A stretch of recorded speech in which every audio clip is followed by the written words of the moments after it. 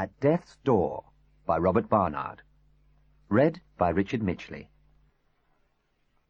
Chapter 1.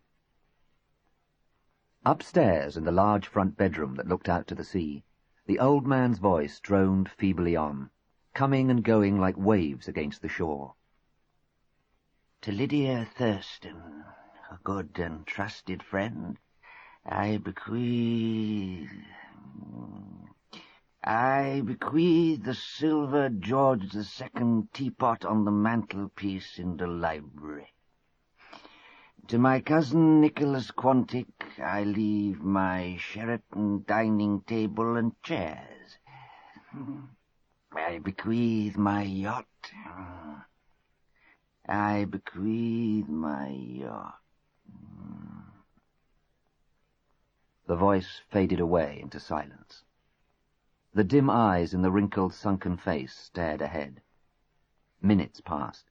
A quarter of an hour. A dribble of saliva came from the corner of the old man's mouth and coursed down his chin. Eventually the forehead wrinkled, as if pale shadows of thought were going around in his mind. At last there was some movement under the bedclothes, and slowly a hand emerged from under the sheets, a hand so little fleshed as to resemble a talon. Wavering, it felt its way to the little bedside table and pressed down the switch on the portable tape recorder that always sat there. The voice resumed, with a slight access of strength and determination. I bequeath my yacht and all its contents to my good friend Willie Harrison, in the firm belief that he will have more fun with it than either of my children. I leave my Sheraton dining table and chairs to my dear sister. Eventually, the voice faded into silence again. On the bedside table, the machine whirred on. "He's making his will again," said Caroline, as she brought in the soup and hot rolls on a tray. "Good," said Rodrik. "At least it shows there's some activity there. I suppose he's disinheriting us again." "He doesn't disinherit us. It's just that he barely remembers we exist. It's all those friends from way back, long-lost cousins." "I agree. It's the days when he's entirely passive that are difficult to bear." Rodrik, his own face creased by tiredness, looked at her with love. "The burden falls hardest on you," he said. "Oh, nonsense. I have Mrs. Spriggs 4 mornings a week. She does most of the heavy work, and a lot of the nasty work. The royalties from the books at least give us that boon." She thought for a moment. "Which is not to say I won't be glad when he finally goes. For his sake. This half-life that he lives, this twilight existence, pretty horrible to contemplate, after the sort of life he led." "Absolutely," Rodrik agreed. "I shan't even be sorry to leave this house and find something smaller, though I know Becky will be upset to leave." "If we find a pleasant cottage with a manageable garden she can roam about in, she'll soon adapt," said Caroline briskly. She often adopted this tone when talking of her daughter. It served to keep the pain at bay. "Did you write that letter to the Guardian about teaching the mentally handicapped?" "Yes, at great length. I don't know where I get this verbosity from. Father's books were always brilliantly concise. Anyway, I painfully cut it down. I'll give it to Tom if he comes with any afternoon post. Otherwise, I'll take it down to the village myself."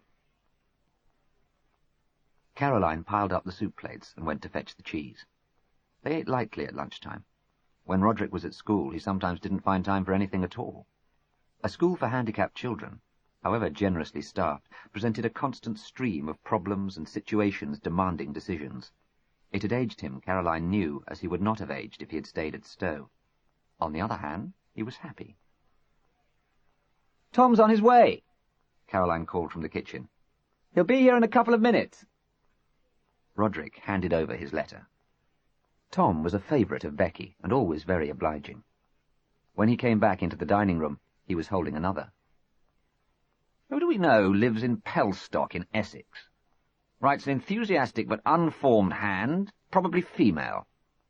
"One of your father's fans," said Caroline promptly, "wanting his autograph, or conceivably advice on her love life. Send her the form reply." "No, it's to me," said Rodrik. cutting himself some camembert. "The ones that don't know always write to him, usually care of the publishers." He slit open the letter. "Good Lord!" From the first line it had his attention, and he read on avidly, his cheese disregarded. "Good Lord!" "Rodrik, you don't know how aggravating it is to have someone reading a letter and saying 'Good Lord' over and over. At least tell me who it's from." "What? Oh, yes, it's from Cordelia Mason. What is it? Half-sister. Dad's bye-blow." "That's an awful expression to use of an illegitimate child," Caroline said reprovingly. "Think how het up you get if someone uses words like idiot for retarded children." "Dad's final fling," amended Rodrik, hardly pausing in his reading. "Well, come on. What does she want? Why is she getting in contact now?" "She's writing a book on her mother. She wants to come here." He handed the letter over. Caroline took it, frowning. "Can't we just explain the situation? Tell her there's no question of her getting anything out of him." "She knows that. She wants to talk to us. To read any of her mother's letters we may have." "We have letters. I never met Myra, so I wouldn't have anything to tell her." "I did," said Rodrik reflectively. "Oh, yes, I met Myra." As Caroline began reading the letter, he said, still musingly, "You can say what you like about Dad's sexual appetites, but Myra was no ingenue, seduced and then heartlessly abandoned." "I didn't say she was," said Caroline, who was glancing at the last page of the letter. "Why Cordelia, I wonder? The only time we saw Myra she was playing Goneril. Much more her line, I would have thought." "Still, perhaps she cast father as Lear, and in some obscure way you can see her point. The patriarchal figure, quixotic and demanding." When Caroline had finished, Rodrik asked, "What shall we say?" Caroline shrugged. "Well, she says she won't trespass on our hospitality, so there won't be any burden on us. We can take her upstairs and introduce her. He won't know who she is, of course. She can read the letters. We can find a room for her to work in. Becky likes new faces, so she won't be any problem. Unless, of course, she's one of those intense young people with a grievance about her birth or something. Illegitimacy was regarded rather differently in... When was it?" "About 1960. I was down from Oxford, I remember, and was about to start teaching at Stowe. It was a year or two before I met you. I remember hoping, when the publicity broke, that you wouldn't be put off me." "Fat chance," said Caroline, grinning. "Actually, the 1960s weren't that bad a time to grow up illegitimate. It was just becoming rather the thing. And I should think in theatrical circles it's never been a very dreadful stigma." "Anyway, that would make her now about 27, said Caroline, looking back to the letter. "She writes a very childish hand for 27. Isn't there something odd about writing a biography of your mother while she's still alive?" Rodrik pursed his lips. "I don't think so, these days. There'd be a market for it. Myra is immensely popular, and a dame, and always in work. Does she actually say it's to be a biography? Maybe it'll be one of those gushing jobs, strictly for the fans." "The letter itself sounds sensible enough. I can't see she wants to do a hatchet job on your father. I wouldn't want her to do that. She says she's going to ring. We can explain the situation to her then." "Can't be urgent," said Rodrik, taking up the letter. "She sent this second-class mail." In the event, though, she rang shortly after 6 that evening. Becky was just back from a visit to a friend and was making some noise in the living room. Rodrik, hearing who it was, shut the door from the hall and returned to the phone. "I wondered if you got my letter, Mr. Cotterel." Rodrik was immediately struck by the charm of the voice. Probably that was only to be expected in the child of his father by an actress. His father, in his early days, had had a beautiful voice, and had sometimes read his own short stories on the wireless. Myra's voice was quite simply thrilling. "Yes, I did. We should be delighted to see you. Of course, you understand the position with father." "Yes, I do. I've heard about it enough from my mother, so please believe me when I say I wouldn't want to upset him in any way." "Frankly, he's beyond being upset by anything. We can take you into his room, tell him your name, and he'll smile, but he won't know who you are, and there's no way we could make him understand. It's you who are more likely to be upset." "Oh, no, he's played no part in my life, except as a writer, of course. That wouldn't be at all distressing to me. What really interests me is whether you have letters and things. Yes, we do. Put away in a rather higgledy-piggledy fashion, and certainly not filed or archived in any way, but yes, we do have quite a few. Eventually, I suppose, when he dies, we'll hand them over to a biographer. There have been various academics sniffing around already. You do have letters from my mother? Yes, and I think there are quite a few about her. During the affair, and, of course, after. The aftermath. Don't be embarrassed. Naturally, I know all about that. So you won't be shocked by anything he says? The girl laughed. No, I won't be shocked. There may even be some photographs, I suppose. Certainly. I think I took some, the only time I met them together. Your mother, I remember, was pregnant. Great! The three of us together. Mr. Cotterel, I said I wouldn't be a burden to you, and I won't. I believe you have a handicapped child. Yes, a daughter, Becky. Well, I'm sure you and your wife have more than enough to do, but I wondered if the old rectory has a lawn. It sounds as though it ought to. Yes, it does. The church commissioners sold off a lot of land when they put it on the market. There are hideous custom-built houses on it now, but that still left us a goodly stretch of garden, a lot of it lawn. It's very good for Becky to have a bit of open space. You see, my boyfriend and I have this tent, and we wondered if we could pitch it on your lawn. It would be very convenient for me, working on the letters and things, and Pat could go off swimming or hiking. It's the way we usually travel, and it would only be for a few days. I'm sure that would be all right, said Rodrik. We're rather high up, and there are sometimes strong winds, but if you're experienced campers, that shouldn't faze you. Becky may come and disturb you. New faces always intrigue her. No problem. Pat's a teacher. We both love children. Becky is actually nearly 20, though... I understand. When do you plan on coming? Tomorrow, if that's all right by you. With the school holidays just begun, I want to make the best possible use of the time. Yes, that'll be fine. Shall we just expect you when we see you? That's right. With our car, it isn't wise to be too specific. Maybe early evening. But tell your wife, no preparations. The last thing I want to be is any trouble. And Pat's idea of a perfect holiday is to be well away from any and everybody. Well, till then. Looking forward to meeting you, brother. Cordelia laughed gaily and rang off. Becky was quiet now, sitting with a favourite book of pictures that she flicked endlessly over, occasionally giving little whimpers of pleasure. Rodrik sat beside Caroline on the sofa, and they talked quietly. She asked whether they could camp on the lawn. I didn't see why not. No reason at all. They? There's a boyfriend. Inevitably, I suppose, seeing she's Myra's daughter. She probably has a whole string of young men in train.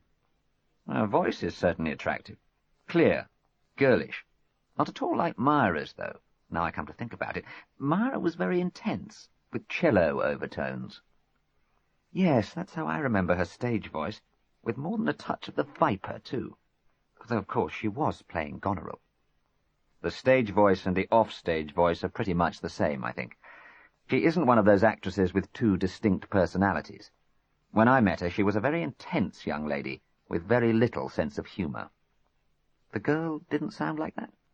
No, not at all. She called me brother, in a way that showed she relished the humour of the situation. Well, I'm glad she could see it. If my mother had been abandoned with me as a tiny baby, I don't know that I would see much humour in the situation. He didn't abandon her, he simply broke off the affair.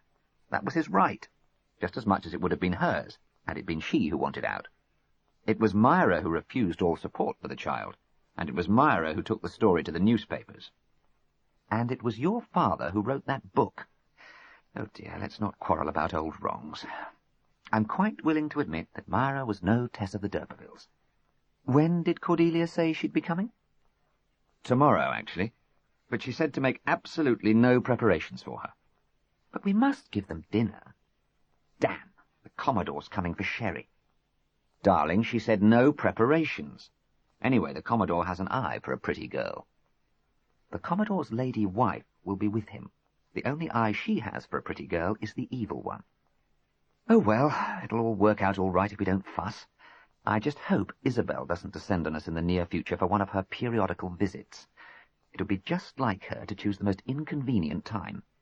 And she's due for a tour of inspection, to see we're not neglecting her precious property. Not to worry, we'll cope. But how would Isabel react to the idea of a new sister? Later that night, in bed, Caroline said, "You're thoughtful. What are you thinking about? The prospect of acquiring a sister?" "No, though I hope she's more congenial than Isabel. It's been nagging away in my mind that there was something, I don't know, something wrong about that telephone conversation. I just can't pin down what it was. I expect it's the sense of, what does Ibsen call it? The younger generation banging on the door," said Caroline. "Since we don't have any normal children, we're a bit cut off from young people." "Myra once played Hilda Wangel," said Rodrik. "I should think she was absolutely fearsome, driving poor old Solness up that bloody tower. But no, it wasn't that. I expect when I meet the girl, I'll remember what it was." Chapter 2. Why, Caroline wondered, do naval officers so often carry about with them a faint whiff of the bogus? She was sipping sherry and making polite conversation about the roses with Commodore Critchley and his wife Daisy, and all the time her mind was far away, as it tended to be on social occasions that had more to do with politeness than with pleasure. It was true. Almost all the naval men she had known, she'd met quite a few through her father, had had it. A phony heartiness, a cultivated lecherousness, or a suspect suggestion of dreamy remoteness that probably came from reading too much Conrad. She rather thought there'd been something bogus about Lord Mountbatten, and probably Nelson, too. "Yes, we've had a vintage here, too," she said, "so I suppose I must have got the hang of pruning at last. The only thing I regret about having so many roses is the thorns. I never can teach Becky to be careful. She finds them so pretty, and it always ends in tears." The Commodore smiled a smile of studied understanding. He was chairman of the board of governors at Rodrik's school. There was no particular reason for this. The Critchleys had no handicapped child, nor did the Commodore show any particular interest in the children at the school, or in ways of helping them and their parents cope with their disabilities. It was just that that sort of job tended to gravitate towards retired middle-class people who had time on their hands and who needed to feel socially useful. Unfortunately, the situation demanded that courtesies be shown and returned. The Cotterels and the Critchleys really didn't have much in common. Caroline particularly disliked being treated as a sexually desirable object, which she felt sure she no longer was, and certainly not to him. The Commodore liked bust, and in his lady wife he had got it. "At least the summer seems to be improving now," said Caroline, still on her social autopilot. "It makes such a difference if it's a bit warm, particularly now that we can't go abroad any more." "Ah, yes," the Commodore looked at Rodrik. "Your father." "That's right. We feel we can't leave him with anyone else, and the cost of hiring someone full-time for 2 or 3 weeks would in any case be enormous." "Sad, because the old gentleman lived a lot abroad himself, didn't he?" said Daisy Critchley in her metallic voice. "Yes, he did, particularly after the war, when we children were grown up and he had no family ties. He had a flat in Highgate, and he came back there to write. I think he did that because his books were almost always set in England, and he needed to be among the physical objects and the places he was describing. But he wrote them very fast, having made masses of notes while he was apparently idling away his time in Italy or wherever. And as soon as he'd finished the book, he'd hand it over to his agent, and then he'd take off again." "I sometimes think he'd be happier now," said Caroline, "in some Mediterranean village, with some old peasant woman in black to look after him." "Why don't you investigate the possibility?" asked the Commodore. "Because as soon as I think about it, I realize that happiness just doesn't enter into it. Neither happiness nor misery nor any other big emotion. Best let him have his last years in dignity, with faces around him that he's used to." "The feeling does you credit," said the Commodore, heartily and falsely. They were interrupted by the doorbell. Becky, who had been watching television in the corner with the sound turned down low, jumped up and showed interest. Caroline went over to her. "This will be our campers," she said, and she and Becky followed her husband into the hall, so that they could all meet their new relations away from the hard, bright eyes of the Commodore's lady. There was time for a brief handshake all round in the rather dismal hallway, which no sort of lighting could render welcoming. Caroline got no impression more specific than that of a tall boy and a short girl, both a bit travel-stained. Then they had to troop back into the sitting-room. "This is Cordelia, Rodrik's half-sister," said Caroline brightly but casually, "and her boyfriend." The Commodore had sprung up and was doing his very much a ladies' man routine, but Caroline could see the calculation in his eyes. Half-sister? They had met Rodrik's real sister. They probably knew that his father had been married twice, but Rodrik and Isabel were children of his second marriage, and this young thing was his half-sister. Then Daisy Critchley gave her husband a barely perceptible nudge, and Rodrik busied himself getting the visitors drinks. Pat sat down, quite relaxed in a remote sort of way, and asked for a beer. Cordelia said she'd just have a fruit juice. Becky sat down on the sofa beside Cordelia, and seemed to be quite happy, as she often was with new arrivals, just to look at her and take her in. More covertly, Caroline was doing the same. This was her first opportunity to look at the newcomer properly. Her first reaction was one of shock that Cordelia was not at all good-looking. Second glances made her revise that judgment slightly. She was dumpy, certainly, where Myra was tall, or had seemed so on stage. Cordelia's was sort of puppy-fat, but retained well beyond the puppy-fat stage. Nevertheless, there was a residual prettiness in the face, plump though it was, and it looked from the faintly bedraggled hair as if Cordelia simply did not care to do much about her looks. Pat was a beanpole boy, dark-haired with a trim beard and distant hazel eyes. It disturbed Caroline to realize that she was faintly disapproving of a relationship where the woman was the older partner. What an odd survival of popular prejudice. But Pat could hardly be more than 22 or 3, where Cordelia was certainly 27. Yet right from this first moment, Caroline sensed in Pat a sort of stillness which made him the more mature of the two. The Commodore was at his most avuncular. He was adept at small talk, and in situations like this he would use it to learn what he wanted to know. "I don't think we've seen you here at Maudsley before, have we, young lady?" he asked, bending forward. "No, this is my first visit." "Then you must see plenty of Sussex while you're here. Eh, Rodrik? There are some wonderful walks in the neighbourhood. Got a car, have you?" "Yes, we've got an old jalopy." "Good. Plenty of lovely drives, too. Only problem at this time of year is keeping away from the tourists. Not the best time of year to choose, frankly." "Pat is a teacher in a primary school, so really we don't have much choice." "Ah, yes, I see. So this year you decided to visit your brother." Cordelia flashed him a brilliant smile. It said, "I know you're fishing, and I know what you want to find out, and I may decide to tell you, and then again I may not." When she smiled like that, Caroline thought, she was almost a beauty. "I'm afraid I'm making use of Rodrik and Caroline," said Cordelia, speaking tantalizingly slowly in her musical voice. "They have information, papers that I need. I'm writing a book about my mother." "About your mother?"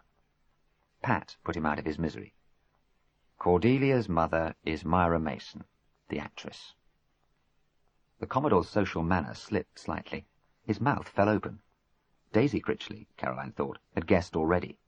Now she took over, her hard social manner substituting for his well-lubricated one. "I think Fergus was away at sea when there was all the talk in the papers. You don't mind my mentioning it, do you, my dear?" "Not at all. Of course not." Caroline noticed, though, that she was fiddling with her handkerchief. Cordelia, in fact, was never still. "Of course, there is a bit of talk in the village about the past," Daisy Critchley went on, "but Rodrik's father is not really a personality to the locals. Not many of them read his kind of books. And almost since he moved here, he's been, unwell." "That's right," said Rodrik, who had finished getting or refreshing everyone's drinks, and now sat down. "It was to be his retirement home, back in England and near us. But his mind started going almost at once, and he simply couldn't cope. We moved in here to look after him. He's never been close to my sister, my other sister." The Commodore, his avuncularity restored, leaned forward and tapped Cordelia on the knee. "I'll say this, young lady. You're the daughter of a damn fine actress. Saw her," he looked at Daisy. "When was it? 5, maybe 6 years ago at Chichester. In Private Lives.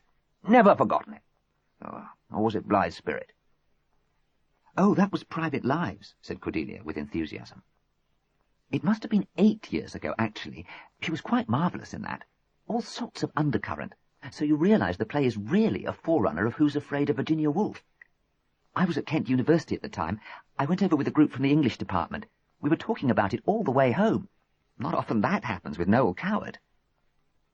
We saw her in Lear, said Caroline. It was rather different there.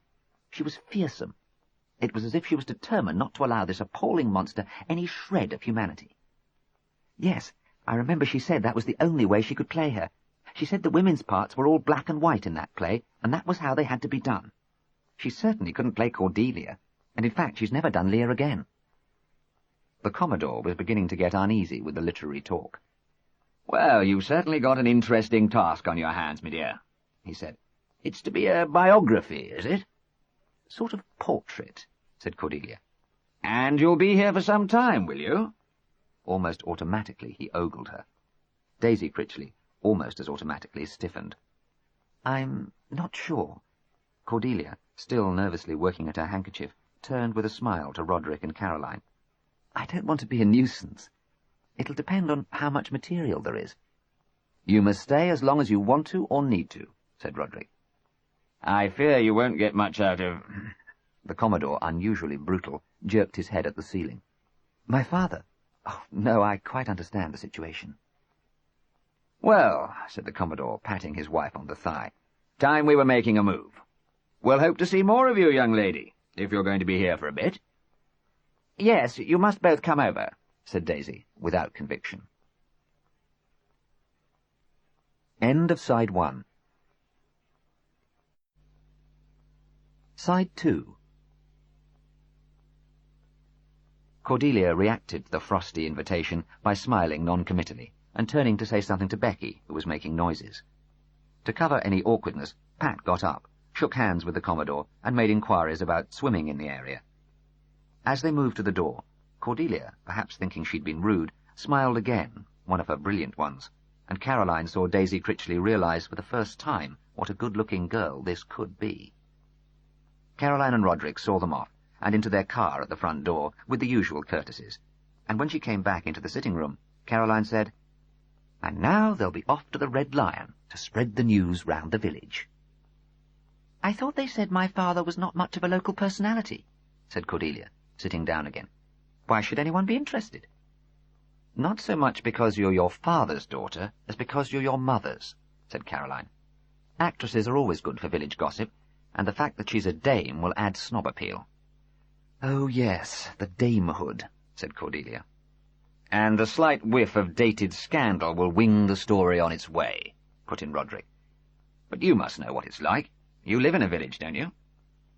Cordelia frowned and turned to Pat. "I don't know. It's different. I grew up there. Mother's lived there so long, people sort of take her for granted, don't they?" "Pretty much," said Pat, after a pause for thought that was habitual to him. "If there's a stranger in the pub, they might boast about her. Mostly they take her in their stride." "When I moved in with Pat, there was talk," said Cordelia. "But that was basically because he teaches in the village school. Can we let our innocent babes? You know the kind of thing. They didn't ask, what will her mother say? Because really, my mother is hardly in a position to say anything." "Now," said Caroline, "you're eating with us." "Oh, no, please. I made it clear to your husband. Just for tonight. I've got a big casserole in the oven. We really must have a chance to get to know each other." "Oh, dear. We didn't want to be any trouble. We've got the primers, of course, and we were going to have sausages and beans." "You can have campus food for the rest of your stay. Tonight you're going to eat properly." Cordelia giggled. "We'd probably have had sausages and beans if we'd been at home. I'm a terrible cook, and we're as poor as church mice." "I noticed the second-class stamp," laughed Rodrik, turning to Pat. "Of course, teachers' starting pay is pretty terrible, isn't it?" "Abysmal. And I have an overdraft after teachers' college. Everyone does. It's the only way you can afford books." "And you don't have a job?" Caroline asked Cordelia. "A bit of journalism. I do any Pelstock story that's going for the local rag, and sometimes I do special features for them. I had a chance of getting into Fleet Street, Being mother's daughter does mean I have some contacts, but by the time the chance came up, I'd moved in with Pat. Never mind. Perhaps you'll get an advance on the book. I've had one, Cordelia grinned.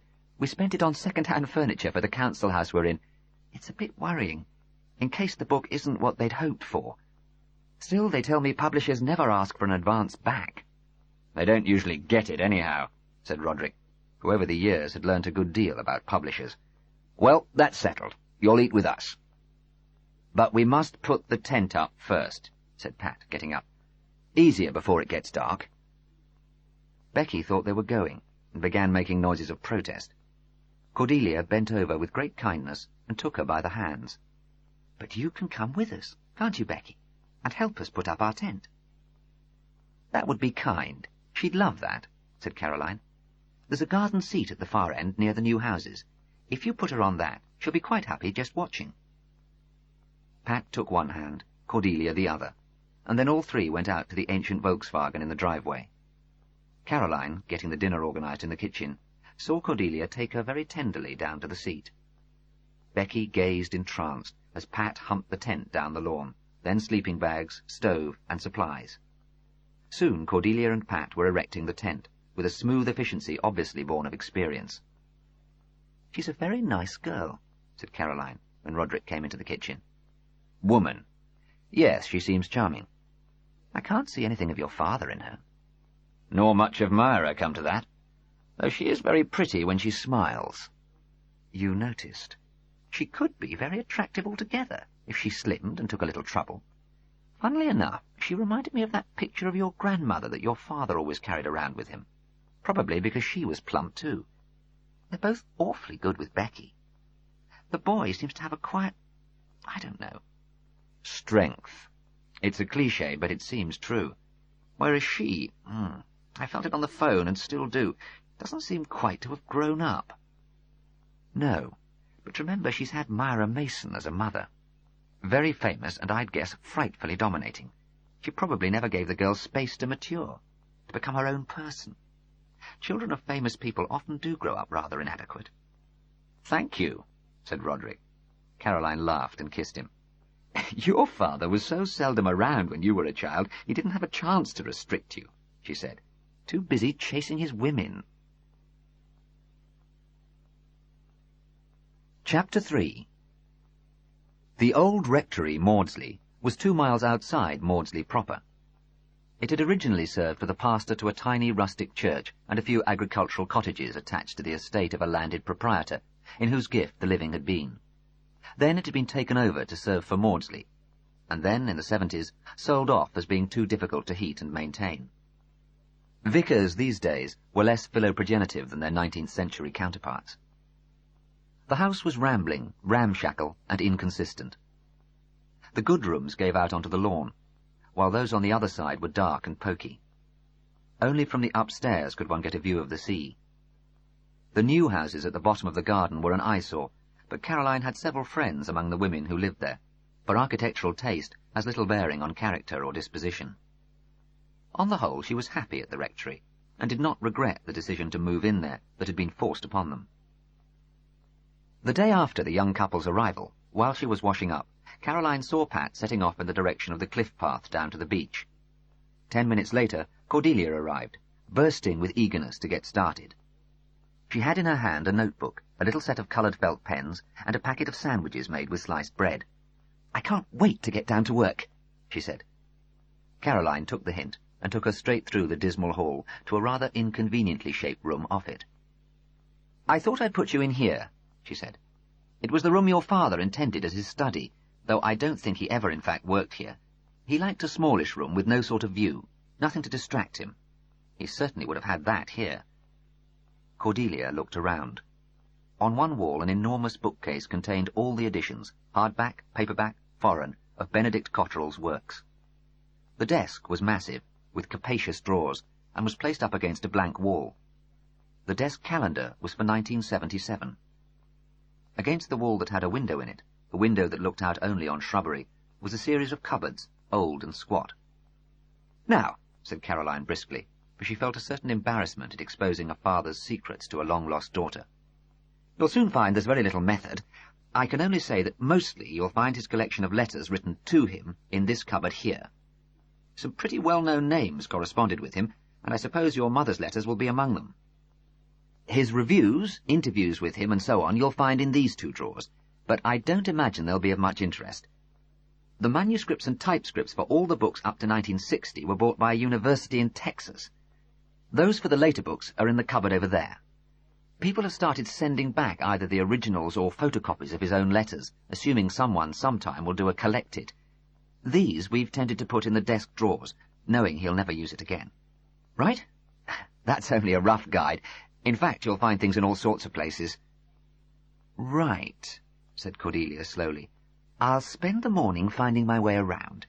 You said books after 1960 were all here, so that must mean you have the Vixen. Yes. There are probably things in that didn't get into the published text. I know my mother's lawyers were very active before it came out. Very probably. I remember that Ben had a whale of a time and behaved quite disgracefully. That was soon after we were married, and I was very prim, and probably too easily shocked. But I must say I've always thought that book beneath him. Naked, unworthy revenge. I read it again a few years ago, and I still felt the same. I don't count that as part of his real fictional output. It's certainly unlike the others, because he hadn't gone in for autobiography before, had he? Or if he had, I didn't recognize it. Not direct autobiography like that. 1 or 2 of his other women friends claimed to recognize themselves, but they were put in plots that had nothing to do with Ben's own life. Anyway, that's the book that's of particular interest to me. Of course it is. Well, I'll leave you to it. Caroline's day was low-key but busy. Becky had a fit of petulance and unreasonableness before lunch, as she sometimes did if she was at home and Rodrik was not. Rodrik was at a day-long conference of local headmasters. Caroline had a lunch of scrambled egg and fruit with Becky and Mrs. Spriggs, and when they had finished, she asked if Ben was up to receiving a visitor. Well, he's a bit drowsy, but it doesn't make all that much difference, does it? Who is it? His daughter, actually. Illegitimate. He's never seen her before. Of course, he won't know who she is. He won't, and that's a fact, said Mrs. Spriggs. Clearly she was interested, and would get a lot more detail out of Caroline before many days were past. Caroline let her go upstairs to the old man, then went to the study, knocked, and put her head round. "I wondered if you'd like to come up and say hello to Ben," she said. Cordelia looked apprehensive, then smiled bravely. "I'd love to," she said. "It seemed only right," said Caroline, as they went upstairs. "Isabel, Rodrik's sister, never goes to see him when she comes, but she hated him when he was, well, so in its way that's right too." Caroline opened the door of the shady bedroom. Mrs. Spriggs had made him clean and tidy, but already dribble was forming at the corner of the mouth. Cordelia gazed sadly at the sunken eyes, the bare skin and bone of the cheeks. It was more like looking at a skull than at a face. "Memento mori," she whispered to Caroline. "This is Cordelia, Father," said Caroline, bringing her forward to the bed. "Come to pay you a visit." "Cordelia?" said a faint, distant voice. "She and her boyfriend are camping in the garden. It's lucky the weather's changed for the better, isn't it?" There was a long pause, broken only by the ticking of the clock, and then the voice said, "For the better." Cordelia took his hand very tenderly, then said, not really knowing what to say, "How are you feeling today, Father?" There was no flicker of the eyelids, merely another long pause. "Father," said the ancient voice. "He's tired," said Mrs. Spriggs. Caroline nodded, smiled at the old man, then led Cordelia from the bedroom. "I hope that wasn't too upsetting." "No, I'm glad to have seen him. Is he always like that?" "That was a bit below average. He has his good days. Then he usually dictates wills." "Is that what the tape recorder was doing there?" "Yes. Sometimes he doesn't remember to turn it on. He never remembers to turn it off. He leaves things he once had to relatives we know nothing about, friends who've been dead for years, people we've never heard of. As I say, those are the good days. At least it means that something is going on in his mind." "Sad," said Cordelia. "And that's the man whose novel I'm reading." They had come downstairs, and she paused at the door of the study. "Thank you for taking me to see him. I appreciate that." In the afternoon, Becky usually had a sleep. It was a time of respite for Caroline, and as a rule, she wrote letters or did anything requiring concentration. When Becky woke, Caroline took her out into the garden and did some energetic weeding.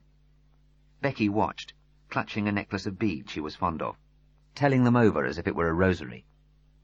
At a little after 5, Cordelia emerged from the house, rubbing her eyes but looking very happy.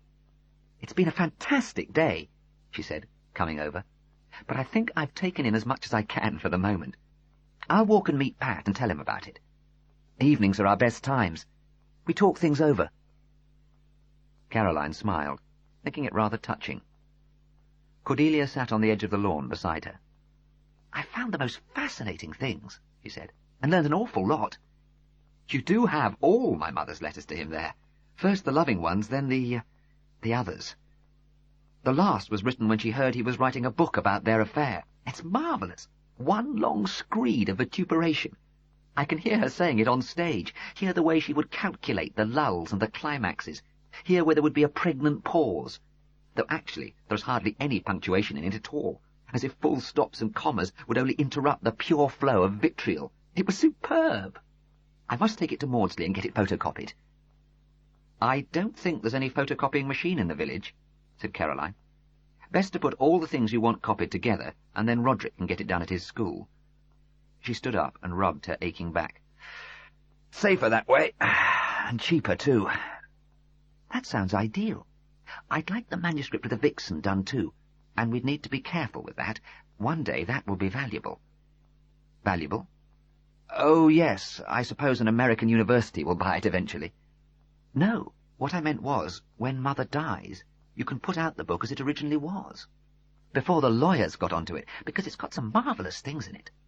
There's a scene where he takes her to dinner at Boulestan's, and she takes offence at something he says and works herself up to a tremendous scene. In the published version, this becomes a quite insignificant little quarrel in the Piccadilly Lions' Corner house. It doesn't make the same impact at all." "Well," said Caroline briskly, "I don't suppose we'll be around when your mother dies to do anything about it. And, as I say, I'd be quite happy if the book was never reprinted." "So would Mother," giggled Cordelia. "The thing is, you can tell from the letters that the original version was the true one. There's a letter from my mother justifying herself after the scene in the restaurant. I'll have to have all the letters photocopied, I suppose. You can chart the whole progress of the affair from them. I calculate I was conceived during their 3rd night together." Caroline was a little shocked, but she shook off the emotion and laughed. "Not all that many people can be as precise as that." "Mother was playing Gwendolen in The Importance of Being Earnest in Glasgow. She came down to London on the overnight sleeper and spent the Sunday night with him. He'd been up there 3 weeks before, and then they didn't see each other for a month after that. It's funny. They're always pestering her to play Lady Bracknell now." "Not really funny," Caroline pointed out. 27 years have passed." "I don't think Myra sees it like that. In fact, she always gets very frosty when her agent brings the topic up. But it would rather give point to the line about all women growing to be like their mothers, wouldn't it? In fact, what she wants to do again is her Cleopatra."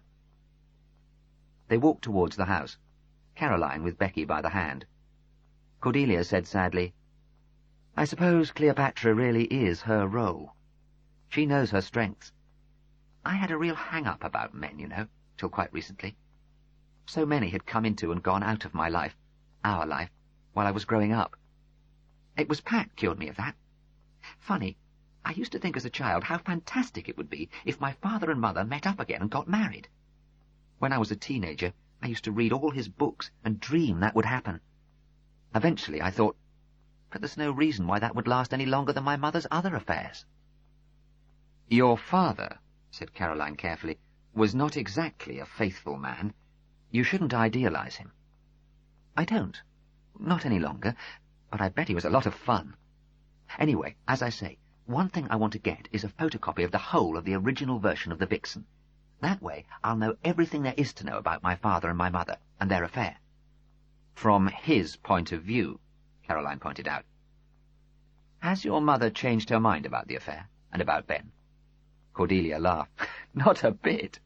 She still spits fire when his name comes up. Then she's hardly going to want you to print any of this, her letters to Ben, or the original book she objected to 25 years ago. I'm sure she won't want me to. Something in her tone made Caroline look at her closely. Then you'd hardly hurt her by trying to publish them, would you? Cordelia's fingers were fumbling nervously with each other, but she looked Caroline straight in the eye. You've been very kind to me, to us. I don't want to feel I got here under false pretenses, so I think you ought to know. I loathe my mother. I hate her more than anyone on earth. Chapter 4. Of course, when Becky had been put to bed, sleeping almost at once with those noises that were at once ludicrous and pathetic, Caroline and Rodrik could talk about nothing else. Her actual words were, "I loathe her," said Caroline, a worried frown on her face. As far as I'm concerned, it's perfectly clear what sort of book it is she's writing. It's some form of fighting back. That may be understandable, but it makes me very uneasy. For a start, it seems to put us in a very false position. Or am I being prim and over pernickety? Rodrik shook his head in bewilderment. I don't know. I see now what puzzled me on the phone. The coolness with which she talked about her mother. It didn't go with her writing a book about her. But we let her come here in good faith. Of course, looked at in one way, we have no moral obligation towards Myra Mason. There is no conceivable bond that we violated by showing Cordelia the papers. In fact, any bond there is with Cordelia. She's my half-sister. Yes, conceded Caroline, but one you've never seen in your life before now. And I must say, I've always felt a lot of sympathy with Myra. I know, though I'm not sure the sympathy would survive a meeting with her, said Rodrik. But basically I agree. To have helped a daughter write a devastating biography of her mother is not a pretty position to be in. On the other hand, the question arises, how much will she be able to publish? That's true, said Caroline. I suppose we would have the right of veto on the letters. I think so. And if Myra could suppress parts of the Vixen on grounds of libel back in 1964, presumably she could do the same today. On the other hand, it may be that Cordelia could get away with paraphrase and description. If she was cunning, she could still deal some savage blows, if the material is as she describes it, said Caroline thoughtfully. We have to remember she is a writer. Very much a dilettante one, objected Rodrik. But your father's child, and apparently with her mother's capacity for sustained hatred. Rodrik groaned. He went over to the sideboard and poured them 2 strong whiskies. Then they sat in the twilit room, companionably thinking the thing through. We can't contact Myra, said Rodrik, and if we did, we know what her answer would be. The child is to see nothing. But it's our decision when all's said and done. Are we going to continue giving her access to Father's stuff? Caroline screwed up her face. One feels, in a way, she has a right to know. Children do these days. Like adopted children having the right to find out who their real parents are. People admit it's a natural curiosity to have. That doesn't mean she has a right to publish. Certainly not. Somehow we have to make that clear to her. It's not just a question of what she can legally publish, it's a question of what we would wish to see published. I think I'll have to have a word with her. This whole legal business confuses me, said Caroline. If she gets derogatory opinions of Myra from other people on stage, can she publish them? If she tells about her childhood, about the lovers Myra had then, can she publish that? Granted that the aim is to expose and humiliate her mother, and I can't see any other possible reason for the book, then presumably she'll want to drag out all the dirt. The question is what she can legally say and what she'll be stopped from saying. You can be sure the publishers will be down on anything potentially libelous like a ton of bricks. There's nothing more cowardly than publishers. The fuss over the Vixen showed that, and that will be as nothing compared to the fuss over this. But that's not really our concern. As I say, I can't see that we have any particular obligation to Myra Mason. I confess, on our one meeting I didn't like her at all. But that doesn't mean I want material we own used to throw mud all over her. I'm very unhappy about all this. We seem quite innocently to have got ourselves into a situation which it's impossible to escape from, and where it's difficult to see where the honourable course lies. And so they thrashed around, turning the matter over and over until bedtime and beyond. It was a moral decision as important as any since Rodrik had left the public school where he had taught and taken the headmastership of the little Sussex school for handicapped children. Then his commitment had been clear. Now everything was shifting, ambiguous, blurred around the edges. It was inevitable that by the time they drifted into sleep, no clear-cut decision had been made. All Rodrik did was have a word with Cordelia when she arrived next morning. Caroline did make it clear, didn't she, that we'd want the final decision on what you can and cannot publish from Father's material here. He smiled as he said it, trying not to sound too headmasterly. Cordelia smiled back, her brilliant, disarming smile. Of course. That goes without saying. Don't worry. Rodrik felt a little like a nervous airline passenger being reassured by a hostess, but, like most plane passengers, he did not feel reassured. And so the days went by, and Cordelia continued to come up to work, sifting materials, comparing texts in the dismal study. Little by little, Rodrik and Caroline began to relax. The heavens had not fallen. They worked in the garden, lay in the sun, and now and again they took Becky out for drives. In the mornings, Mrs. Spriggs, to and from the sick-room, made it her business to screw gradually out of Caroline the facts of Cordelia's parentage and the circumstances of her birth, so that anything the village had not learnt from the Commodore and his lady, they learnt from Mrs. Spriggs. Caroline was fatalistic about this. She had no sense that Cordelia would feel hurt or embarrassed by the gossip, and Rodrik's father was beyond embarrassment. If there was one thing that was certain, it was that the village would talk. End of Side 2. Side 3. As it happened, it was with Pat that the matter was mulled over next, and Pat, in his half-fledged way, was franker than Cordelia had been. Rodrik met up with him early one evening, about 5 days after Cordelia had made her revelation. He had walked into the village to fetch a few groceries, and on the way back he saw, turning onto the road from the cliff path, the unmistakable figure of Cordelia's boyfriend, tall, thin, wiry body, with matchstick legs protruding from flapping shorts. He quickened his pace in the sinking sun, and caught up with him as they neared the brow of a hill. "Had a good day?" he asked. Pat turned and smiled his slow, shy smile. "Not bad. Very lazy. I walked my feet off yesterday, so today I just swam a little and lay on the sand. Pity Cordelia can't be with you more." "Oh, she will be, when she finishes going through that stuff. At the moment she's quite happy." "Yes, Rodrik cleared his throat.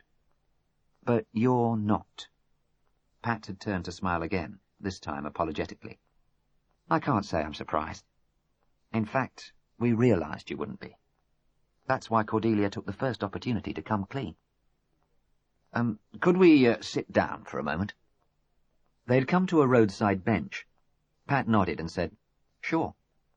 He and Rodrik sat, and Rodrik tried to formulate his thoughts yet again. "You see, all we can imagine is that this book is designed to chuck mud at Myra Mason, destroy the Dame Myra image. If she wants to do that, well, that's Cordelia's business. I can imagine she has a good many scores she wants to settle with her mother. My impression of Myra, on my one brief meeting many years ago, was of a powerful, egotistical person, somewhat hysterical, or at least one that needed a constant succession of scenes. We can see that Cordelia's childhood was probably not an easy one. Still, it's an ugly business, and one we don't particularly want to be associated with. Am I sounding like Pontius Pilate?" No. There's another thing.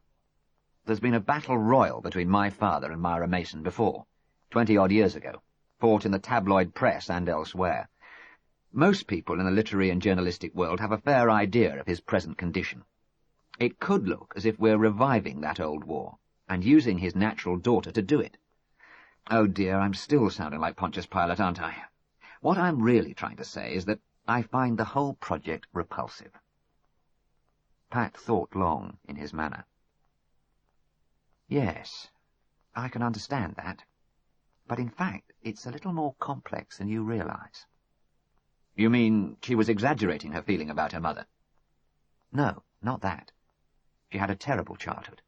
Neglected, abused, even physically maltreated. That's her story, if she wants to tell it to you. I know it's true, because I know Cordelia doesn't lie. But there's another side. She does admire her mother tremendously as an actress. It was something that she clung tight to all through her childhood. She does this to me, but it's part of the process of being a great star.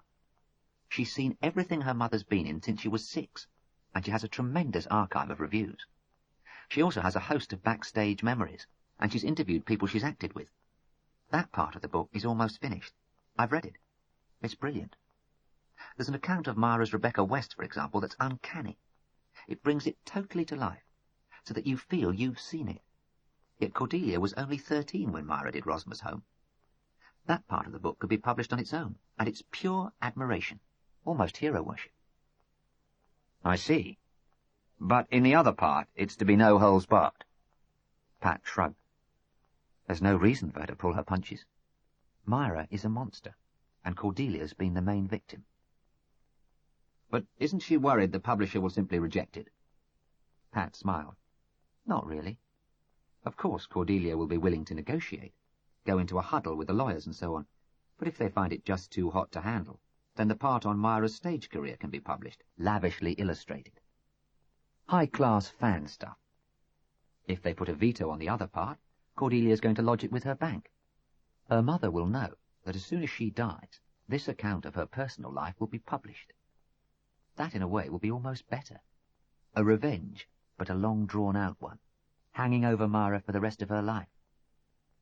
I suppose you think that sounds quite disgusting. Yes, I do rather, said Rodrik unhesitatingly. Revenge is never a pretty thing. But sometimes it's necessary. You can't imagine what Cordelia was like when we first met.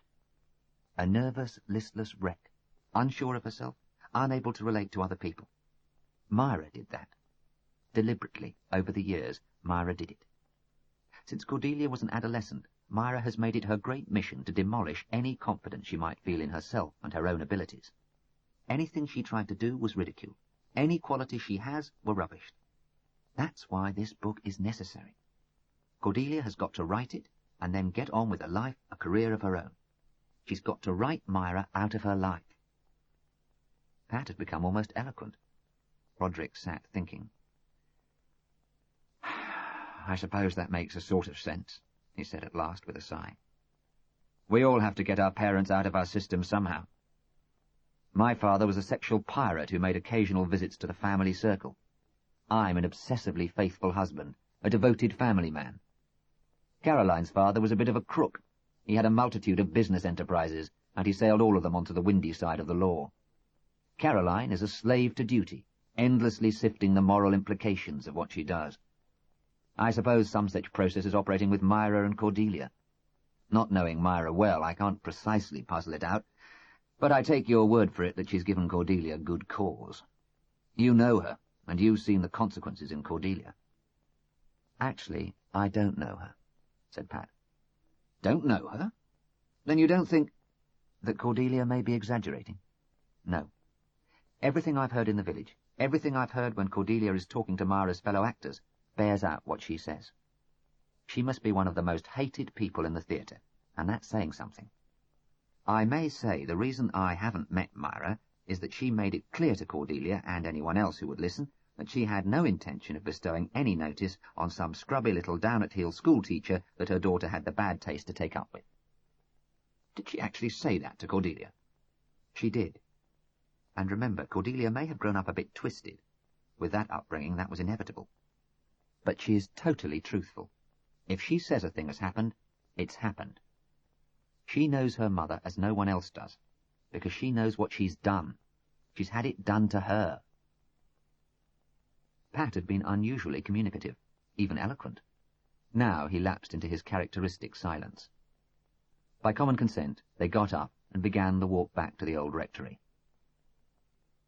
Rodrik and Caroline agreed it was time to let the topic of the biography be. There was nothing they could do, certainly not for the moment. Soon Cordelia would be finished with the material at the rectory, and she and Pat would move on. Rodrik and Caroline relaxed, and enjoyed having the young people around. As they got closer, Rodrik seemed to regard Cordelia more as a daughter than as a sister. a daughter for whom he no longer needed to feel any responsibility. One evening they went all three down to the tent, and sat around on the lawn, eating a supper of sausages and beans. They had no positive evidence that Cordelia and Pat ever ate anything else, and drinking red wine. There was lots of laughter. Pat played the mouth organ, which enchanted Becky. Cordelia told some backstage stories, and since she chose them carefully, and they reflected no discredit on her mother, they could be enjoyed without embarrassment. Becky was so in love with the fading light, the two young people, and the uproarious cheerfulness, that she was allowed to stay up well beyond her normal bedtime. It was nearly 10 o'clock when they made for the house, and Caroline went straight up to check on the invalid and to put Becky to bed.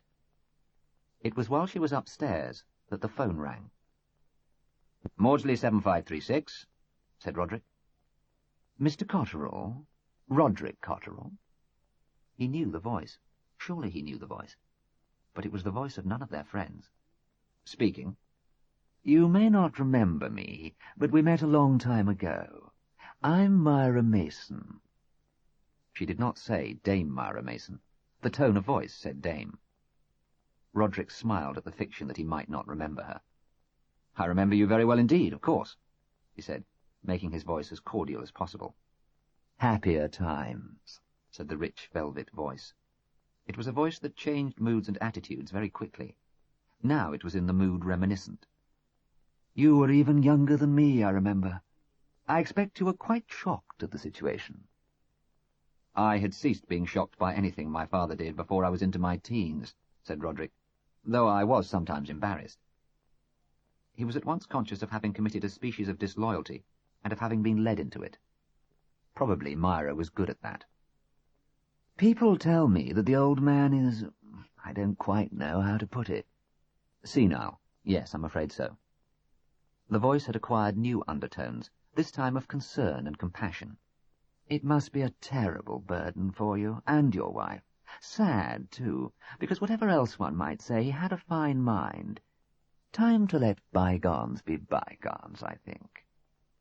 "Oh, I think the time for recriminations is long gone by," said Rodrik, though personally he doubted if it was for Myra. "Yes, you're probably wondering why I'm ringing you after all this time. The fact is, my daughter and her boyfriend have taken off on a camping holiday, and I heard in the pub here tonight that someone had had a postcard from them from Sussex. I wondered if by any chance they'd come to see you." "Yes, they're staying here." "They're staying with you?" "They're camping in the garden." "I thought she might. Silly, silly girl. She's always been so taken up with her father. So idiotic." "Do you think so?" "Seems perfectly natural to me, especially when her father was a famous writer." "It can only end in tears. I've always told her so, and particularly when he's in the condition he is in." "My wife tells me she's seen him. I don't think it particularly upset her." "But what's the point? And how do you think I feel, having all that old business raked over again?" It was the first time a genuine note had intruded into the vocal performance, a note of rich self-pity. Rodrik decided to be direct. "Forgive me, Dame Myra, but I had the impression at the time that both you and my father relished the fight." "Did you? Did you? Well, we won't go over that again. I'm glad the silly pair are safe. They're so young. One worries. Has Cordelia, I wonder, asked a lot about your father and me? About the affair?" "Well, yes." "She hasn't asked to see the papers, has she? Letters?" The steel in her voice made Rodrik feel absolutely miserable, like a peccant schoolboy. "She has, yes." "I hope you showed her nothing. What reason did she give?" "There has been talk of a biography of you." "Complete nonsense." "Of a book, anyway." "There will be no book. Do I gather that you've shown her things?" "Well, yes. He is her father, after all." "What has that got to do with anything? This book is about me." The tone of voice changed abruptly. "Oh, I realize I haven't been the perfect mother. What stage person has been? We are notoriously bad parents. We can't give them the stability, and children are so very conservative. Though really, when I come to think about it, little Miss Cordelia wasn't so badly done by. At least I never sent her away. Always had her with me. She had a home. A lot of stage children have nothing but a prop basket. When I think of the Broadway offers, the Hollywood offers I've turned down. No, I said, I have a child, and I can't disrupt her home life and her education. Over and over I had to turn them down. It's the reason my career has never really taken off in the States. And now she does this. Maybe this is just a temporary estrangement, began Rodrik. Maybe. The silly goose has been made to see reason in the past. Only now she has that long streak of schoolteacher to egg her on. I think I'm going to have to— Myra stopped. For a few seconds Rodrik heard breathing. Then there was a click. He did not think they had been cut off. He stood thinking for a moment. What was it Myra thought she was going to have to do? Come down to Maudsley? If so, then the children, as he thought of them, ought to be warned. He realized he had now gone over to their side. He went into the garden, but as he walked towards the tent, he heard the sounds of love-making. He turned back and locked the door behind him. There would be time enough in the morning. Chapter 5. Rodrik went down to tell them early next morning.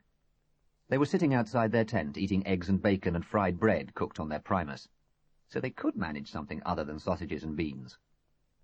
"Your mother rang last night," Rodrik said to Cordelia. "I thought it wouldn't be long," she said equably. She fiddled nervously with the food on her plate, then looked up at him with one of her dazzling smiles.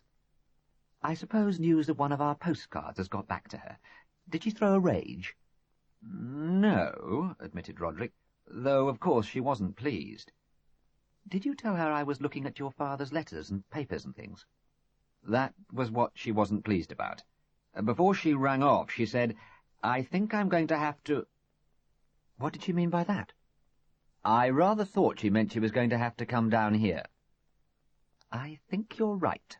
She put aside her plate and looked up at him again with a sunny smile. "Great. Just great. Thank you very much for telling me." So Cordelia didn't seem to be worried. Indeed, she seemed to look forward to such a visit with relish. Rodrik turned and went back to the house. Cordelia worked in the little library as usual, but at lunchtime Pat came back, and they ate together on the lawn. Looking out from the kitchen, Rodrik saw that Pat had brought a newspaper from the village, and they were poring over it and the AA book. When Cordelia came back into the house after lunch, she announced, "We don't think Myra will come down until Sunday. She's in John Gabriel Borkman at the National every night until Saturday. Then she has a week off. That's when she'll choose. And we guess she'll stay at the Red Lion, though it could be the Imperial in Cottingham. It's grander, and Mother likes grandeur. But it's further away, and we wouldn't be so gettable from there, so we think she'll stay in Maudsley." It was almost as if Cordelia were planning the visit. In fact, that evening in the Red Lion, where she and Pat had become quite well known, Cordelia said to the landlord, "We think my mother may be ringing up to book a room here before long." "Don't know about that, miss. We're nigh on full." "Oh, would your mother be this Myra Mason that people have been going on about?" "That's right." "Oh, well then, we'll surely find a room for her. A very fine actress, people do say."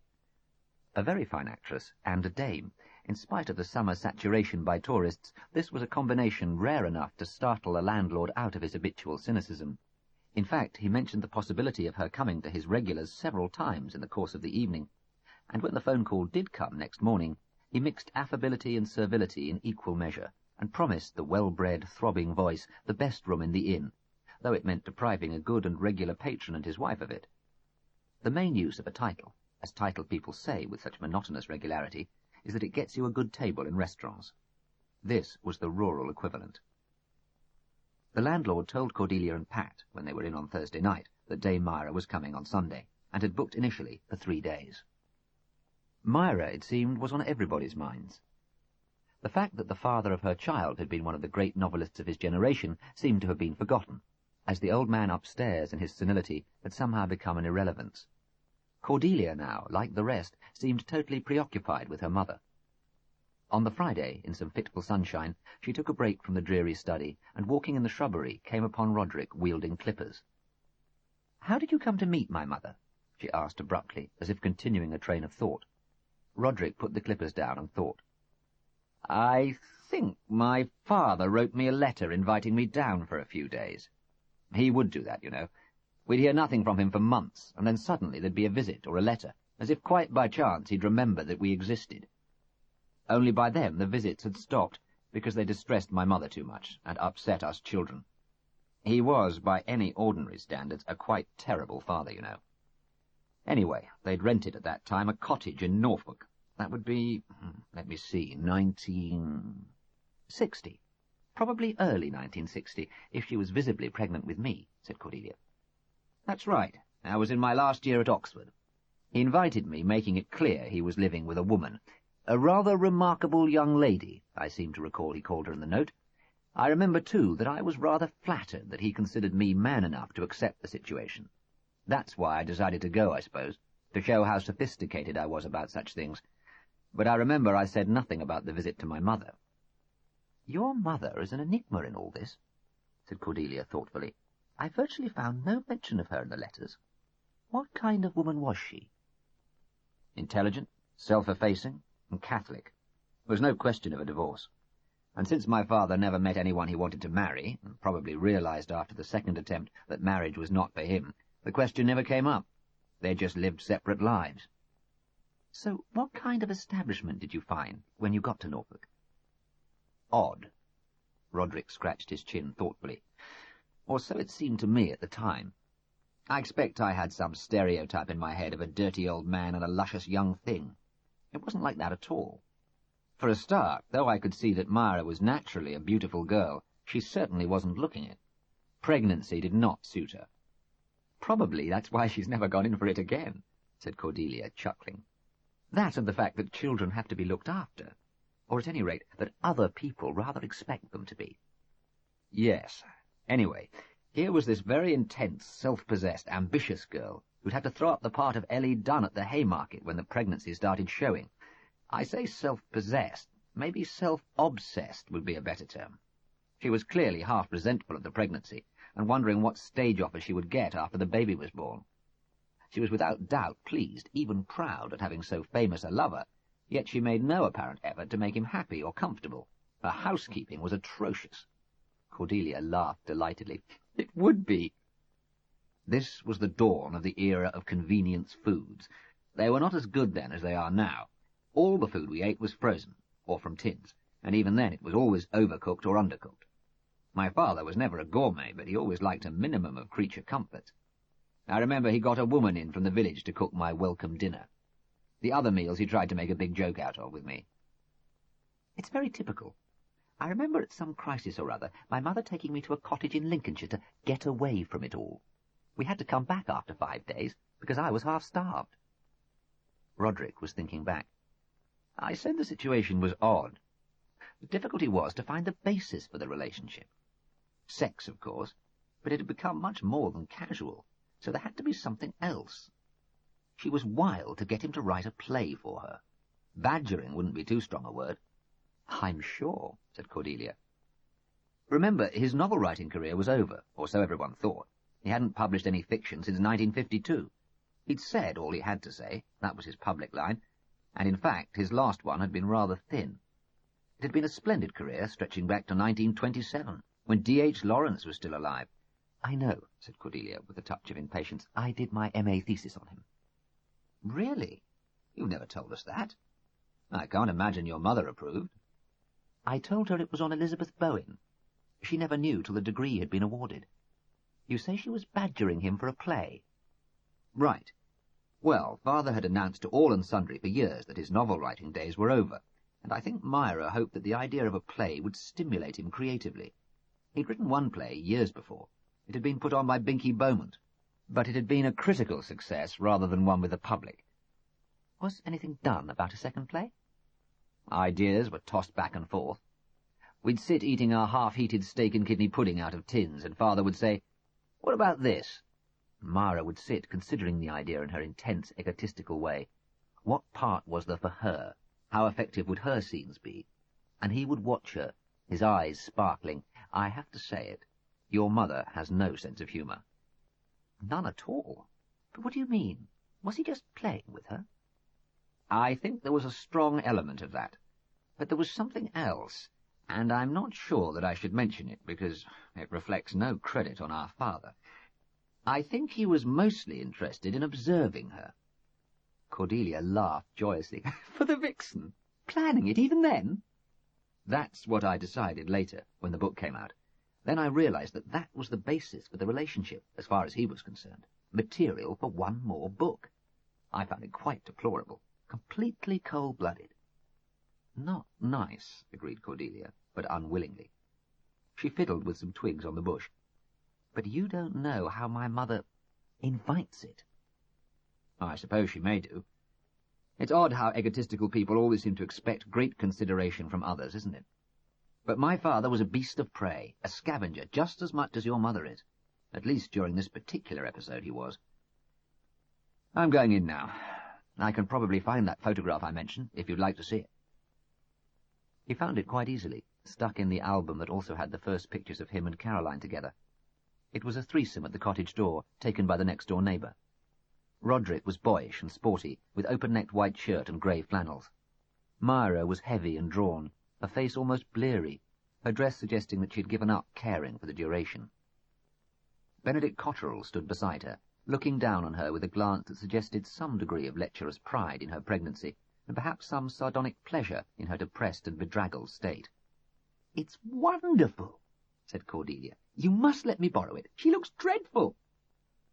As she carried it off to the study, Rodrik felt returning his twinges of compunction. It was not pleasant to think of Cordelia gloating over ugly pictures of her mother.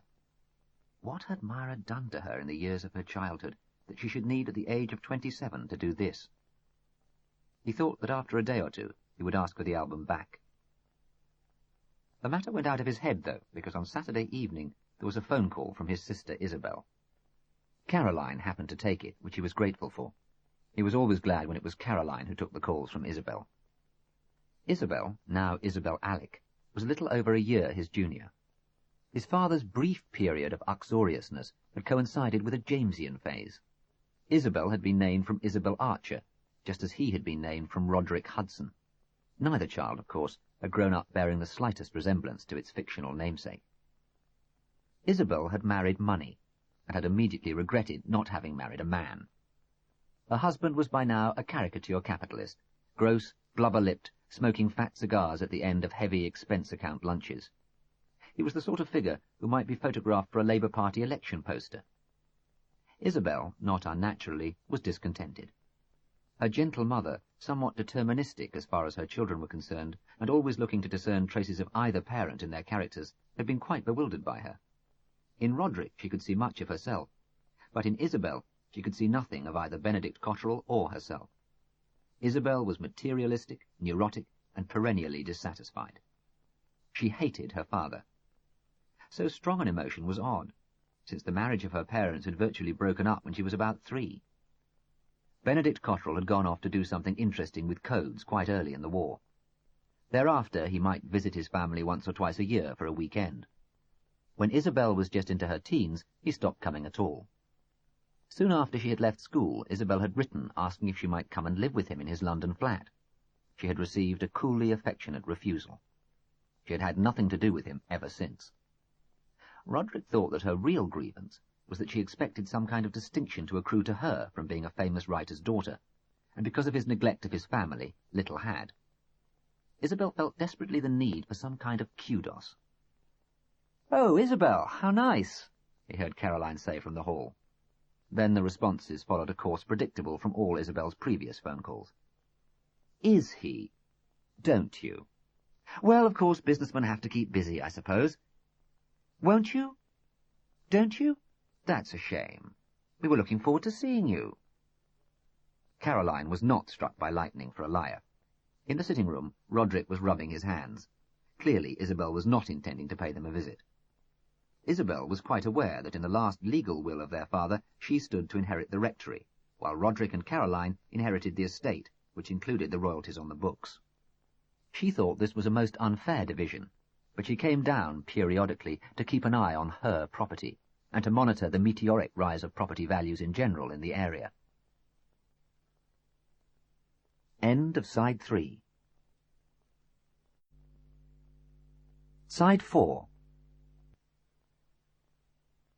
Eventually they got through Isabel's complaints about her husband, his absences, his stinginess, how she never got out, how their son was proving a chip off the old block, how she hadn't bought a new dress in years, and a few more standard items from Isabel's list of grievances. Eventually exhausted, she asked how the Cotterels were. "Oh, fine," said Caroline. "Busy, what with Father and Becky. And we've actually got young people camping in the garden at the moment. Rodrik's half-sister. Oh, and yours too, of course." "That's right, Cordelia Mason."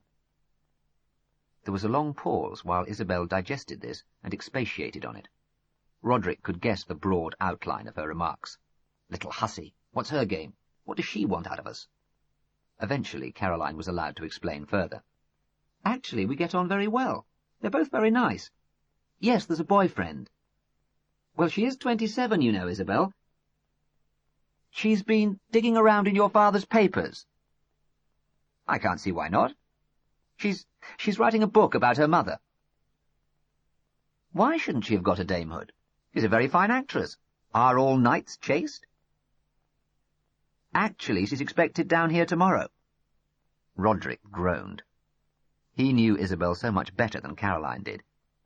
He'd been willing her not to say that very thing. The direction of the conversation immediately changed, and Caroline's voice took on a tone of strained banter. "Do you? So you think you might come after all?" "Don't tell me you're becoming a tuft hunter, Isabel." "Yes, it will be interesting to see her." "Oh, I admit we're interested too, though we've no reason to think she will actually call here." "So you will come? You'll stay at the Red Lion as usual, if they've got room, of course."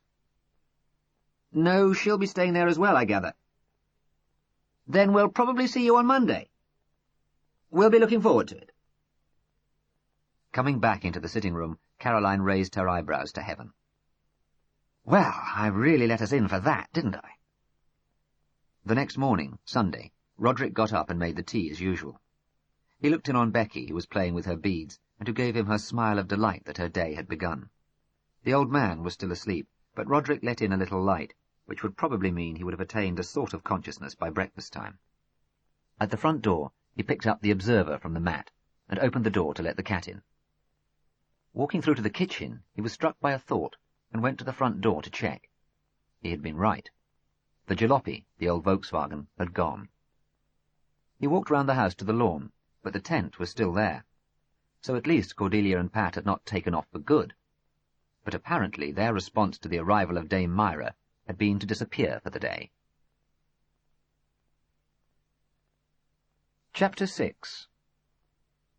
Rodrik and Caroline spent a very ordinary Sunday. They did not see any reason to alter their habits because Myra Mason was arriving in the village. Rodrik read the papers, and then went out and jobbed around in the garden with Caroline and Becky. Sometimes, on fine Sundays, they drove to the village while the roast was cooking and had a drink at the Red Lion, sitting outside in the sun with Becky. Today, by mutual but silent agreement, the possibility was not even raised. If Myra had arrived, there would be enough gawpers from the village without their adding to the number. Rodrik had a can of beer sitting on the stone pillar of the wall that enclosed the rose garden. It was while he was drinking it that the telephone rang. "Too much telephone these days," he grumbled. "I never did like the instrument." "You mean you're afraid it's Myra," said Caroline. "Oh, I've no doubt it's Myra." It was Myra. "Oh, Mr. Cotterel, may I call you Rodrik, as I once did? I wonder if you'd be so kind as to trot down the garden to those two children and ask them if they'd have lunch with us at the Red Lion." "Us," Rodrik noted. "I'm awfully sorry, but they're not here at the moment. The car was gone when I got up this morning." There was a pregnant silence. "Oh, how odd. The landlord here tells me that they knew we were coming." "Yes, I think they knew, but maybe they didn't know when you were coming." "Still. Well, if you would tell them when they return that I'd like to see them." "Of course. We may be going for a drive this afternoon, but I'll tell them just as soon as I see them." Myra conceded the drive. "Naturally, I wouldn't want you to put yourselves out. Tell them as soon as you can." They did go for a little drive that afternoon, perhaps just to demonstrate their independence of Myra Mason. It was nearly 4 when they got back, but there was still no sign of Cordelia and Pat. Becky moped a little. She'd got used to having them around. Are they just keeping away to show they're not at her beck and call? Wondered Rodrik to Caroline. Or do you think they've got something up their sleeves? When the telephone rang at around 7 o'clock, Rodrik knew it was Dame Myra. Perhaps, like Lady Bracknell, she had a Wagnerian ring. "Oh, Rodrik." Her use of his Christian name reminded him of a headmaster addressing a trusted prefect. "I know you'd have rung me if that silly pair had returned. Obviously they've gone for the day. We wondered if you and your wife would be so compassionate as to come down and have a drink with us, to alleviate the monotony." "Oh dear, I'm sorry you're bored," said Rodrik, temporizing, and trying to decide whether he wanted to meet her or not. "I should have remembered you're not a countryish sort of person." "But, darling, I love the country, if I've something to do, learning lines and so on. But Borkman looks like running and running. The first time it's been any sort of success in this country, did you know that? So I won't be able to get down to anything new for months.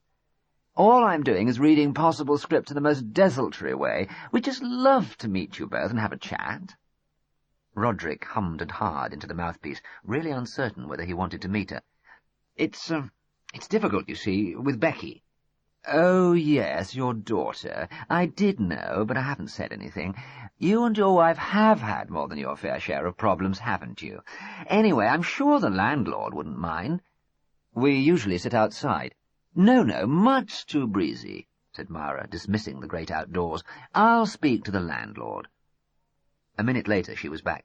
"No problem at all. In any case, he tells me she's over age. Do say you'll come and cheer us up." Rodrik could have said no. He could have said that they did not like taking Becky into pubs, because in the enclosed space her condition seemed to become the focus for concentrated discussion and sympathy of the wrong sort. He could have said that they had other things to do. But he had to admit to himself a twinge of curiosity about Myra.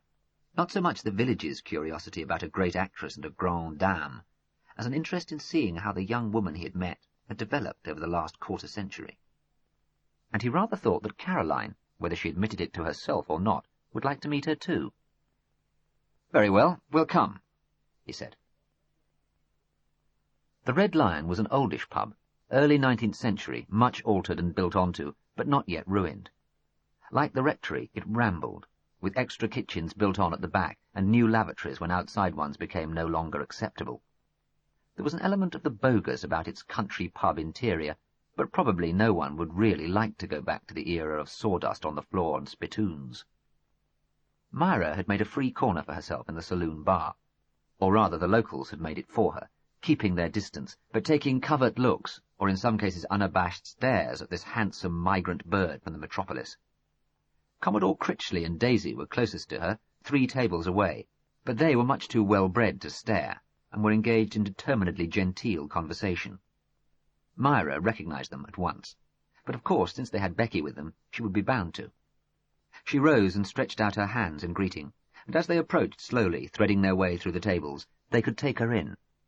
She was not, in fact, tall, 5'7" at most, but she held her shoulders firmly square, and they were good shoulders. A strong woman, dangerous to cross, that was Caroline's immediate impression. But was it an impression of Myra, or of the part Myra had decided to play? She was dressed in a deep scarlet woolen dress, powerfully simple, with a scarf tied nonchalantly around her auburn hair. Stylish, yet simple. She made sure that she was the woman in the room whom the room took its tone from. As they led Becky over, Myra drew out a chair for her. "Will she be all right there?" and then saw her settled into it with a powerful burst of maternalism which Becky had no need of. Then she turned back to them, the confident woman of the world, and smiled her welcome. "This is Granville," she said. The man beside her was tall and fair, and handsome in an actorish way. There was also an air of weakness about him, perhaps in comparison with the concentrated force that was Myra. He gave the impression of being about 35, but that is the sort of age actors and actresses tend to stick at. There was an indefinable sense of his being an appendage, of having the part in the play that would always be cast last, there being so many actors around who could fill it adequately. "Granville Ash," he said, shaking hands. "What can I get you to drink?" "So good of you to come and brighten our evening," said Myra, settling back in her seat as Granville busied himself to and from the bar. "I can't think where those 2 silly children have gone." "They always said they'd be exploring the countryside while they were here," said Caroline, "and their little Vauxhall is very old. It could well have broken down." "Oh, yes, that's the boy's, what's his name, Pat's car," said Myra dismissively. The topic of the boy Pat was boring her already. Her eyes shifted effortlessly away towards Rodrik, and she directed the full force of her considerable personality on him. Caroline, relaxing without rancour, had the feeling that in Myra's company any other woman had to be secondary. "You know, Rodrik, you've grown up exactly as I would have expected you to." "Have I?" said Rodrik coolly. It was a long time since he'd been subjected to so frank and unashamed a stare of appraisal. "Grown old might be a more accurate description. I rather think I was grown up when we met." "You were being grown up, which is rather different." Myra smiled covertly at him, as if they were in some tiny conspiracy from which Caroline was excluded. "Oh, I think the same was true of me, though I had been on the stage since I was 17. What could be more absurdly childish than to insist on having a child just because the father was Benedict Cotterel, whom I'd admired since I began to read grown-ups' books?" "Was that why you decided to have it?" asked Rodrik. "I did rather wonder at the time. I thought it likely that anyone in the acting profession would know plenty of medical men who would get rid of it if necessary." "Well, of course we did." Myra was now the woman of the world, old in its ways and wrinkles, as indeed most certainly she was. "Abortion wasn't much of a problem even then, and of course they cost a fortune your father would have paid. No, I wanted to have Benedict Cotterel's child. It was as simple as that. I'd ordered his novels for years. The Great Conspiracy, A Far View of Beaconsleigh, all of them. They'd all been published years before, decades before, but they were totally real and contemporary to me. I wanted to have his child." She shrugged her shoulders abruptly, as if to shake off her folly or chase off a mood. "How is he?" "Much as ever," said Rodrik. "You can leave him." "Oh, yes. Not for too long, but we can leave him. He's asleep now, and he'll sleep until morning. In the daylight hours he has some sort of fitful mental life." "Oh, he's still in possession of several of his faculties," said Myra, unable to keep the spite out of her voice. "I'd understood he was a complete vegetable." Rodrik left a second's pause to register disapproval. If Myra noticed, she did not change her expression. Then he said simply, "No, he's not a complete vegetable." Caroline, left out in the conversational cold, was taking the opportunity to assess Myra. A dominant woman, and one of chameleon moods, or was it chameleon acts? An actress who would not take direction easily, unless it was very intelligent direction which acknowledged her central position in the play. There was another, still stronger sense she had, and that was of an unwise woman, if not in her professional, then in her private life. The sort of woman who might snatch disaster from the jaws of triumph. But perhaps she had this sense not from the woman herself, but from what Cordelia had told her. Myra had switched mood again, back to one of reminiscence. "He was a wonderful lover, you know." "Was he?" Rodrik asked cautiously. "My impression was that he was rather inconsiderate." "Myra means sex," said Granville Ash. "Yes, I meant sex," agreed Myra, glancing at him slyly to see if she was embarrassing him. Rodrik shrugged. "That is something his son would know nothing about." "Did your mother never talk about it?" "No, my mother certainly didn't talk about it." "Funny. Aren't people funny? Anyway, that's why I had her, Cordelia, and I spent all my time since trying to find out what to do with her." "She seems to me," said Caroline, "a very nice girl." It was a banality, dropped into the conversation from the sidelines, but it caught Myra on the raw. "Does she? Does she? Then why is she doing this to me?" Myra, having ignored her for the last 10 minutes, turned on Caroline the smouldering force of her personality. Caroline had the impression that this was the first time in the conversation that she was not acting. "Keep calm, Myra," said Granville Ash. "This will all work itself out if we can just talk it over coolly." Myra ignored him. She turned back to Rodrik. "You're clear, aren't you, what she intends to do to me? She's writing that book to crucify me."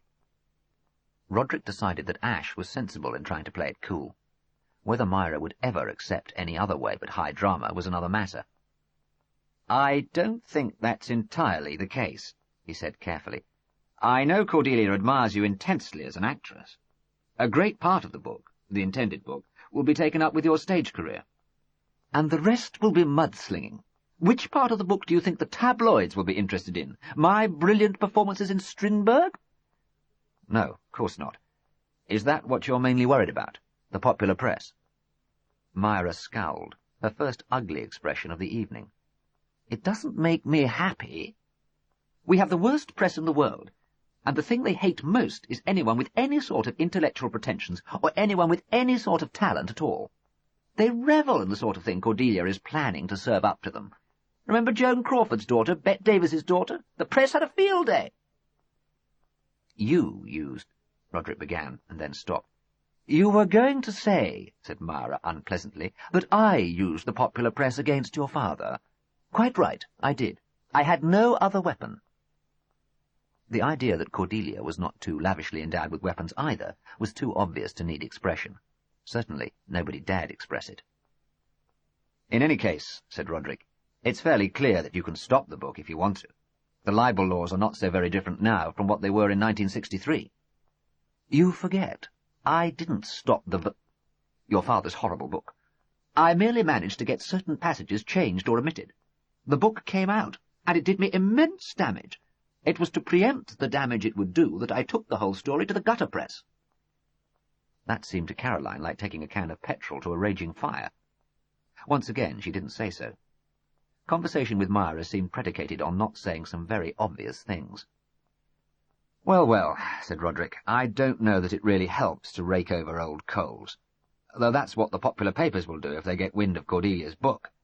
I must confess I like the idea of it no more than you do, for father's sake, and for ours, and I don't think it will do Cordelia as much good as she thinks to get things out into the open.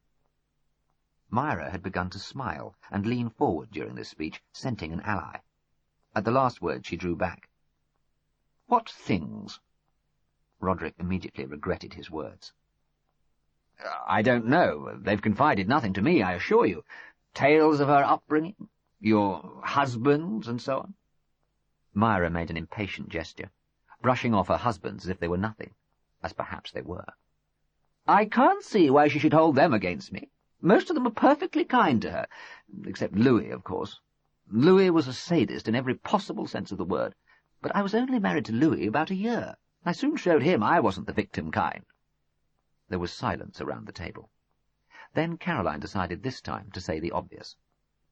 A year can be a long time to a child. Myra ignored her.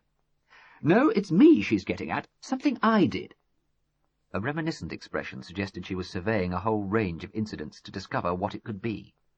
But after a moment, the warm, social manner, a candida sort of role, was assumed again. Oh dear, it's so easy to do things and then find other people have taken them entirely wrongly, isn't it? She smiled at Rodrik, and did that little shrugging gesture that preceded a change of subject. No doubt I'll soon find out. As you say, maybe we can come to some sort of modus vivendi. Tell me about yourselves, and about poor old Ben. How long has he been in his present state? It seemed to Rodrik that they were shifting from one prickly subject to another. Oh, quite a while. 10 years or more, though not so bad at first, of course. It came on quite suddenly. Suddenly? I thought these things were usually gradual. Perhaps I used the wrong word. Maybe it was our noticing it that was sudden. We were all on holiday in the south of France at my father-in-law's villa. Ben had just finished one of his travel books, the one on the Dolomites. Godley Heights? You've read it? Oh, yes. The fact that I detested him didn't stop me reading his books. You read it to see if there were any references to yourself, thought Caroline. Anyway, when he came to us, we noticed that he wasn't functioning as he always had done. Wasn't taking in what we said. Couldn't remember what he'd done the day before. Would make decisions and then wander round distressed because he couldn't remember what they were. He was half conscious of what was happening, which made it worse. Sometimes we found him crying. We brought him back to England, hoping the more familiar scene would jog him back to his usual alertness. And it didn't. Myra's voice surely had an undertone of satisfaction. No, said Rodrik simply. We found he couldn't cope. He wouldn't go out or down to the village in case he made a fool of himself. He couldn't understand his business affairs, and he had always prided himself on that. I remember I had to read the proofs of Godly Heights. Quite soon we had to move in and take over the care of him. Such a burden, in addition to everything else. Myra addressed the remark to Rodrik, though it might more justly have been directed to Caroline. "Does he need much nursing?" Granville Ash asked Caroline, perhaps to cover Myra's rudeness, perhaps to assert that they both existed. "Oh, I have help. The royalties from the books provide that. And he is very passive, never troublesome or aggressive, as one might have expected." "Would one have expected that?" Myra asked the ceiling. "Ben was always essentially an observer, a silken, soft-spoken observer. It's terrible to think of him with nothing to observe. You know, I've often regretted the fuss over the vixen. In an odd way, it poisoned the relationship with Cordelia." Rodrik did not believe that. The relationship with Cordelia had been poisoned by things that Myra had done to Cordelia. Now Myra was reinventing the past to cast herself in the role of helpless victim. He wondered whether she had ever once considered the relationship in terms of the child's needs, expectations, hopes. Yet for all her selfishness and self-dramatization, Rodrik could not help seeing something pitiful in Myra. There is always something pathetic about egotists, for life can never give them all the things they expect for themselves. "Becky is getting restive," whispered Caroline. Myra, in her rapid changes of mood and pose, had presented a fascinating spectacle for Becky for a time, but Myra had taken no notice of her since the first moments. Becky needed some reciprocation, some sympathetic response. Now she was becoming bored, making the little noises that she sometimes made when she was working up to a tantrum. "Oh dear, must you go?" asked Myra, with no great regret in her voice. "It's been so interesting talking over old times, renewing old friendships." There was never any friendship, thought Rodrik. Myra looked at her watch. "Well, even if the children are back, there's not much point in sending them down here now. Far better not to enter into delicate matters when one is tired, don't you agree? Best they come to lunch or dinner tomorrow. Tell Cordelia to phone me. We can have a pleasant meal à quatre, talking about any and everything except that damn book. Then Cordelia and I can get down to the nitty-gritty. Though perhaps, Granville, you ought to be present. You do provide a stabilizing influence." Granville looked apprehensive. "No, thanks." "Darling, it's worth a try. And in a sense you are a sort of outsider. Remember, Cordelia has hardly met you, and certainly not since you became my husband." Rodrik paused in the business of collecting things together. "Oh, I'm awfully sorry, Myra. I didn't realize you two were married." "It was in the Times." "I'm afraid I skip over the social pages rather rapidly. Many congratulations, anyway." Myra smiled graciously, Granville Ash awkwardly. "Yes," said Myra. "We've been married almost 3 weeks. It's good to have a husband again, to look after my interests." But few people could doubt that Myra Mason could look after her own. As she saw them to the door, the very table seemed to shift out of her way, acknowledging the concentrated force of her personality. End of Side 4. Side 5. Chapter 7. It was very late when Pat and Cordelia arrived back at the rectory. Rodrik saw them in the driveway, getting out of their ancient Volkswagen as he went up to bed. Cordelia had a large canvas bag with her, and was looking very pleased with herself. Pat looked less happy. Rodrik went down the lawn to give them Myra's message as they sat eating breakfast, ham and large chunks of bread. Cordelia said, "Thanks." "You will ring her, won't you?" She shrugged. "I suppose so. Yes, I'll ring her sometime during the day." Rodrik lingered awkwardly. "We didn't realize your mother had married again." Cordelia was unfazed. "Oh, has she? Who is it?" "A man called Granville Ash." I think I've met him. Can't quite remember. It's a bad sign when she marries them. The marriages always break up quicker than the affairs." "He seemed a pleasant enough chap. I think he's hoping to act as a peacemaker." Cordelia smiled secretively. "He is unlikely to be successful." Rodrik was forced to leave it at that. The Cotterel's day was dominated by the arrival of Isabel. As soon as she reached the Red Lion in Maudsley, she phoned for Rodrik to come and fetch her. Caroline greeted her on the front porch half an hour later. She was wearing a Zandra Rhodes outfit that Caroline thought would have looked well on a younger woman. It was flouncy, garish, and it contrasted oddly with Isabel's air of perennial discontent. It also, incidentally, gave the lie to her moans about never being allowed to buy new clothes. This was from this spring's collection. Isabel's behaviour when she arrived at the rectory was pretty much unvarying. She marched into the sitting room, cast a proprietorial glance around it, sat herself on the sofa, made another more leisurely proprietorial survey, then took out a cigarette holder and lit a cigarette. All these actions annoyed Caroline intensely. She couldn't make up her mind whether Isabel realized this or not. Certainly it would not have worried her if she did. Watching her swing one leg over another in an attempt at easy elegance, Caroline took refuge in satire. She thinks she's in a Noel Coward play, she thought, but she wouldn't even make it into a Terence Rattigan. "This room looks all right," said Isabel, rather as if she were a building inspector. "but then it always looks better in the summer. Basically, it's rather a dreary house. I can't think why Father bought it. I pity you having to live here. If I do split up from Cyril when Father dies, I shan't live here." That, at any rate, was a relief. "Father's very vague today," said Rodrik. Isabel shrugged. "I'm surprised you notice the difference day by day. Don't ask me if I want to go up and see him." "I wasn't going to."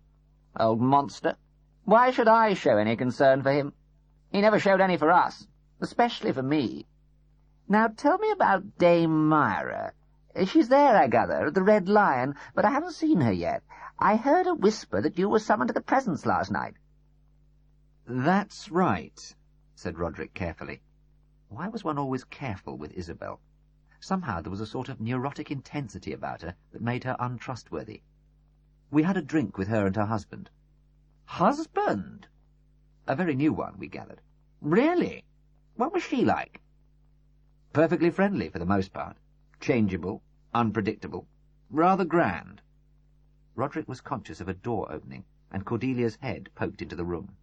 "You're talking about my mother. You have no idea how grand she can be. You should have seen her at the investiture, upstaging her sovereign." "Cordelia, this is my sister, Isabel." He deliberately hadn't said, "your sister, Isabel." Isabel had risen, and was looking at her appraisingly in a way that verged on the rude. "Oh, you're the—" "That's right, I'm the—" Cordelia gave a quick, nervous smile and turned back to Rodrik. "I just thought I'd tell you that I've rung Mother. Pat and I are to go and have dinner with her tonight, so she won't be troubling you again." She smiled and withdrew quickly. "Well, she's no beauty," said Isabel, making no attempt to moderate her voice. "That's what I thought at first," said Caroline, in conversational tone, ignoring the spite. "But she has a wonderful smile, and you realize all the elements of a lovely face are there." said Isabel, sitting down. "Now, tell me more about Myra." And so they mulled over Myra Mason and her husband. Or rather, Isabel shot questions at them, and they answered them carefully and distantly. Why this should be so was pondered over by Caroline as much as by Rodrik. Certainly they felt no sort of loyalty to Myra. But Isabel was so patently pathetic, inadequate, and spiteful that there could only have been a mean pleasure in mulling over the shortcomings of someone who, in spite of everything, was in her acting tinged with greatness. Again, neither she nor Rodrik was a gossip, but she could make the distinction between gossip that sprang from gusto and gossip that sprang from spite. Isabel's was certainly the latter. But for all their reserve, she hammered on until she was satisfied she had got out of them everything they intended telling her. Then she announced she was going. "Oh, aren't you staying for lunch?" asked Caroline. "Not this time." She invariably had on past visits, raising her eyebrows over imagined inadequacies in Caroline's cooking or presentation.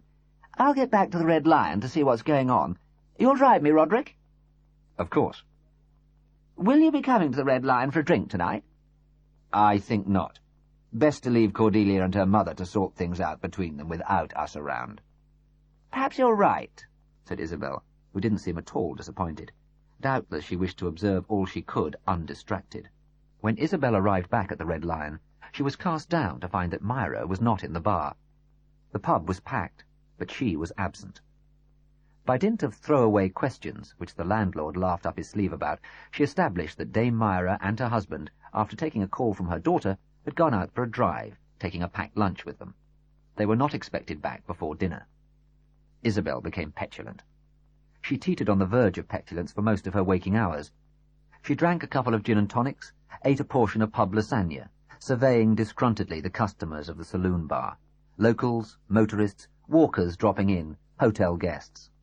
Then she went upstairs and treated herself to a long lie-down. When she awoke, it was early evening. She bathed luxuriously long, brooded over the clothes she had brought with her, and finally selected another incongruously bright and youthful dress. Then she spent much time with pots and bottles in front of her dressing-table mirror. That she looked at the end of the session like an embalmed galah, she was quite unaware. When she opened the door to her bedroom, which was close to the top of the stairs, she heard noises from the bars. She nodded, satisfied. She went down the stairs in a parody of aristocratic poise, and stood at the door to the saloon bar. Again it was very crowded. A few locals, but mostly hotel guests having a drink before dinner. However, this time, at the far end, unmistakably making herself the centre of the room, she spotted Myra Mason. Beside her was what Isabel decided was a very nice-looking young man. Isabel, doubtless in reaction to her husband, went for fair and willowy men with a facile middle-class charm. With their backs to her were two young people. Father's bastard and her lover, Isabel said to herself. She got herself a medium sherry from the bar, then made for a table with an empty chair, not too far from the Myra Mason group. "Is this free?" The woman on the other side of the table smiled, nodded, and went back to her book. Isabel thought vaguely that she'd seen her before. The Red Lion had a large number of summer regulars. Probably she'd been staying there on one of her previous visits. Isabel glanced covertly at the book. The Radiant Way. Not one of her father's. Isabel was always hoping that her father's novels would go out of fashion. That would serve Rodrik and Caroline right. Then she would be found to have done better out of the will. She settled down, not displeased that the other woman was disinclined to talk. She slipped a cigarette into her little gold holder and lit up. She leant back, relaxed into her chair, apparently looking through the window at the downs, stretching green and lush into the distance, but in fact noting and remembering everything that happened at Dame Myra's table. The atmosphere there was apparently quite genial. That was a disappointment. Isabel was banking on a tremendous scene, the details of which she would retail to her hairdresser, her manicurist, and the few friends she had. Well, there was still time for one. As the Myra Mason party prepared to go into dinner, and were gathering together their things, though most of the things were Myra's, they were stalled by one of those intrusions that Isabel imagined were frequent with the rich and famous. Someone she vaguely knew. A naval man, that's right. She'd met him last year in this very pub, a friend of Rodrik's, or on the school governing board, or something of that sort, went over and scraped an introduction through the little bastard. He succeeded in delivering what were obviously a few standard compliments on Myra's stage performances, shook her hand, and introduced his busty and bossy-looking wife. Then, Myra having left a pregnant pause in the conversation, the pair retreated, and the Mason party made its way towards the dining room, Myra smiling graciously at the drinkers standing in her path. Isabel left it 5 minutes. She had always intended to scrape a few words with Dame Myra, and the intrusion of the naval person whose name she could not remember had made up her mind. She had a damn sight better reason for making herself known than he had, she told herself. She downed her drink, smiled at the drabble reader, and said, "I really feel like my dinner," as if she had just come back from a stiff hike over the downs. Then she went towards the dining room. She was known to the waitresses. She indicated a table by the window with a distant view of the sea, and left her handbag on it. But instead of sitting down, she sailed over to the table on the other side of the room, where Myra Mason and her party were beginning their soup.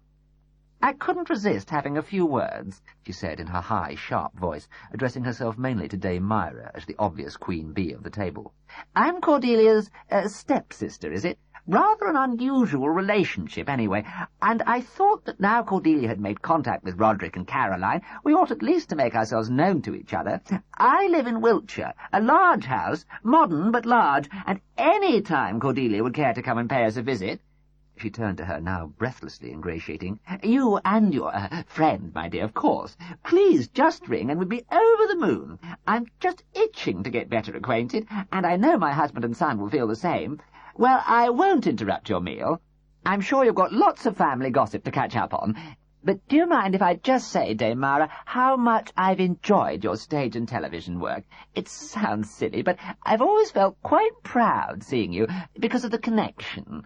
I just loved you in Separate Tables. That, to me, is what acting is all about. Well, I won't keep you. And she smiled a bright, brittle smile and retreated to her table. Ben always said that one of his children was a prig and the other was a fool, said Myra, in a voice which, if not intended to carry, was certainly not designed to keep private. And you've never done Separate Tables, said Cordelia. She's probably mixing it up with Antony and Cleopatra, said Myra, though it could have been a deliberate insult. With a fool you can never tell. I think my father was unfair to call Rodrik a prig, said Cordelia, pushing her soup bowl away. I don't find him so at all. Don't you? Asked Myra. All that business of devoting himself to teaching backward children, little pudding bowls who can't wipe their noses properly. Such nonsense to leave a good school like Stowe to do that. As if he felt guilty about having an idiot child himself. Oh, no, he's a prig. A highly articulate and intelligent one, but most prigs are that. She delivered her judgments as if no other opinion was possible. The soup was succeeded by game pie. The menu at the Red Lion was restricted. 1 meat and 1 fish dish as the main course. It was traditional British cooking, but good and imaginative, and ideal for those who had gone in for vigorous physical pursuits during the day. Myra ate what was put before her as if quite indifferent to food, which indeed she was.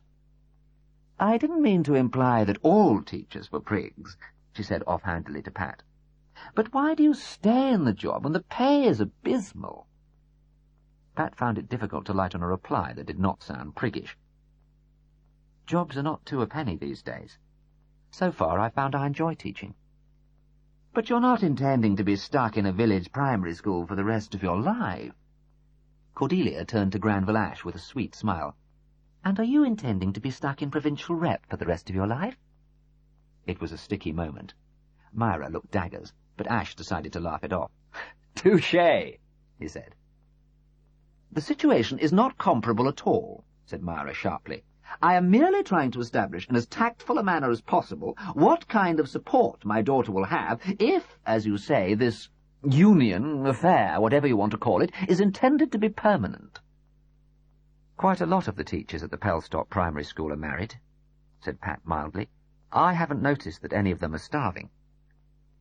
You missed out the bit about the manner to which she is accustomed, Mother, said Cordelia. The heavy father act is ridiculous in this day and age, and the heavy mother act still more so. Anyway, the manner to which I was accustomed was always a pretty rackety manner.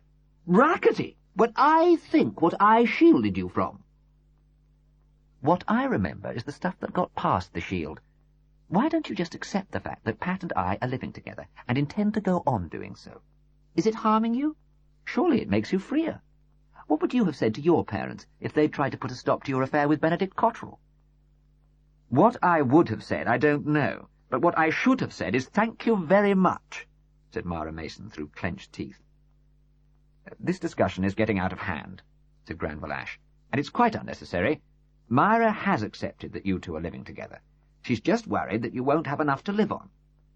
Well, don't be, said Cordelia. Myra stared gloomily at her plate. How's John Gabriel Borkman going? Exhaustingly. Myra switched moods immediately and became intensely, volubly professional. You know, Ibsen is the most exhausting writer. You can never relax into him as the run proceeds. I noticed it with Rosmersholm, and I'm finding it with Borkman too. Even with Shakespeare, when the play is well run in, you can coast along to some extent. Not with Ibsen. You have to be on the qui-vive the whole time. Darlings, the sweat at the end of the performance. She was no longer talking to family, but to a stage crowd. The new impulse, or new mood, took them through the pudding, though Myra, who had to be careful of her figure, and really didn't care what she ate, waved aside the plum duff or syllabub, and toyed with cheese and biscuits. She talked about the National Theatre, the forthcoming change of director, what she had said to the director-elect, and round the theatrical maypole. Cordelia threw in questions, Granville made appropriate responses, Pat kept amiably silent. It would have looked to an outsider like a pretty typical 2-generation family party. It was about 10 to 8 by the clock behind her, when Myra pushed away her coffee cup. Right, I don't know what you men are going to do, But Cordelia and I have something to discuss, alone. Chapter 8. "Now," said Myra, closing the bedroom door behind her. She gestured towards the double bed, but Cordelia, with apparent composure, walked around it and sat on the upright chair at the dressing-table. She looked up at her mother expectantly. "What do you think you're doing?" demanded Myra. Cordelia furrowed her brow. "Sorry, what are we actually talking about?" Myra's mouth was twisted. "We are talking about this book you are telling everyone you're writing about me." "Oh, yes. What was your question?" Myra's voice rose a couple of tones towards hysteria. "I want to know what you're damn well writing." Cordelia nodded, apparently with unruffled composure. "Well, the bulk of the book will be a survey of your career. Plays, films, television plays, in chronological order. There will be extracts from your notices. You know I've always kept your scrapbooks. And personal reactions, for example, from other actors, perhaps from writers, from any theatrical notabilities who saw you and will talk to me. And, of course, I've seen everything you've done since the late 60s. "I know all about that side. I've talked to your damned publishers." Cordelia was irritatingly nannyish. "There, then. What's all the fuss about?" "What else is there? They say there's supposed to be some kind of personal memoir." "That's right. The fans will want to get some kind of picture of what the Dame Myra they admire is like as a person. Who better to write it than me?" A nerve in Myra's cheek twitched. Anybody seeing her now for the first time might have been forgiven for thinking she was rather an ugly woman. "What are you writing?" Cordelia shrugged. "Oh, I've hardly begun that section yet." "What are you intending to write? Or, to put it another way, why are you here?" "Surely that's obvious." The nannyish tone was still there. Clearly Cordelia knew it was effective. "Ben Cotterel and all the material about him are here, not to mention his son and daughter-in-law, who've been very helpful and put everything at my disposal. For a daughter writing about her mother, the natural approach to the subject is through the father, through the question of how she came into the world." "You sly little bitch! You will write nothing about me and Ben, nothing. I will not have the old business raked through again. I've told Maxims, your publishers, that I must have absolute right of veto on anything you write." "Oh? And what did they say to that?" Myra glared and changed the subject. "What else are you intending to write about?" "Really, I haven't decided. I tell you, I've hardly begun work on that section yet. It's difficult, because there's such an embarrassment of riches." She leaned forward, throwing aside the mask of coolness and competence for one of long-nurtured grievance. "Shall I write about Louis? He's dead, so I can. Shall I tell your fans what he did to me over the year you were married to him? And shall I tell them how you stood aside and never intervened, because you rather liked him doing it to me? What shall I tell them about Digby, your second? That association had a certain tragi-comic flavour to it, which might come across well. People always like laughing at the great, the appeal of the banana skin. Shall I tell them about Mark and Harold and young Dale? Shall I give a paragraph or two each to poor old Winston, Murray, James, Gabriel?" "Bitch! You haven't got a hope of publishing. They're all alive except Winston." "They'll die," said Cordelia, sitting back in her chair and resuming her calm stance. Myra roamed around the room like a stage tigress, rubbing her hands. "What have I done to be treated like this?" "That's a good question," said Cordelia. "Perhaps I won't concentrate on husbands and lovers. Perhaps I'll tell them how you locked me in your costume trunk and left me crying and screaming for an hour while you made love to Murray. That was Murray, wasn't it? Shall I tell them of all the schools you sent me away to, and all the scenes you made there before you took me out of them? Shall I tell them the things you used to say to me when I was going through adolescence? How I'd never be a beauty, never get a husband, always be a useless spotty lump? That was your exact phrase, I remember. They'll want to know about all the scenes, all the rages, the outrageous performances at every emotional crisis of your life. They expect that sort of thing from the acting profession. And, of course, I'll tell them how the rages were vented on me, how you've sneered at me in public, called me stupid, plain, frigid, robbed me of every shred of self-confidence I had, and broken up all my pathetic little romances." "That's nonsense. I never have." Cordelia turned on her with narrowed eyes. "Don't lie in private. Lie in public, Mother." You know and I know how it's been. Now I've broken away from you, I can see it clearer than ever. I have one consolation, said Myra, raising her eyes to heaven as if suddenly transplanted into a mid-Victorian weepy. None of this is publishable. Oh, but the Ben episode will come out, said Cordelia, smiling complacently. The private life of an actress is maybe not of that much interest, except to the sensational press. But Ben was a great writer. Most of your others have been nonentities, like Granville, but Ben was great.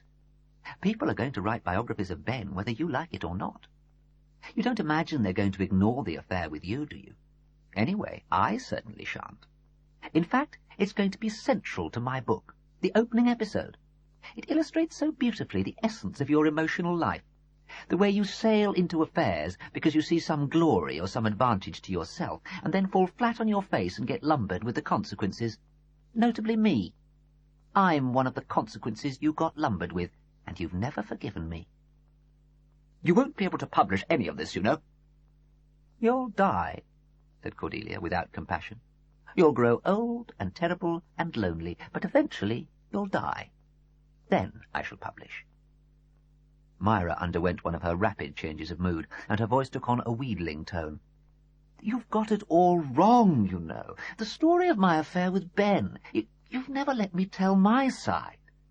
Oh, I know your side of the story. I've read it in the News of the World for September 1963. Though your account was not very accurate. In fact, it was a tissue of lies. It was not! You rearranged facts to suit your view of yourself. I know the facts, because I've read the letters. You scrubby little muckraker! You've been reading my letters to Ben. I have. No wonder he tired of you so quickly. I've never seen such a prolonged howl of egotism. You don't know the provocation. You don't know what he did to me, the things he said. You've only read one side of it. That's where you're wrong, Mother. Pat and I went down to Pelstock yesterday. What? You're lying. Minnie would never have let you in. Sunday is Minnie's day off, remember? I still have my key to the house. I thought the letters would be in the safe, and I thought I knew the combination number. I've stood at that door often enough, watching you open it to get out jewellery, or the little treasures you've got stashed away there. As a child, I always used to wonder if there were relics of my father there. And there were. We took them and photocopied them at Pat's school. So now they're part of the archive. Myra's face was red and blotchy, her eyes bulbous. Thief! Traitor! You can only be a traitor where loyalty's due. You gave me no love, no protection, no security. I tried for years to love you, then to admire you, but I never could. You gave me no reason to. That's why I've always clung to the idea of my father. Your father? That cold old lecher? Oh, I can see now that he was not perfect. I think you're right. He was cold, and probably selfish, too. He capitalized on his affair with you to make one more novel when his inspiration had been waning for years. But he had dignity. He didn't lie, and he tried to do his duty by me, to support me, if not protect me. Basically, he was an honest person. He was a snake. He exploited me. No, Mother. It was you who was the exploiter. If he capitalized on the affair, that's because he knew perfectly well that you were exploiting him, sleeping with him, having his child for the kudos and for the play you hoped to screw out of him. He was not a gentleman, maybe, but he was not a dishonourable man. I was right to cling to the idea of my father. There was a moment's silence, and then Myra's face assumed an ugly sneer. If he is, in fact, your father. Cordelia flinched. What? If that bundle of senility is, in fact, your father. I know Ben Cotterel is my father. I even know when I was conceived. It was the weekend you came down from Glasgow, when you were playing in earnest. Myra shrugged, smiling dangerously. Looking at you, so lumpish and stupid. I've always thought your father was probably the Cameron Highlander I had it off with in the train loo on the journey down. Cordelia threw herself out of her chair and at her mother, her hands on her throat. You're trying to rob me of my father! You monster! You monster! She screamed. End of Side 5. Side 6. Cordelia got back to the rectory at about 10:30.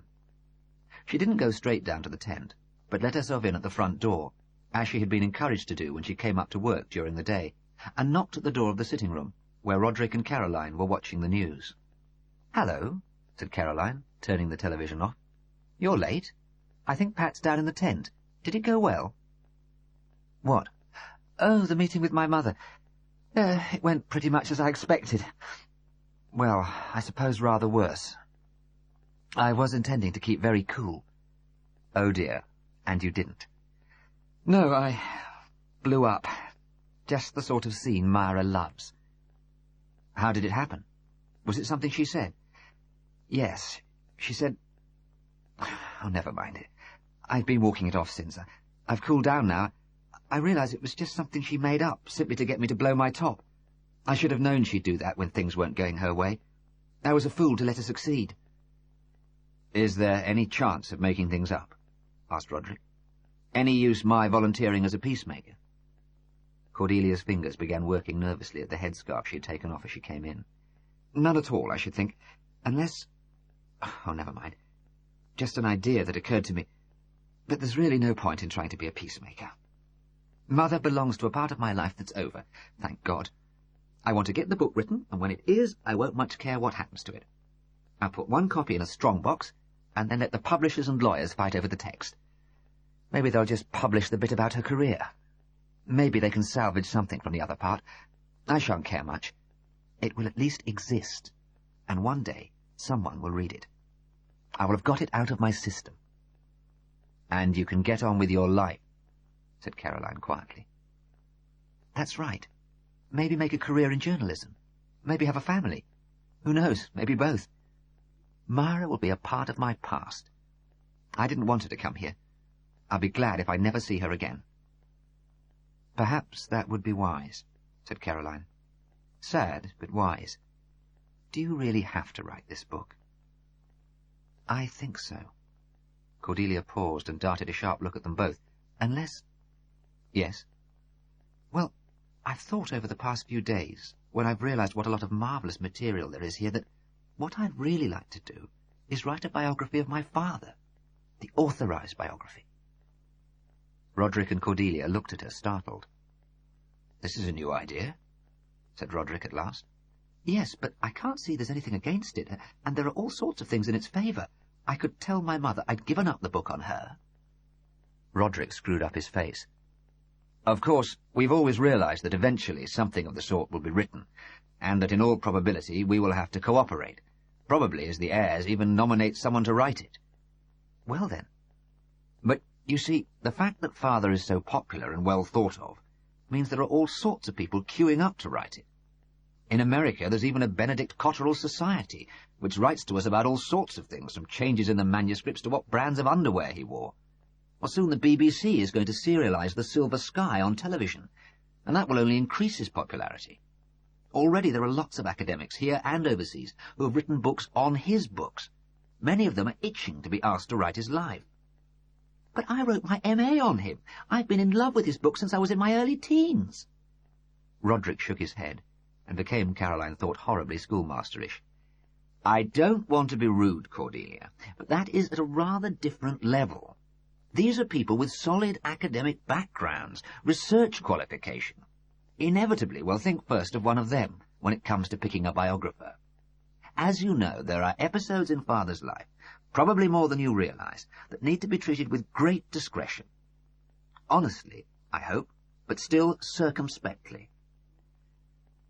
"I get you," said Cordelia, with more than a trace of bitterness. "You think I'll be too sensational, play up the love affairs to get the book serialized in the Sunday papers." No, I'm sure you wouldn't," said Rodrik hurriedly. "I know you have too much respect for your father to do that. But inevitably an older, more experienced writer would have more of the necessary weapons. Tact and discretion don't come naturally to the young. You acquire them over the years." "And however discreet you were, there would still be something sensational in the situation itself," Caroline pointed out. "A natural daughter writing the life of her father. It's just made for the Sundays. Inevitably you'd have to write about the affair between Ben and your mother." "Oh, yes," said Cordelia. "There you are. even if you did it very discreetly, and to be frank, I don't think you're inclined to do that. It would be seized on. I think you're being very unfair, said Cordelia.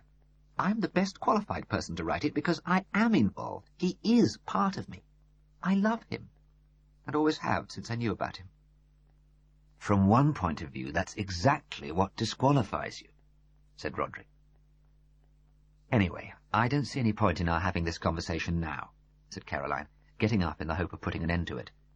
Whoever we choose, an American academic, a British one, a professional biographer, you, we aren't going to do it now. To me, there's something distasteful just in talking about it. I'm sure I mentioned to you earlier that we have no intention of doing anything about a biographer until such time as Ben dies. Cordelia came up close to Caroline and looked into her eyes. Oh, but he is dead, isn't he? She said. Into the silence that followed, there intruded the siren of an approaching police car.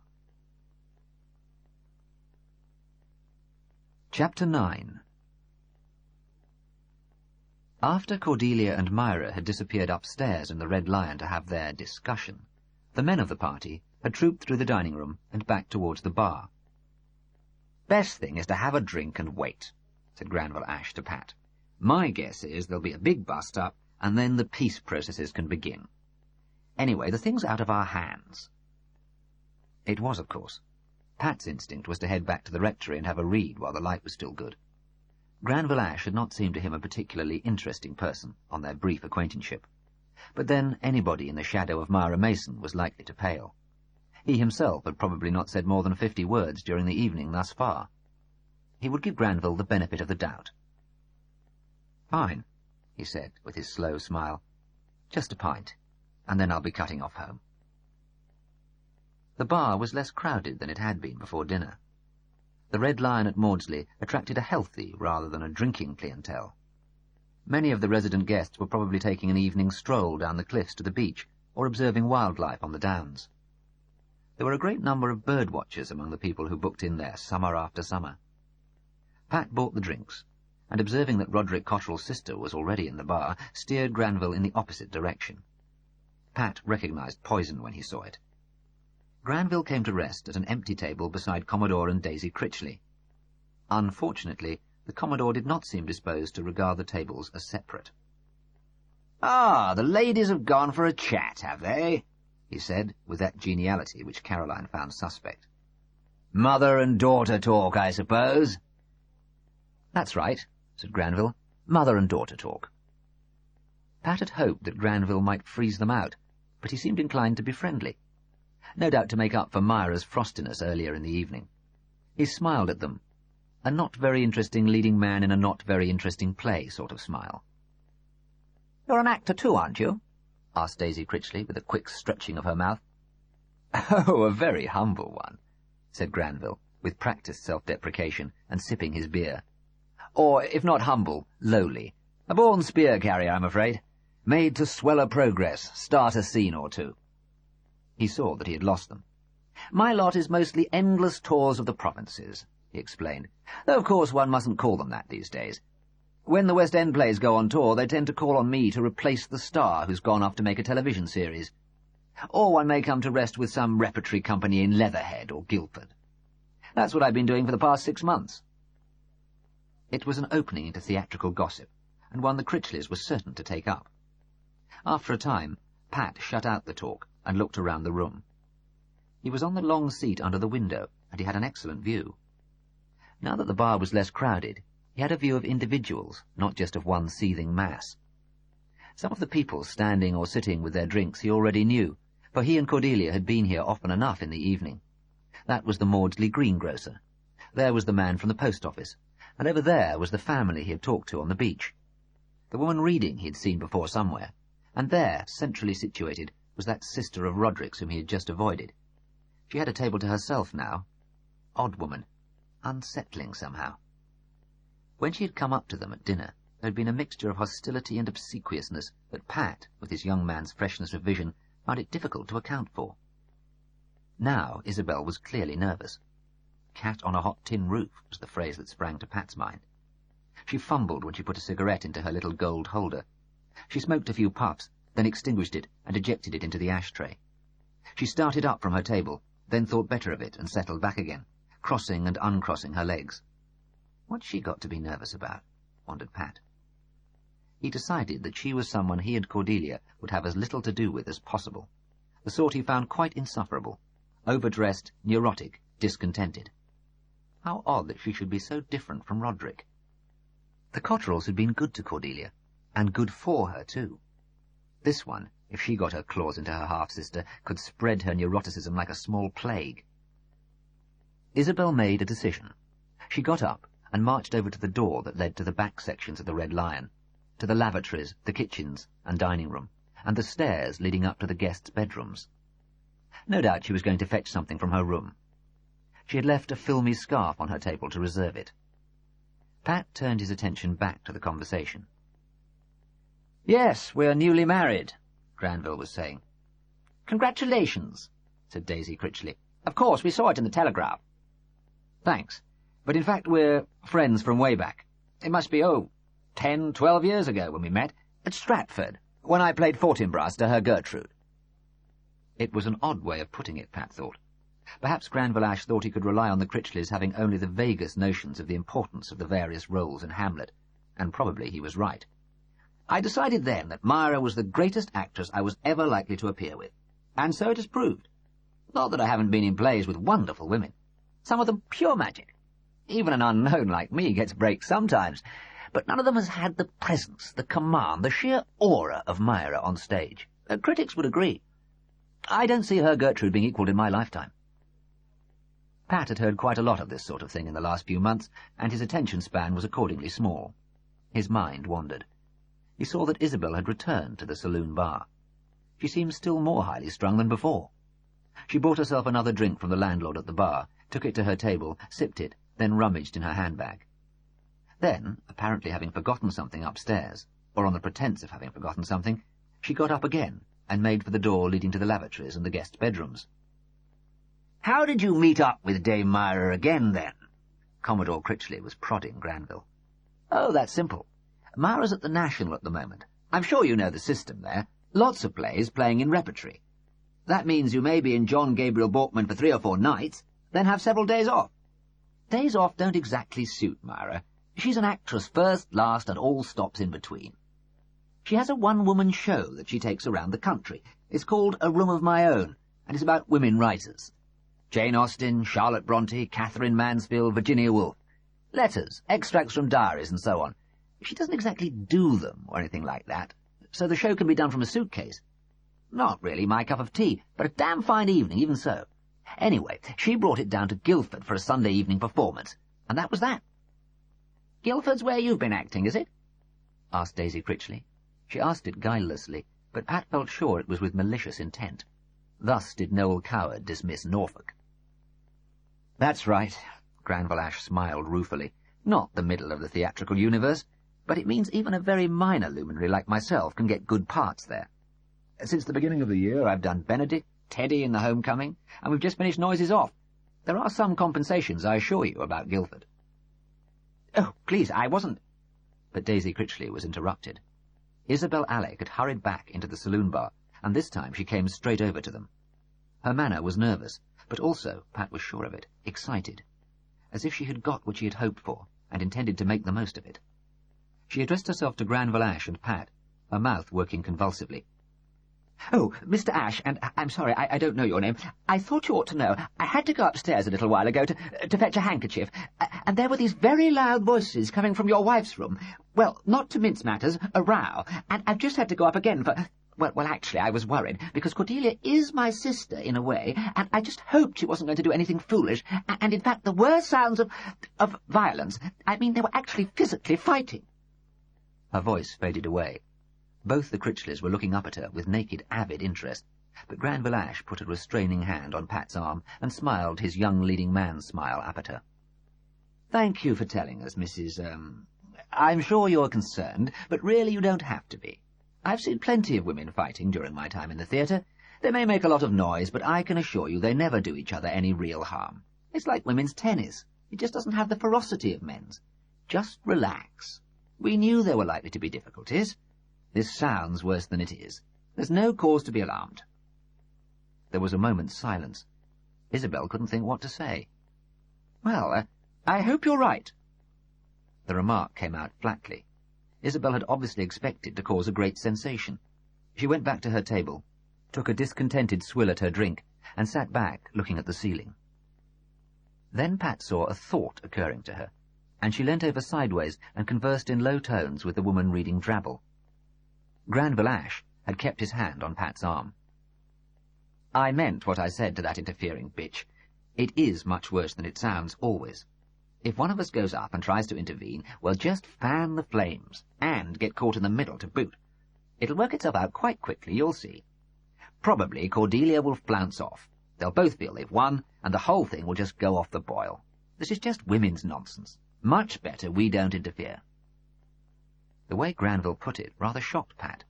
You didn't talk in those terms in his circles. Clearly the women's movement had had little effect on the world of provincial rep. He wondered if Granville was right. This was surely something more than a mere backstage brawl. There were real issues here, and real hatred. Hatred, Pat suspected, on both sides. Myra was a formidable personality, determined to have her way, and Cordelia was large physically. There lurked in him the fear that they could do each other real harm. On the other hand, was a final, violent explosion just what the relationship needed? Would it purge each from the other's system, finally and beneficially? Pat was a peaceable soul, but not a pacifist. He believed that some long-festering emotions find in violence their healthiest outlet. Perhaps that would be the case here. He sat on, irresolute. Around him the talk turned back to theatre. The landlord, going on his rounds collecting glasses, had paused to listen. Names were being shamelessly dropped by Granville. Pat slipped out of his seat and went towards the door leading to the loos. As he went through it, the back door to the pub banged shut. He nearly darted over to open it, to see who had gone out, but then he restrained the urge. If it was Cordelia who had just gone out, he thought, she would certainly need time to recover herself emotionally. He stood against the door. To his right was a door marked Private. That he knew led to the landlord's quarters. To his left was a passageway leading to the ladies' and gentlemen's lavatories, and beyond that to the kitchens and the dining room, which also had a more acceptable entrance on the other side of the bar. Ahead of him was the staircase leading to the guests' bedrooms. Pat stood at the foot of the stairs, listening. He felt an intruder. There was a notice suspended from the ceiling saying, "Hotel guests only." He could hear no sounds of conflict. From a distant room he could hear a transistor radio. That was all. He darted up the stairs and stopped 4 or 5 steps from the top. The corridor, with the doors to 10 or 12 guest bedrooms, was deserted. Pat had seen Myra's room key on the table at dinner. It was number 3. The door with that number on was quite near the head of the stairs. It stared back at him. Behind it, all was quiet. Neither voices nor sounds of struggle. Pat sighed with relief. Apparently, the fight was over. When he got back to the bar, the circle around Granville had been augmented. The landlord had sat down, the man from the post office had come over and stood near, and people from other tables were listening in. "Oh, yes, I've acted with Judy Dent," Granville was saying. "An absolute sweetie." Pat looked at his glass of beer. There was only a 1/4 of an inch left in it. He'd leave them all to it. He slipped towards the saloon bar door and out into the twilight. Then he walked towards the Volkswagen, parked round the side. Granville Ash was rather enjoying himself. It is true that if he had announced himself in the saloon bar of the Red Lion as an actor, he would in any case have been the object of interest and curiosity. That had always been his experience, gained in bars up and down the country. Still, it was certainly also true that being Dame Myra Mason's husband meant that the interest was sharpened, became more personal. His wide-ranging anecdotes were enjoyed, but someone eventually always brought the conversation back to Myra. If questioned, Granville replied gallantly but unrevealingly, and directed the conversation off in another direction. The perfect stage gentleman. Granville dropped names, but he did not only drop names. He had a fund of theatrical disasters, of coincidences and premonitions, traditions and superstitions. He had just finished Noises Off, itself the story of accumulating theatrical disaster. 1 or 2 of his listeners had seen it, and he could direct his stories at them. You remember in Act 2, after the business with the axe, when Dottie's tied my shoelaces together and I sort of hop on stage? Of course, we're backstage at this point. Well, as I went through the bedroom door... Granville was a good raconteur. He made the story vivid even to those who hadn't seen the play. And even though the play is about disasters on stage, if you actually have one that isn't in the script, it has dreadful consequences, because everything is so carefully organised and timed. God knows if anyone in the audience realised it, but there were one or two on stage that were close to heart attacks that night, I can tell you. His audience laughed easily. He had put them at ease. Now he was in full flood. Plays about the theatre are always hell to do. You have to make a distinction between the character's theatricality on stage and off stage. I remember once when I was in Trelawney of the Wells at Bristol. He was interrupted by a loud report, a sharp split-second bang. Everyone around the two tables jumped in the air, but Granville was the first to laugh. Golly, you should have seen yourselves. Must be some old banger going by. Probably my new stepdaughter and her boyfriend, if what I hear is true.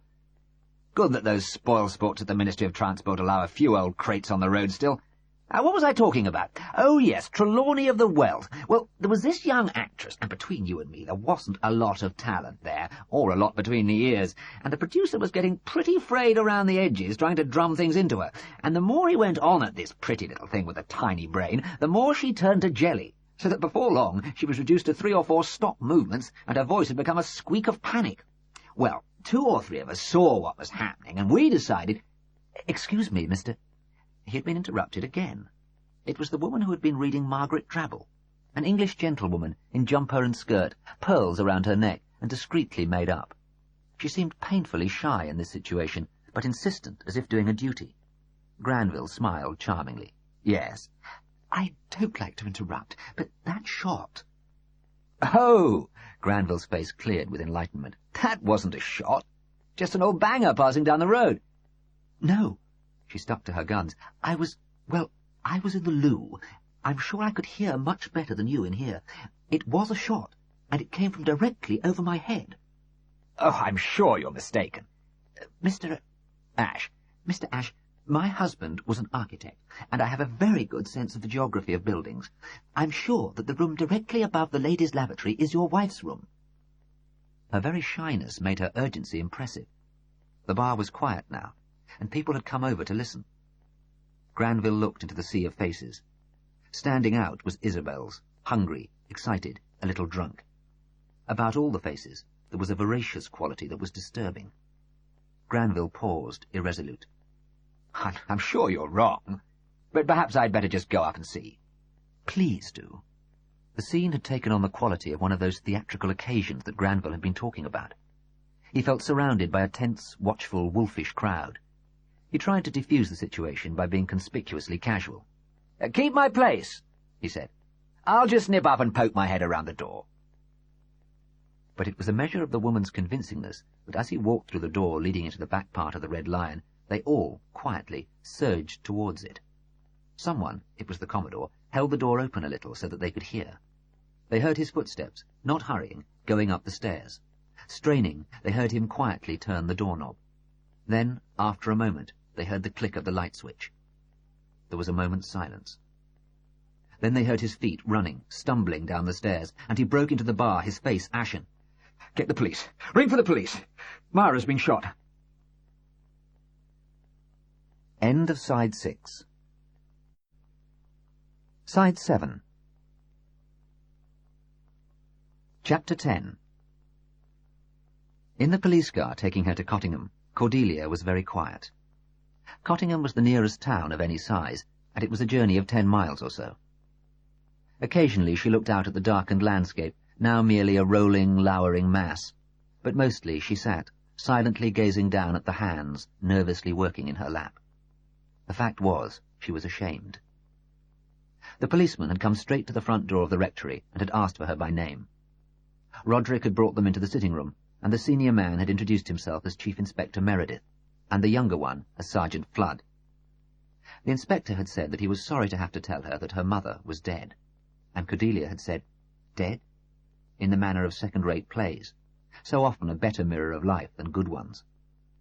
The inspector had asked if it was true that Cordelia had been at the Red Lion earlier in the evening, and then if it was true that she had had a quarrel with her mother. When Cordelia had nodded unhesitatingly, he had asked her to come over to the station at Cottingham for questioning. Cordelia, who had shown no emotion beyond surprise at the death of her mother, immediately agreed. Chief Inspector Meredith had also asked her to bring a nightdress and basic toilet requirements. That augured ill, thought Rodrik and Caroline, but Cordelia had merely said she would fetch them from the tent. Meredith had not allowed this, nor would he let Rodrik or Caroline go and get them. Sergeant Flood had gone down the lawn, and they had all stood around waiting for him to return, in awkward silence, broken only by Meredith's murmurs of apology. Pat, in pyjamas, was with Flood when he came back, but Cordelia was allowed only to kiss him briefly before she was hustled into the police car and driven away. "Don't worry, I didn't do it," she'd called. No one at that point had said anything about murder, but they hadn't needed to. Now, speeding in the car towards Cottingham, there was something in the quality of Cordelia's silence that puzzled Inspector Meredith. He was aware that there was no grief there. Cordelia had pretended to none, and none was perhaps to be expected from the little he had heard about the relationship from the dead woman's husband. He had had a very sketchy talk with Granville Ash, while the technical experts and the police doctor had been taking over the Red Lion and getting down to their routine business with the body. But sitting next to Cordelia in the back seat of the car, Meredith got the odd idea that Cordelia was not thinking about the death of her mother at all. He had had a distinct sense of tension, of something unspoken between her and the Cotterels, and he wondered if it was that she was thinking of. He shook off the idea. He was fancying things. Soon they came to a landscape of bright shop windows and traffic lights. When they drove up at Cottingham Police Station, Cordelia got out of the car quite naturally and stood waiting for the policeman to escort her into the building. While she stood there, a flashlight went off. The press, albeit only a local stringer, harbinger of the metropolitan hordes, were already onto the story. Cordelia did not react in any way. She was all too used to being photographed, usually with Myra. Throughout her childhood she had got used to dressing up for the pressmen, usually in clothes that suggested she was rather younger than she actually was. Meredith and Flood closed in behind her, and she allowed herself to be shunted gently into the station. It was an old building, built onto to accommodate the increase in crime or paperwork. She waited, along with a drunk and a distraught mother, while Meredith consulted with the duty sergeant about a vacant interview room. She let them lead her down painted brick corridors to a cheerless, bare room with green-painted walls, one high window, and a table and 3 chairs. Flood took his chair some way apart, flipped his notebook open to a clean page, and began to take notes. Cordelia took the chair on the other side of the table that left her with her back to the door, and sat down without fuss, looking calmly at Meredith.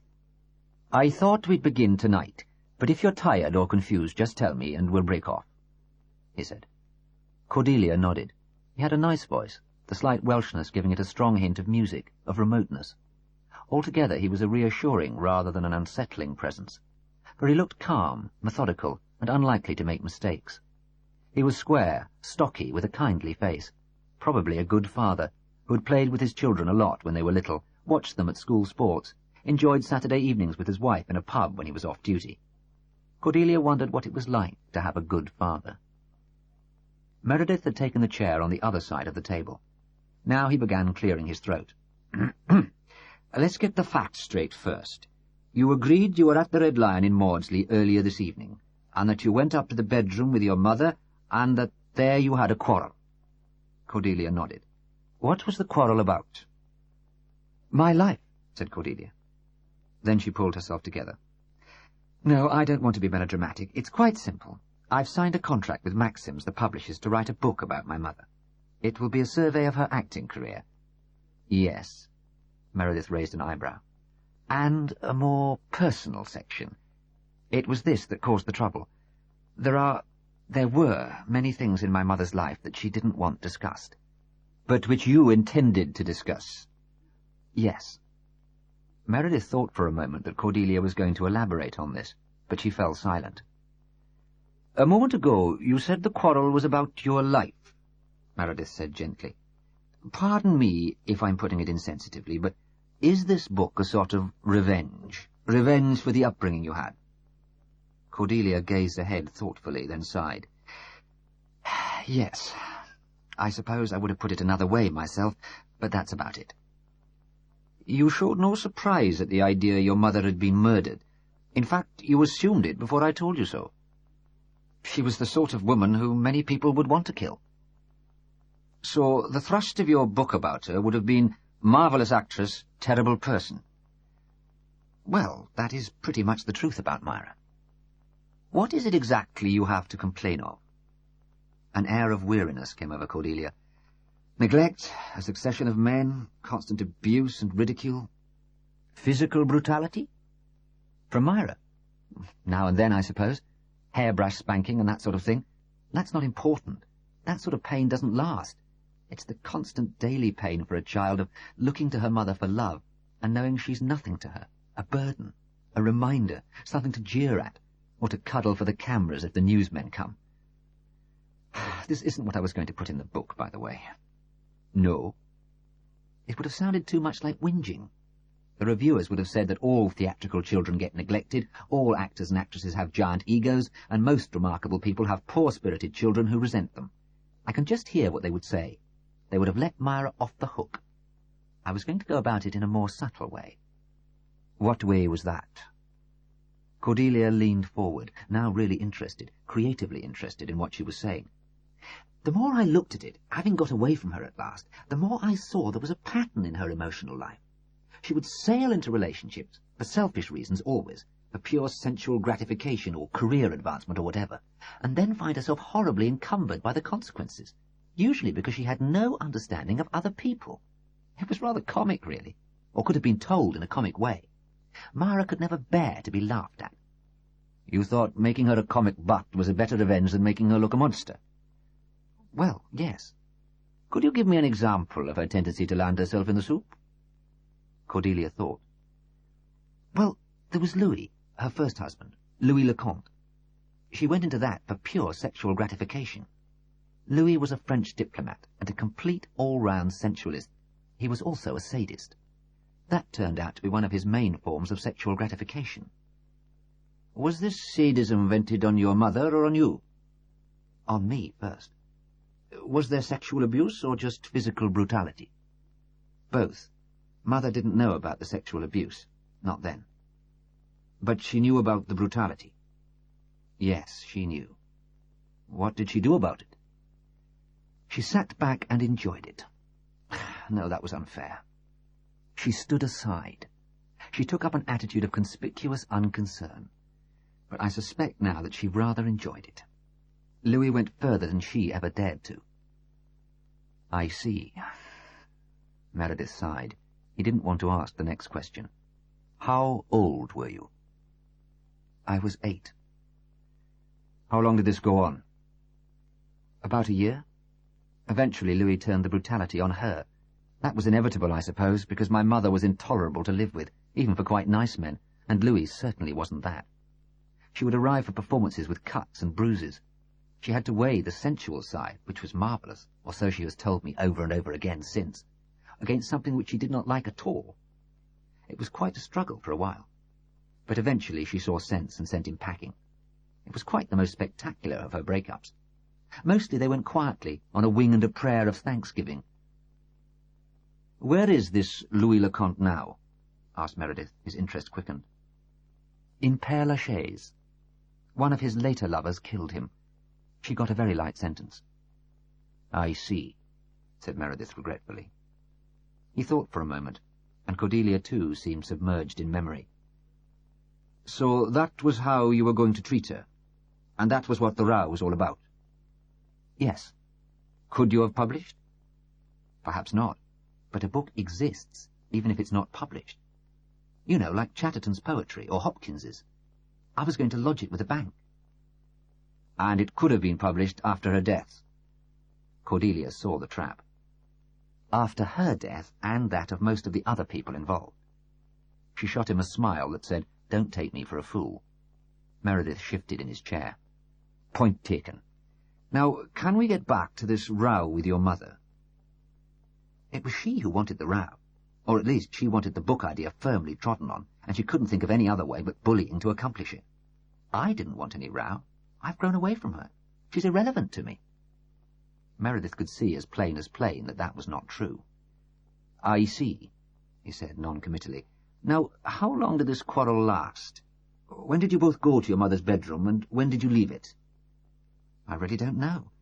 Wait, we went up there after dinner.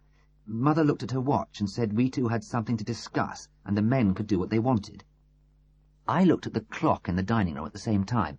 I don't know if it was right, but it said about 8:45. And when you left the bedroom? I haven't the faintest idea. We just had a row. You don't look at your watch in those circumstances. I suppose not. But when you left, your mother was still alive? Of course she was. Very much so. Livid with rage. What did you do after you left her room? Went out of the Red Lion by the back entrance. Then I walked it off.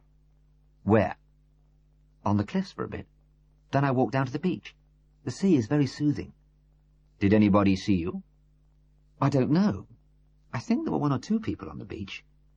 When it began to get really dark, I walked up again and took the road to the rectory. And you never went back to the Red Lion, or to your mother's room? No, I never wanted to see her again. Meredith shifted in his chair. Cordelia had the air of an honest witness, almost too honest for her own good. Tell me, one of the witnesses from the Red Lion, hearing the row from outside in the corridor, said that it actually involved physical violence. Is that so? Cordelia looked down at her lap. Her hands were once more doing that intricate working together, as if she were doing crochet work without needles or thread. Yes, that was bad, wasn't it? I went in intending to stay perfectly cool, and then I let that happen. Why did it? She knows how to needle me. Myra certainly understood that. Meredith waited, and eventually Cordelia said, It was something silly she said about my father. She knows she can needle me by talking about my father.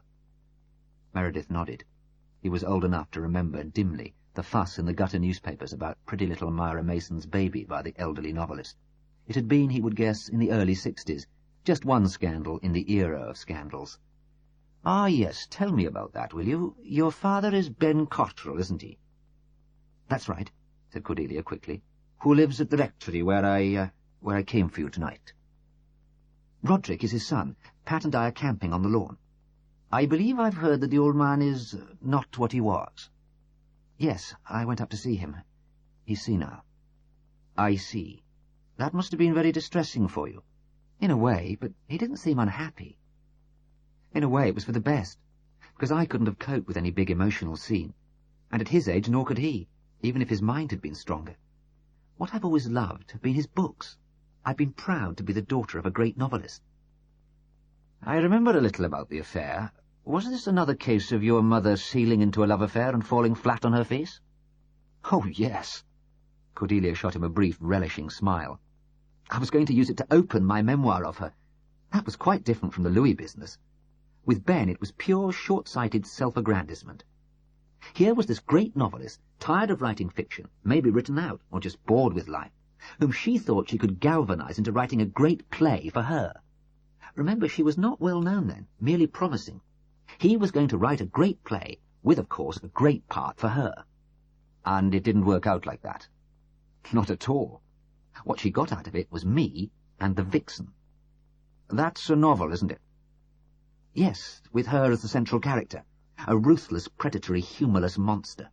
Though ultimately the character is funny, or funny too, because of her total lack of self-knowledge, and because she's so young. One thinks of monsters of that sort as mature or old, but here was a fully-fledged horror still in her early 20s. Miriam, the Myra figure in the book, lives in a sort of self-made bubble. She can't have real relationships, because she hasn't the slightest understanding of how other people think or feel. He wrote the book just after the relationship ended, did he? Wasn't that rather unnecessarily cruel? I suppose so. I know my father wasn't perfect. Rodrik saw them together, and he had the impression that Ben was studying Myra, like some sort of specimen, intending all along to use her. I realize that's not nice, but Myra did that all the time too, you know. She created a lot of roles purely from the outside. Gestures, walks, speech mannerisms. She used to hit on people similar to the character she was to play and milk them for all they were worth. Meredith was amused by her apparent readiness to admit her father's faults, coupled with the more pressing urge to emphasize that her mother was much worse. So your mother had good reason to hate your father? Oh, very good reason. And perhaps your father to hate your mother? Do you think so? I found no evidence that he did. Essentially, he won. He played with her for some months, then got a book out of her. She certainly threw mud at him in the gutter press. Cordelia shrugged. Ben was above being harmed by the gutter press. I've read his letters. I don't have the impression he minded. I'm just looking for possible motives. If you know... Cordelia stopped. If you knew how feeble he is, and how feeble-minded, you wouldn't even bother to consider a motive for him. Meredith nodded. Maybe not. What was it your mother said about him that started the fighting? Do I have to say? I think so. Cordelia looked down at the table, then said slowly, She said he quite likely wasn't my father. She said that she'd had it off with a Cameron Highlander on the train coming down the weekend I was conceived. I see. Meredith did see the hurting accuracy of the hit. This girl had cherished the idea of her father more than anything in the world. That must really have upset you. It seemed like she wanted to take my father away from me. Of course, I realized later, when I was walking it off, that it was just Myra being Myra. What do you mean? It was a very typical tactic. She knew I thought she was a lousy mother. She knew I worshipped my father. Ergo, she had to think of the most effective way of rubbing me off him. Knowing her, the incident with the Cameron Highlander did occur at some time. She just remembered it, switched it in time, and used it to stick the knife in me. You're probably right. Tell me, how did the interview between you and your mother end? Well, as you know, I threw myself on her, at her throat, and she was grabbing at my arms, trying to get me away, and we fell to the floor. She stopped. Yes. I suppose I just lost the urge, run out of steam. Or suddenly saw how sordid and ridiculous it all was. I simply let go, got up, and she scrambled up too. We looked at each other, and I said something. What was it? Oh, yes, I said, You do have a great gift of bringing out the worst in everyone, Mother. Then I went to the door and said, I hope I never have to see you again. And then I left. What was your mother doing? Just standing there, red and blotchy, very unattractive, looking at me with rage. And you didn't go back? No, I got my wish. I never saw her again. Chapter 11. The next morning was a terrible time for Rodrik and Caroline, the more so because nothing was happening that involved them. After breakfast they rang the police station at Cottingham and were told that Chief Inspector Meredith had talked to Cordelia the night before and that she was being held there for further talks once the inspector had completed his work at the Red Lion, which was where he was at that moment. No, they couldn't say anything about when she would be released. They felt completely helpless. The whole matter was in other hands, and God knew what the outcome would be. Rodrik took Becky down the lawn to look in the tent, but he found that Pat had gone. He must have gone to the village early, he said to Caroline. Probably to go to the Red Lion or to pick up any gossip that's going. So there was nothing to do but wait. They played ball in the garden with Becky and tried not to let any of their worry get through to her. Pat came back about 10:30. He was carrying a plastic bag laden with goods, for he had gone from shop to shop, intent on gleaning information from customers or shopkeepers, but forced in all conscience to buy as well. I rang the police from the call box, he said, coming across the garden towards them. They're not saying when they will let her go. We know. We rang them too. We should have known they'd give nothing away. Did you find anything out? Pat slung his bag into the tent, and they all went and sat on the garden seat. The greengrocer had the most news. I'd forgotten he was actually there, in the saloon bar. I wasted time before that at the butcher's and the general store. You can imagine what it was like. Everyone went very quiet as soon as they saw me come in. They'd obviously decided already that Cordelia did it. Most of their information, when they unclammed, was punk. They said that Cordelia had been arrested, they said she'd shot her mother at the climax of a row, and so on.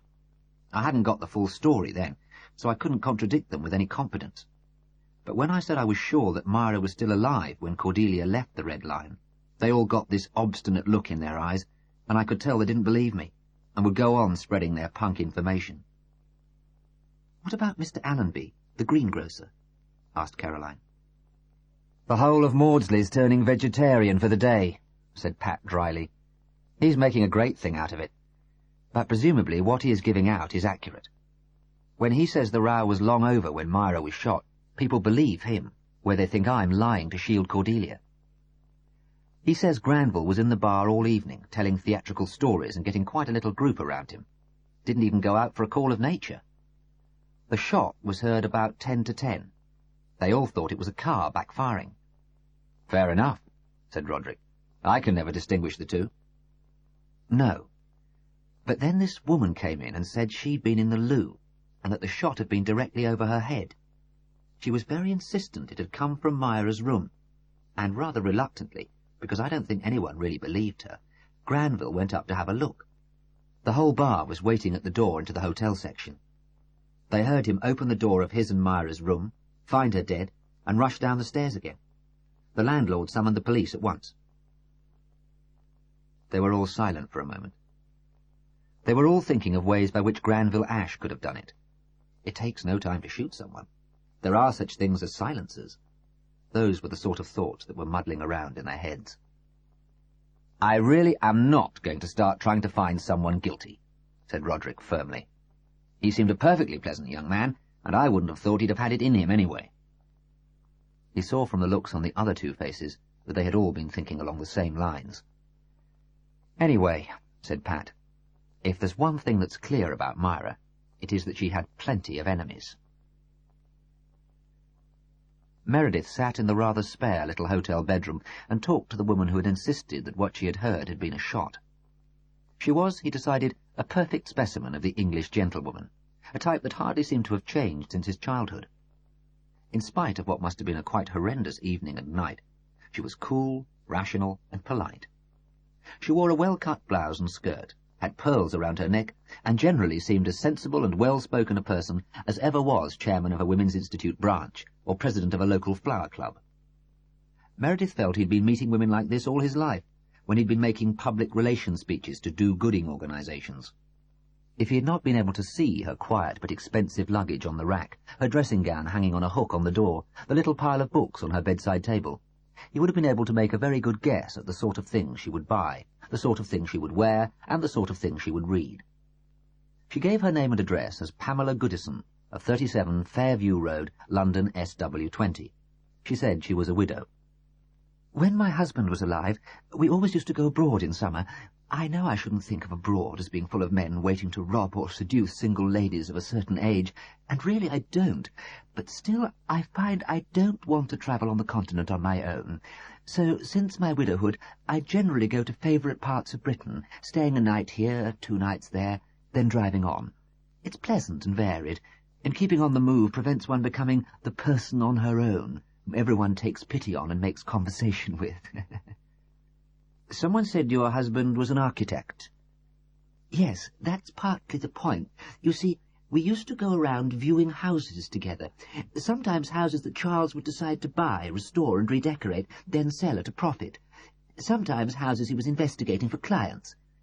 So over the years I have acquired a very good feel for the shape of a house, what is on each floor, and how it all fits together. Let's go over exactly what happened last night. Now, you went to the toilet. Mrs. Goodison smiled, but with a faint, gentlewomanly embarrassment. Yes, not something one normally talks about in detail. It must have been about 10 to 10, or a bit before. Which cubicle were you in? The middle one. There are 3, and I was in the second along. It has a nasty piece of graffiti scrawled on the door. A male organ with a rude message underneath.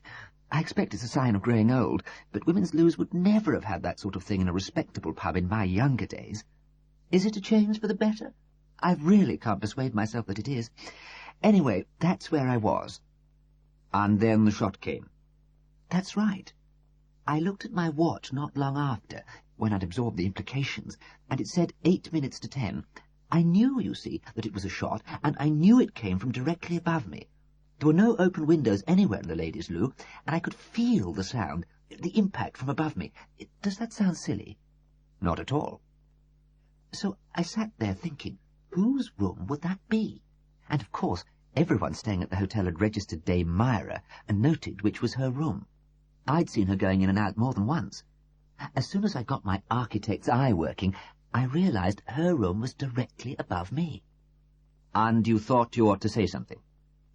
Mrs. Goodison looked troubled. Yes, please don't think I'm prejudging things or trying to put ideas into your head, but you see, earlier in the evening... Well, I'd better explain in detail. I was sitting reading in the bar for most of the evening. It had seemed a pleasant place, and it's nicer than shutting oneself up in one's room. One can have a drink, and there are people around one to look at now and again. I enjoy sizing people up, listening to them, but I don't actually want to talk, not if I've got a good book. Well, there was this silly woman. Do you know her name? I'm afraid not. And ignore that silly. I barely spoke to the woman. I was merely reacting to the way she dressed. Anyway, she sat at my table before dinner, when there were very few seats left in the bar. She hadn't intruded, as I feared, but I'd observed her from behind my book, as I liked to. She was very much taken up with Myra Mason and her family at a table nearby, noticing everything that was to be noticed. Well, there was nothing very remarkable about that. Practically everyone in the bar was conscious that there was a celebrity in our midst. Anyway, after dinner... No, wait. I did notice during dinner that this woman went up to Dame Myra's table.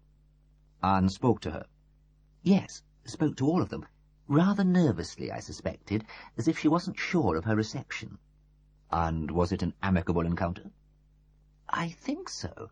No sign of anything else that I saw, though the woman, as I say, was standing tensely, fluttering her hands and so on. Jerky might be the best word. Well, after dinner, she was sitting at a table near mine. There were fewer in the bar by now, so she could have a table to herself. She still seemed rather jumpy.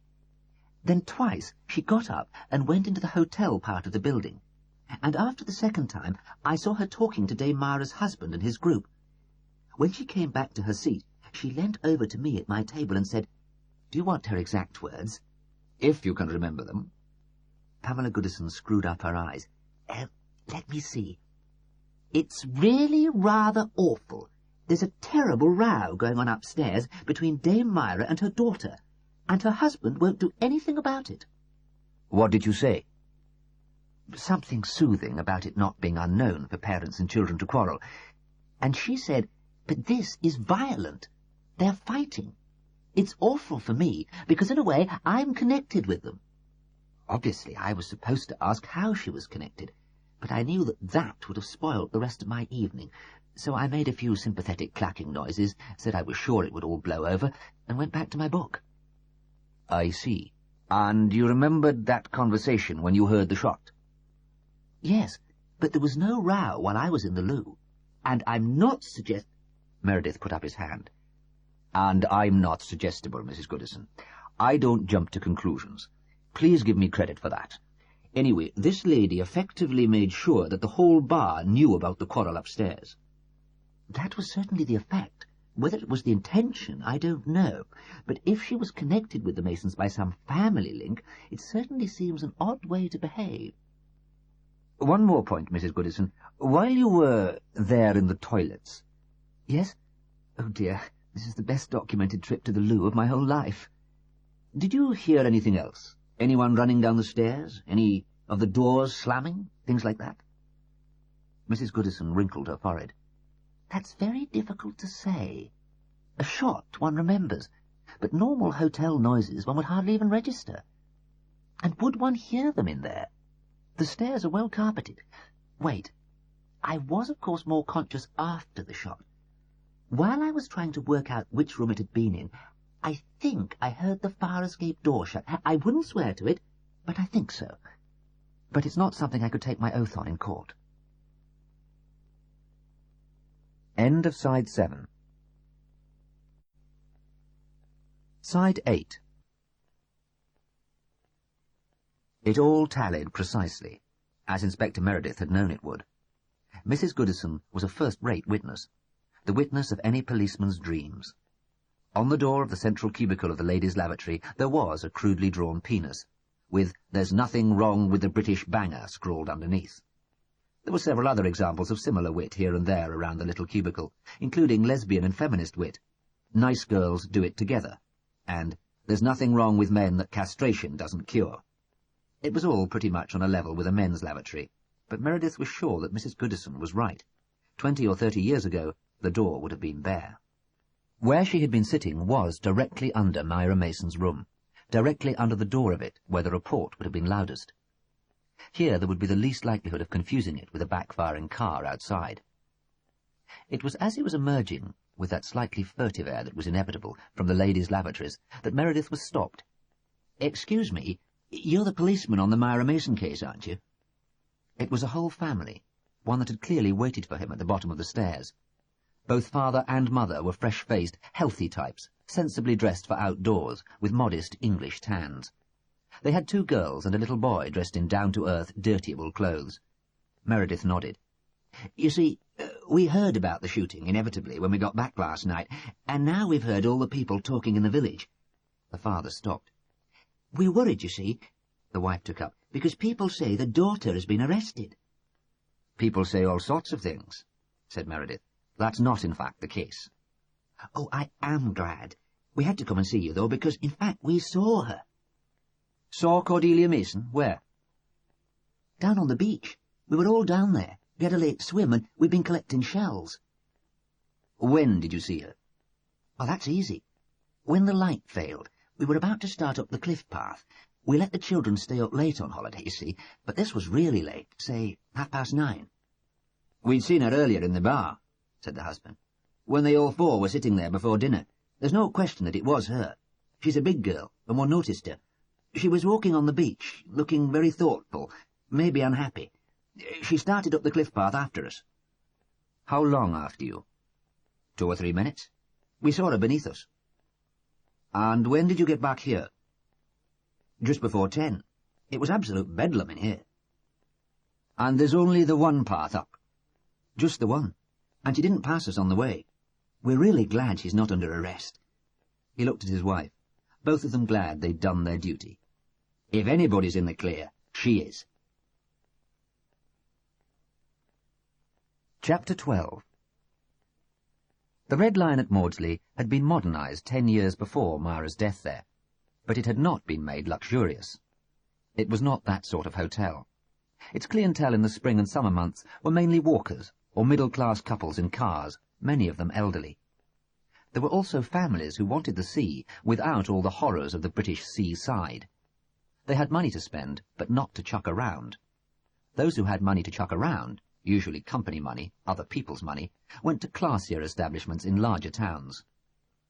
Myra Mason's room, or rather the Ash's room, had a bathroom annex, but so did most of the other rooms, and its superiority to them consisted mainly in its being slightly larger and having a little extra furniture, 2 armchairs instead of 1, an occasional table on which room-service meals could be set out, and an elaborate dressing table that Myra had made good use of. It was still fairly basic. The wallpaper seemed to have been chosen at random, and the picture over the bed was of any old Spanish street corner in any old Spanish town. Any individuality the room had been given it by Myra herself. The body of Myra was no longer there. It had lain back against the pillow on the left-hand side of the bed, with a hole through the temple. The bullet had gone through the bedhead and into the wall behind. From its position, it was clear that Myra had been lying on her back, thinking, meditating revenge on her daughter, had struggled upwards when her murderer had come into the room, and had sunk back when she had been shot. There had been on her face an expression that Meredith found difficult to define. Surprise? Bewilderment? Neither word quite summed it up. Puzzlement, perhaps, came nearest. Not so much, "Why are you shooting me?" as it might be if, say, her new husband had appeared in the doorway with a gun in his hand, as, "Who are you?" or "What are you doing here?" But expressions on dead faces, Meredith knew, could be misleading or worse. Trick reactions of muscles could render them farcically inappropriate comments on the actual circumstances of death. Yet the expression remained with him. "Who are you? What on earth is happening? Is this a joke?" The body had gone, and the gun had gone. It had been dropped onto the carpeted floor not far from the door. He would be getting a report on that too before long. Guns had not loomed very large in Meredith's criminal investigations hitherto. By no means as large as if he had been an American policeman, or one active in one of the larger British cities. Two questions occurred to him. The murderer had left the gun rather than taken it with him. Less potentially incriminating that way, presumably. But what did that tell him about the murderer? And then there was the question of a silencer. This was a question that had never come up in Meredith's experience, but it intrigued him. He knew enough about them to know that Granville Ash, on going up to the room he had shared with his wife, could not have shot her with a revolver that had a silencer attached, removed the silencer, then rushed downstairs. The time factor, so far as he had grasped it from the testimony of all the people waiting at the door downstairs, rendered this an impossible supposition. But was there some other possibility? That Dame Myra had been shot earlier with a silencer, and the shot Mrs. Goodison heard had been a mere blind, to establish an alibi, maybe? No, that wouldn't work. Someone had to be in the room, making the noise. Meredith shrugged off the temptation to go up blind alleys, and turned his attention to what this drab, characterless hotel bedroom actually told him. The wardrobe was less full than he might have imagined, but then he had no evidence that Myra had intended to stay beyond a few days. A very smart woolen suit, a severely cut skirt, and 4 really beautiful dresses. Simple, shapely, of subtle, not readily definable colours. A lady who was conscious of her appearance, but cleverly rather than ostentatiously so. Expensive clothes, nevertheless. Much more so than her husband's, which took up as much space in the wardrobe and which were never more than goodish. Granville was better, though, at leisure wear. Pleasant, sporty, light clothes, suitable for summer days near the sea. Nothing Myra had could remotely have been described as informal. Meredith guessed that she had never had a lot of time for leisure. This was confirmed by some of the personal things around the room. Where Mrs. Goodison had brought books with her, Myra had brought scripts. There were no books at all, at least not ones for leisure reading. Instead, there was one of this year's new plays by Alan Ayckbourn, Shaw's Getting Married, a new translation of a Strindberg, an Edward Bond script, and The Cherry Orchard. It was the Ayckbourn or the Strindberg that she had been reading before she died. Both of them were face down on her bedside table. Meredith glanced at them. The Strindberg was The Father. A suitable play for a woman in a rage, he wondered. The Ayckbourn was apparently a middle-class comedy with a strong central role for a middle-aged woman. All the plays were heavily marked in red, words underlined in the main woman's part, little lines suggestive of possible intonations, pauses marked in. Myra, as everyone agreed, was a professional. There was no great quantity of jewellery. Why should there be, for a few days in the country? Beside the bed was a necklace, presumably one that Myra had been wearing earlier in the evening, taken off when she had put on her nightdress, and carelessly left there rather than put in the little leather-covered box that held the rest of her things. These consisted of 5 other pieces, a necklace of pearls, 2 brooches, and 2 rings.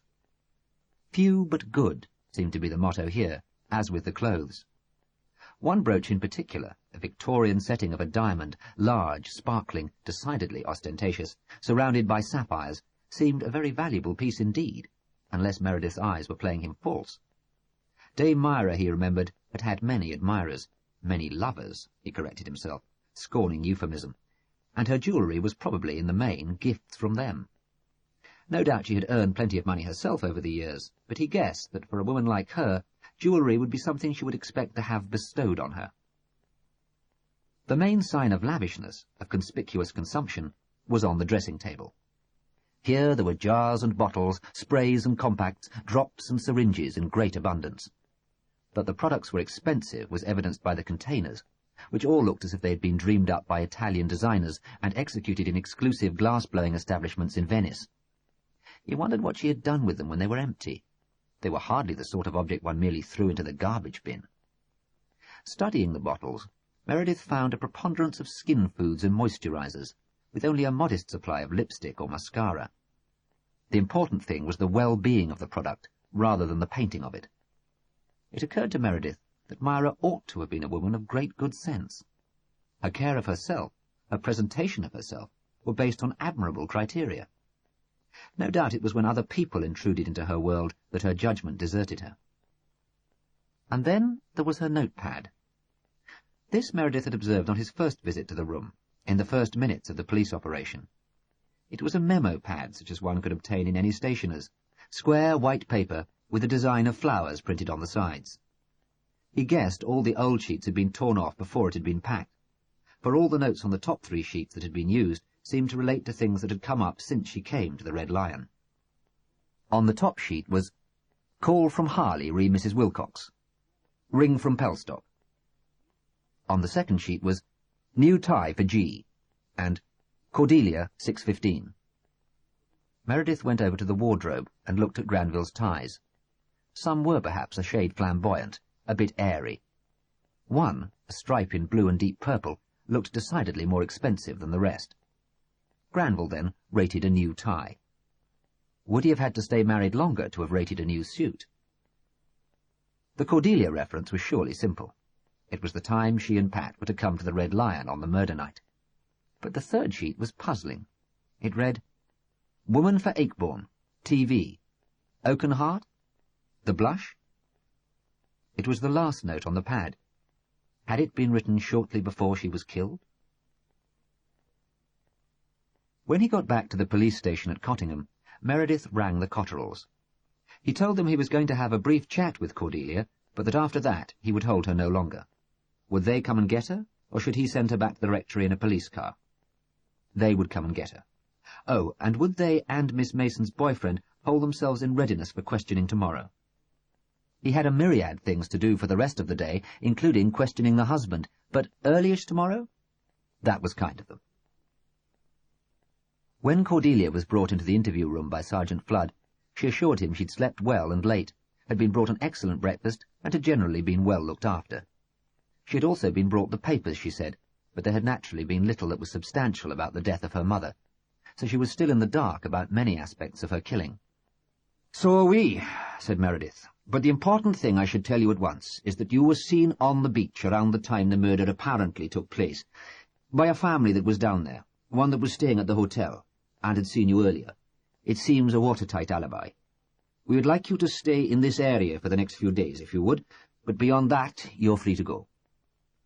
Cordelia nodded. There was no expression of joy or relief. Meredith permitted himself to say, "You take it very coolly."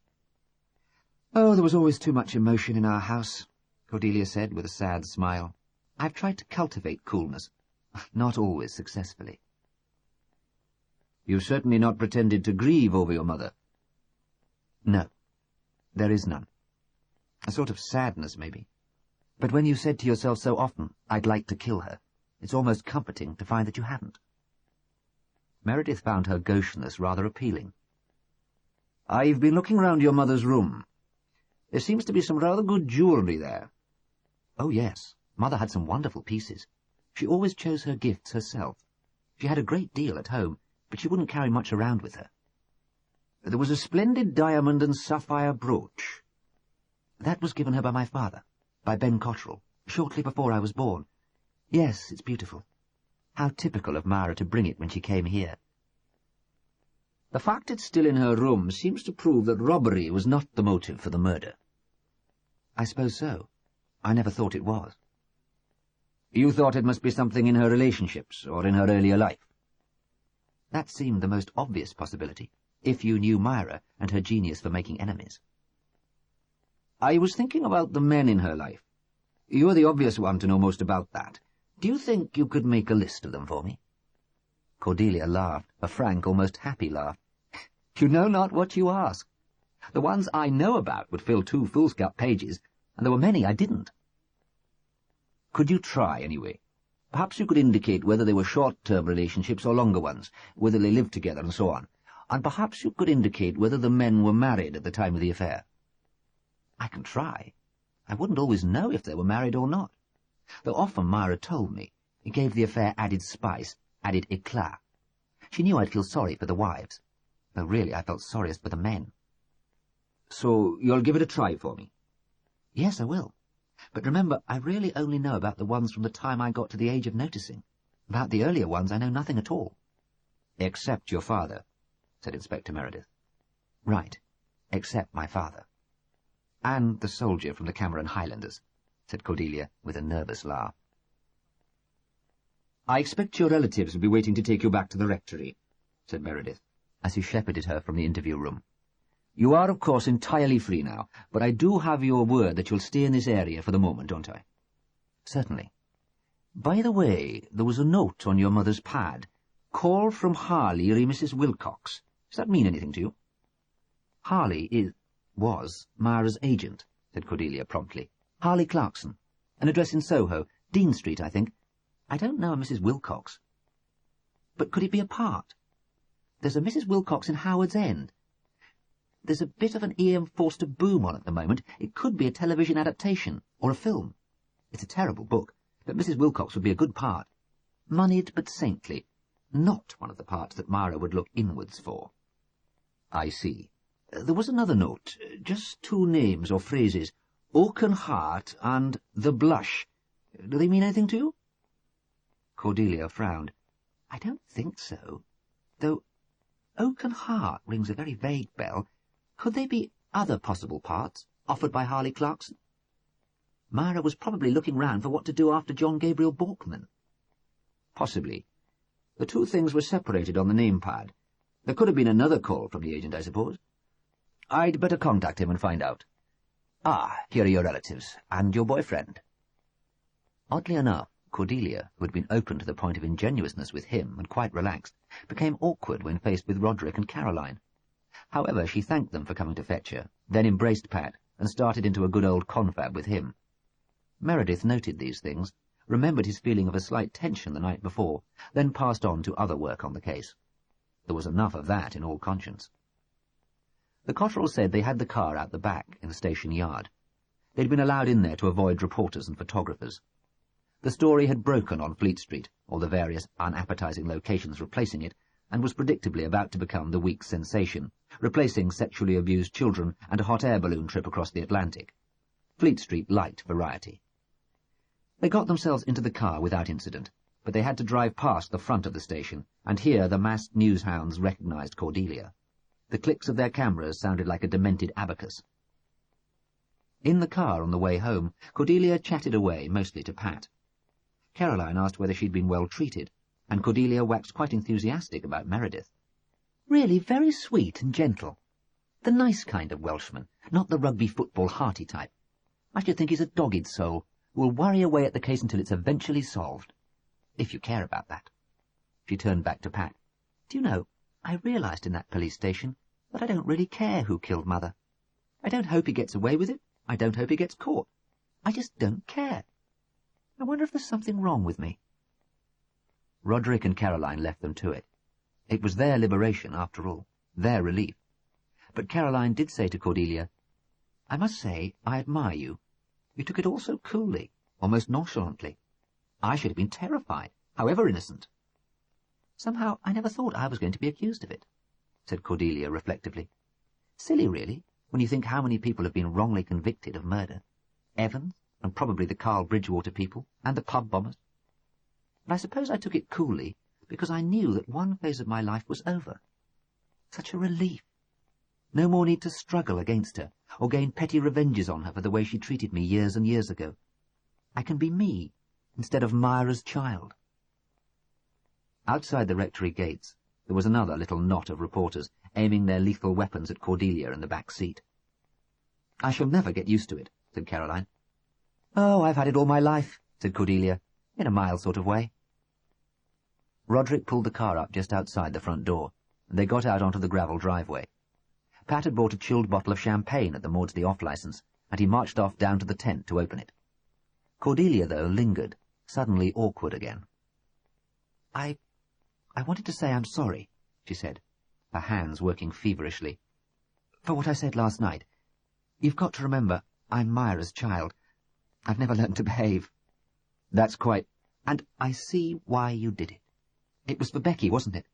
So the royalties would continue for her lifetime, to assure her future after you're both dead. I should have thought of that. As Rodrik opened his mouth to comment, Cordelia brushed him aside with a gesture.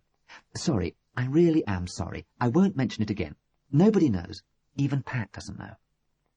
And she turned from them and ran down to the tent. Chapter 13. Why did you marry her? Chief Inspector Meredith had not intended to ask the question, at least not bluntly in that way. He had intended to touch on it obliquely, hoped to capture straws in the wind. For there was no guarantee that the answer would be the truth, or that the man would even be self-aware enough to formulate an answer. Why people marry whom they do is often enough a mystery to themselves as well as to their friends. Yet Granville Ash sat there in the interview room, open, appealing, frank in a fairly lightweight kind of way, and somehow the question had popped out. It was a case of the human factor intervening, as in Meredith's experience it so often did in the course of an interview. Granville was wearing his only suit, or the only one he had brought with him. It was darkish, but far from mourning, and he also had on the blue and purple striped tie. He was a little sad in mien, bewildered, shocked still, but making no claims to overwhelming grief. At Meredith's question, he scratched his ear. "It wasn't a whirlwind affair, you know. I'd known her a while back, 12 years ago, when I was a very young actor. I'd got on well with her then." "That hardly seems to have been the general experience. What were the qualities needed to get on with her?" Granville grinned. "You had to be self-effacing, not really competitive, which I'm not, as you can see from the progress of my career. You had to be basically a peacemaker, a douser of fires." "This doesn't seem to have been the type that Dame Myra went for in the past." "Not as lovers. I thought we were talking about getting on with her. No, in her lovers she wanted excitement, constant electricity, the sort of sexual charge and inventiveness I lay no claims to. But her emotional life had been a series of disasters, and even someone as little self-critical as Myra had to realize that eventually. A small degree of self-knowledge may have come to her at last. I think in a way I represented the peace of the double bed after the hurly-burly of the chaise longue." "But that doesn't answer my question," insisted Meredith, "of why you married her." "No." Granville paused thoughtfully. "I thought I could get on with her, and I did, in the short time we were married. I thought she was a great actress, much in demand, and therefore a person with influence. If I had to cling to her coattails to get West End parts, then cling to them I would. She was also not rich, but comfortably off. Settled bourgeois prosperity, after an eternity of theatrical digs. That, putting it at its lowest, is why I married her. But I also admired her exceedingly. I was astonished when the question came up, but also immensely exhilarated." "She brought the question up?" "Of course. I wouldn't have dared." "I imagine you had some doubts about accepting as well." "Oh, some, naturally. I represented them as being about the difference in our ages, but that wasn't it at all. There was her temper, her all-absorbing egotism, her demand for absolute loyalty. She had this dresser, you know, the old-fashioned type of theatrical dresser, rod of iron and heart of gold, and totally, but totally loyal to Myra.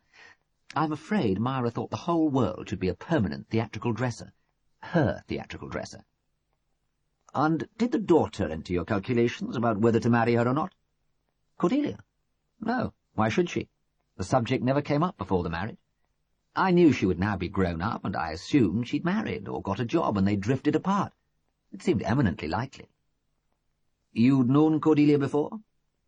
"I'd met her during our earlier liaison. She was a teenager then. One had to feel sorry for her." "Why?" "She was looking for love and never finding it.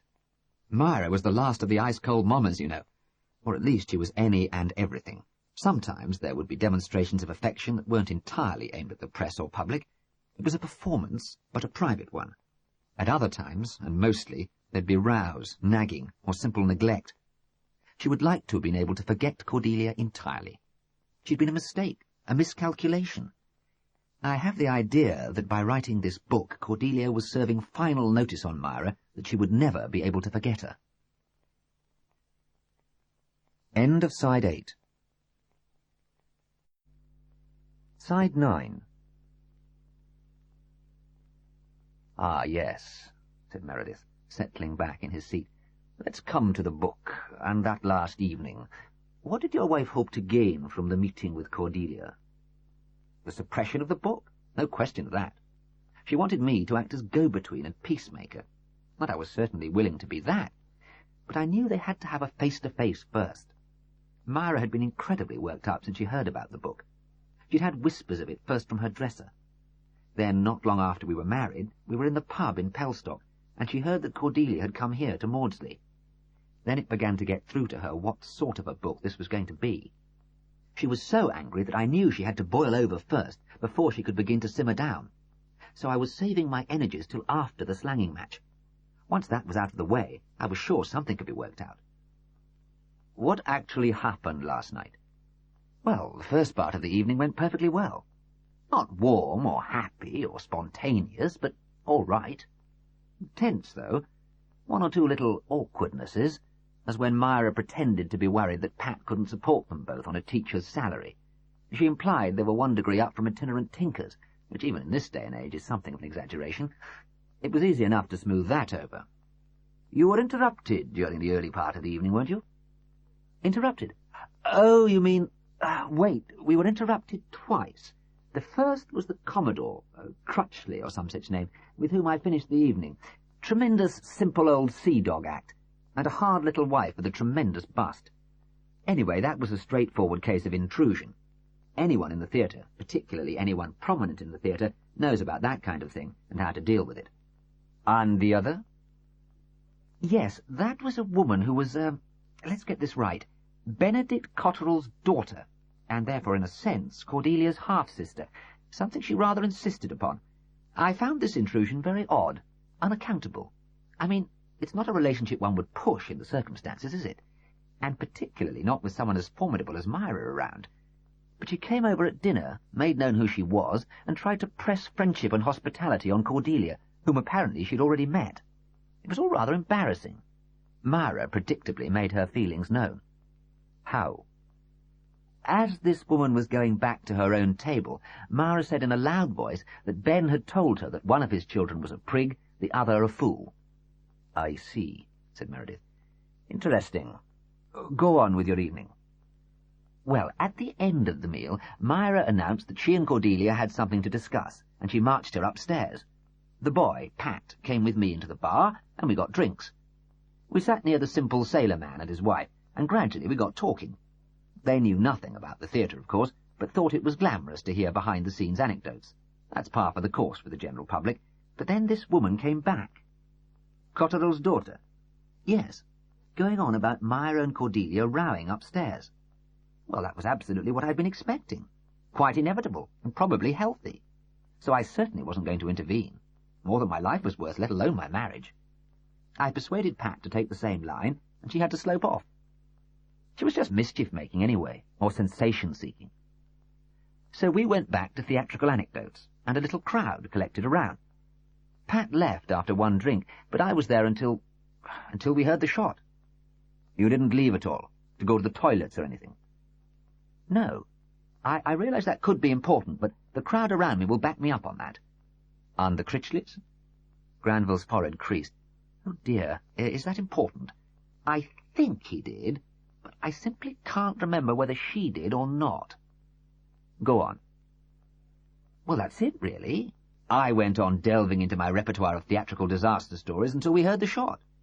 We decided it was a car backfiring, and I went on talking, until this very nice, concerned lady came along and said she was sure the shot had come from our bedroom. It all became nightmarish after that. I tried to pooh-pooh the idea, but she was very insistent, and still more people collected around the table, scenting some kind of sensation or disaster, maybe even hoping for one. No, I'm being unfair to most of them, I expect, but I remember being conscious of one face, Ben Cotterel's daughter, there in the crowd, and avid. Do you know what I mean? I do. Hoping for something terrible. Yes, like the people in New York who shout jump to suicides. Had she been in the bar all evening, since she told you about the row? I really hadn't noticed. Too taken up with my own performance. And in fact, I certainly tried to put her out of my mind. She'd seemed to me an eminently dislikable woman. So, eventually, you felt you had to go up? Yes, if only to damp down all this sensational expectation that had built up. So I went into the hotel section, and everyone followed me to the door. I went upstairs, got to the landing, and opened the door. How? It wasn't locked, though of course I had a key anyhow. It was pretty dark in there. I whispered Myra, but there was no reply, and so I turned on the light. For a split second, I thought she was asleep. Then I saw the hole. It was quite awful. Terrible. Then I ran downstairs. Meredith nodded. Right. Well, that all ties in pretty well with what other people have told me. I must just ask this, Mr. Ash. I suppose you benefit financially from Dame Myra's death? Granville Ash grimaced. I suppose so. I'm going to have to talk to Cordelia about this, because I don't want injustice to be done. But one thing I haven't told you, because it sounds awfully fanciful, I suppose, is that somehow I almost feel as if one of the reasons Myra married me was precisely to have someone to leave everything to other than Cordelia. Does that sound daft? Not necessarily. Why do you think that? Just the way she announced it a few days after we were married. She'd been in to see her solicitor in Sudbury. The way she said she'd made a new will was sort of triumphant. That'll show her, that kind of tone. They'd been on bad terms, or non-existent terms, since Cordelia had moved in with Pat. She'd heard those whispers about the book. Apart from Cordelia, Myra had no one to leave whatever she had to, and that in itself must have been rather a desolating thought, particularly at her age. Marrying me was Myra's revenge. If I'm right, it's very unjust, and I'm going to have to go and see Cordelia about it. Something's going to have to be arranged. In fact, Granville drove out to see Cordelia that evening. He had spoken to Myra's solicitor on the phone in the late afternoon, and in their guarded way they had completely understood each other on the subject of the will. Granville had said that it seemed to him damned unfair on the girl, who'd had a pretty raw deal most of her life.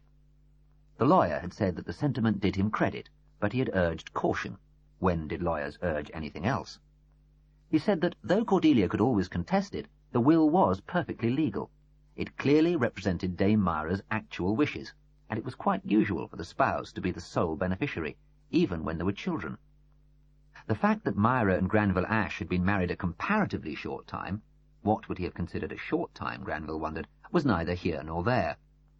If he felt that there was injustice involved, he could himself make a will in Cordelia's favour. "I'm not that much older than Cordelia," said Granville dryly, "so I don't think that would fill the bill." The result was that in the evening he drove Myra Mason's 2-year-old Mercedes in the direction of the rectory. It was by no means the first time he'd driven it, but now, being alone and being virtually its owner, the drive gave him a distinct feeling of power. Caroline and Rodrik were surprised to see him, but they all got through the business of proffering and receiving condolences gracefully. The Cotterels were impressed by Granville's avoidance of any histrionic extremes of grief. They found him quite dignified. They settled him into an armchair well away from Becky and the television, and pressed whiskey on him. "My main reaction is one of surprise," Granville said as he took the glass. "Surprise?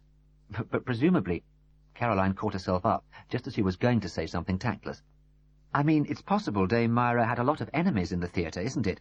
she amended. "It's that sort of profession, surely." "Oh, certainly. But this is not the way theatrical feuds usually end.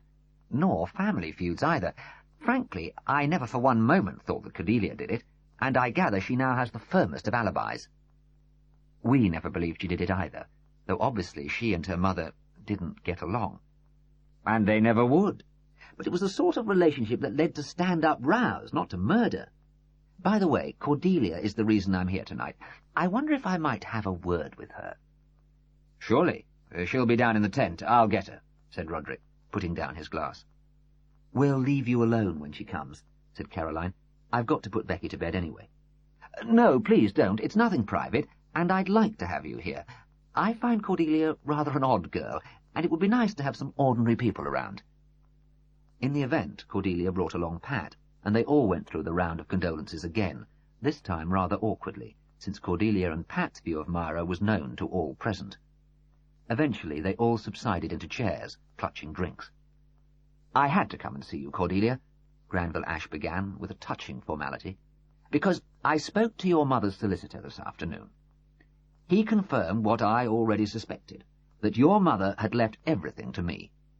Cordelia nodded. "I say already suspected, because she never actually told me. What I imagined was that as soon as this business of the book blew over, Myra could be persuaded into making a will that was more equitable and, well, more fitting. No question of that now. Let me make this quite clear. As far as I am concerned, there's no way of seeing this will as anything other than unjust." Cordelia frowned. "Unjust? Of course it's unjust. You're her daughter, and I'm her husband of 3 weeks. So I wanted to see you straight away and make it clear that this will is not all right with me. and we're going to have to get together, us or our solicitors, and work something out. You mean you want to give me part of what you inherit from Myra? Well, put bluntly, yes. But I don't want anything. She looked at Pat. We don't want anything, do we? Pat shook his head firmly and unhesitatingly. Look, Cordelia, said Granville persuasively, you may feel like that now, and 20-odd is the right age to be idealistic and otherworldly, but I assure you that you'd regret it in a few years' time if you refused. It's simply a question of justice. You're Myra's daughter, and you put up with a lot, we all know that. It's right you should have part of what she left. Cordelia smiled. It's very nice of you, sort of quixotic, but I don't think the idea of justice comes into inheritance, do you? It's just a lottery. I mean, there's no justice in the elder son getting most, but he generally does. Pat and I don't want any big sum of money suddenly falling on us. In fact, we'd rather not have too much. Much rather, said Pat decisively. And there's also the question of inclination. I wouldn't want to inherit anything from Myra. I hated her. Everyone here knows that. Even if she left me anything in her will, I'd refuse to accept it. It would be distasteful.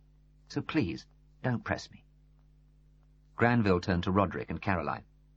You try to make her see sense. It's her decision, said Rodrik slowly, but I do think, Cordelia, that you might regret it later on. No, if I took anything, I'd regret it later on. Granville looked at her helplessly. Something personal, some of her jewels. She had some quite beautiful things. Still less anything personal, said Cordelia. No, you're quite right about the jewels. Some of them cost the earth. That necklace from Louis, for example. He moved heaven and earth to get it back when they split up, but he hadn't a hope. Would you accept it? Good God! Memento of Louis? About the last thing I'd want, said Cordelia, shuddering. She stood up. I'd much rather not talk about it any more.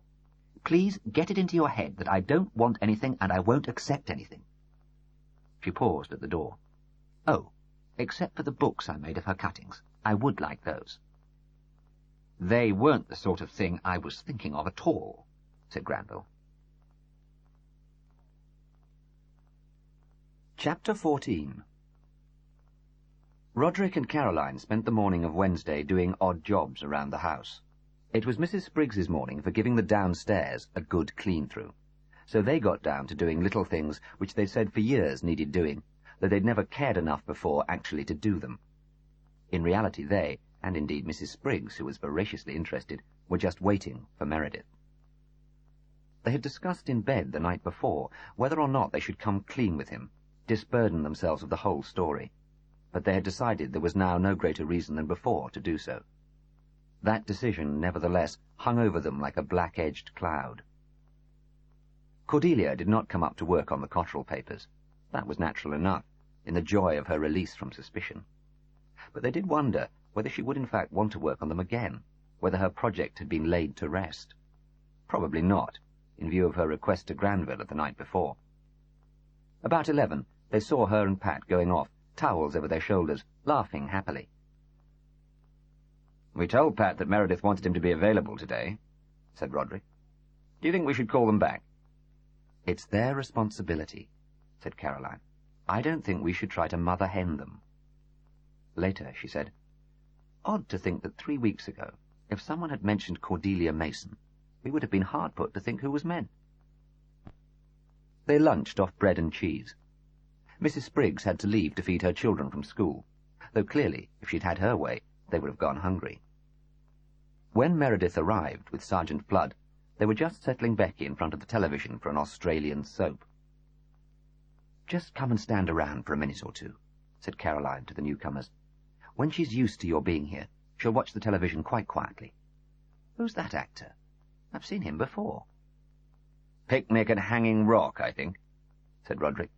"Or maybe The Chant of Jimmy Blacksmith." "Poor man. I hope he made this soap before them, hasn't been reduced to it." "Can't be much work in Australia for actors," said Meredith. "Except the beer commercials," said Sergeant Flood. Caroline nodded to them, and they all moved quietly away to the far end of the room. "It's terrible just to sit her in front of the television," said Caroline. but sometimes it's the only way. She likes seeing faces that she recognizes. Now she's got used to your being here, she won't worry us." They settled down into a group of sofa and armchairs that Caroline had arranged specially. Flood got out his notebook and made some preliminary jottings. "I'm sorry we're late," said Meredith. "I've had to talk to the Red Lion landlord and some of his guests who wanted to get away. Now, if we can just get the boring stuff out of the way, such as, what were you doing on Monday evening?" "Yes, of course," said Rodrik. "We've thought about that. I was in and out of the study, my study, that is, in the earlier part of the evening, in and out because Becky was in here." "I was gardening," said Caroline. "A little neglected patch down at the end, near the new housing estate. I'm trying to grow wild flowers there, but they seem to be more trouble than ordinary garden flowers. Someone from the estate may well have seen me down there, and I was back and forwards to the tool shed. I came back in when the light began to fail, just after 9. "And then we discovered we were out of milk," said Rodrik. "Becky is absolutely miserable if she doesn't have her Ovaltine before bedtime, so I drove into the village, where there's a corner shop that stays open till 10 in summer for the tourists and campers." "I see. So you'll have been there, when, 9:10? Later?" 20 past, I should think." "You went straight there and came straight back?" "Yes, I can't have been gone more than 20 minutes. "Right, and you stayed here, Mrs. Cotterel, naturally with your daughter and the old gentleman to look after?" "Yes, I was here. We certainly don't leave Becky alone if we can help it. But Rodrik's father can be left in the evening. He usually falls asleep around 7. He's so feeble that there's nothing he can really do, no harm he can come to." "I see," said Meredith. "Something I must check," he thought. He said, "Now, I'd better get this right. The old gentleman had an affair many years ago with Myra Mason." "That's right. In the late 50s, early 60s. Cordelia is the result. It made quite a scandal at the time. At least, the break-up of the affair did." "The scandal being of Myra Mason's making?" "Yes, she didn't go quietly." "You might take the view that there was no reason why she should," said Rodrik. "I have vague memories of the scandal. Would I be right in saying that the public was interested less because Myra Mason was a famous actress than because Benedict Cotterel was a famous novelist?" "That's pretty much right. Myra was then still at the beginning of her career, avid for any sort of publicity, if you put the worst construction on it. Just a bad manager of her private life, if you took the kindlier view. Anyway, it was one of those short-lived tabloid stinks, because my father was a very well-known, slightly upmarket novelist. If the truth were told, Fleet Street had probably known for years that he was something of a philanderer, and had been waiting for dirt they could print without fear of a libel action. Myra handed it to them on a plate. The fact that she was a very beautiful woman didn't make the story any less attractive to them." "I see. Will you pardon my ignorance if I ask what sort of a writer your father is?" "Was, I'm afraid. No question of his ever writing again. I'm afraid we often think of him in the past tense. Well, it's not an easy question to answer. His first novel was published in 1927, you see, and his last nearly 40 years later. The first was very lush, romantic, a young man's novel. In the 30s they became darker, more political. My father was very much part of the left-wing political scene, along with Orwell, Auden, and the rest. After the war they became sharper, more satirical. Ben always liked to say that comedy was much more difficult than serious stuff, and much more profound. There were a lot of travel books after the war, too, and even one about architecture. He always wrote wonderfully about places. About 1952 he stopped writing fiction, except for some short stories, and The Vixen, his revenge on Myra. "I always say that was unworthy of him," put in Caroline. "He may not have been a kind man, but he was usually a just one. The Vixen is very unjustly weighted against Myra." "Old men get selfish, self-absorbed," said Rodrik. "If I had to sum up the fiction, I'd say they were generally about intelligent, aware people in contemporary situations and dilemmas, with usually a strong love or sex interest." "They sold well?" "Very well. Penguin once published 10 of his books simultaneously. He wasn't a mass-market writer, and he started to look a little out of date with the coming of the angry young men, but he did have a large literate following. We lived well." "Ah, yes. You said he was a philanderer. What about his family life?" "Oh, when I said we lived well, I meant the 3 of us left behind lived well, and he, too, on his own. All through our early childhood he was more away than at home. Early in the war he moved out for good. So there was no question of the affair with Myra Mason breaking up the marriage? Good Lord, no, said Rodrik, laughing. It had been broken up for years, though there was never an actual divorce. Is your mother still alive? She died in 1968, said Caroline. I'm afraid you're barking up the wrong tree, Inspector. I have very few trees, Mrs. Cotterel, and I have to bark up each of them. Meredith settled back in his chair. What I'm trying to get is a picture of Dame Myra's emotional life. Would I be right in thinking your father went into the affair in a rather detached, ironic way, an amusement for an aging man, a bit of not-too-serious dalliance? Yes, I think that would be fair, said Rodrik. And that she took it much more seriously? Yes, though not, I think, if you mean that she was seriously in love with him. She was passionate, pushy, monomaniacal, but all for herself and her own career. That, anyhow, is how I read the situation. You met them together? Yes. All the time it was as if Myra was battering her head against a rock. She could do nothing, because my father did not take her seriously, and wasn't in love with her. I see. Would your sister have met them too, at the time? Isabel? Oh, no, she had very little contact with our father. Ah, why was that, sir? They just drifted apart, I suppose. That wasn't difficult, since we saw him so little during our childhood. She wanted to go and live with him in London soon after she left school, but he wasn't having any. I think that when that happened, she just shrugged him off. If he didn't want anything to do with her, she didn't want anything to do with him. And yet she comes to see him here? Well, Rodrik and Caroline looked at each other. Not really. She never bothers to go up and see him. She just comes to see you?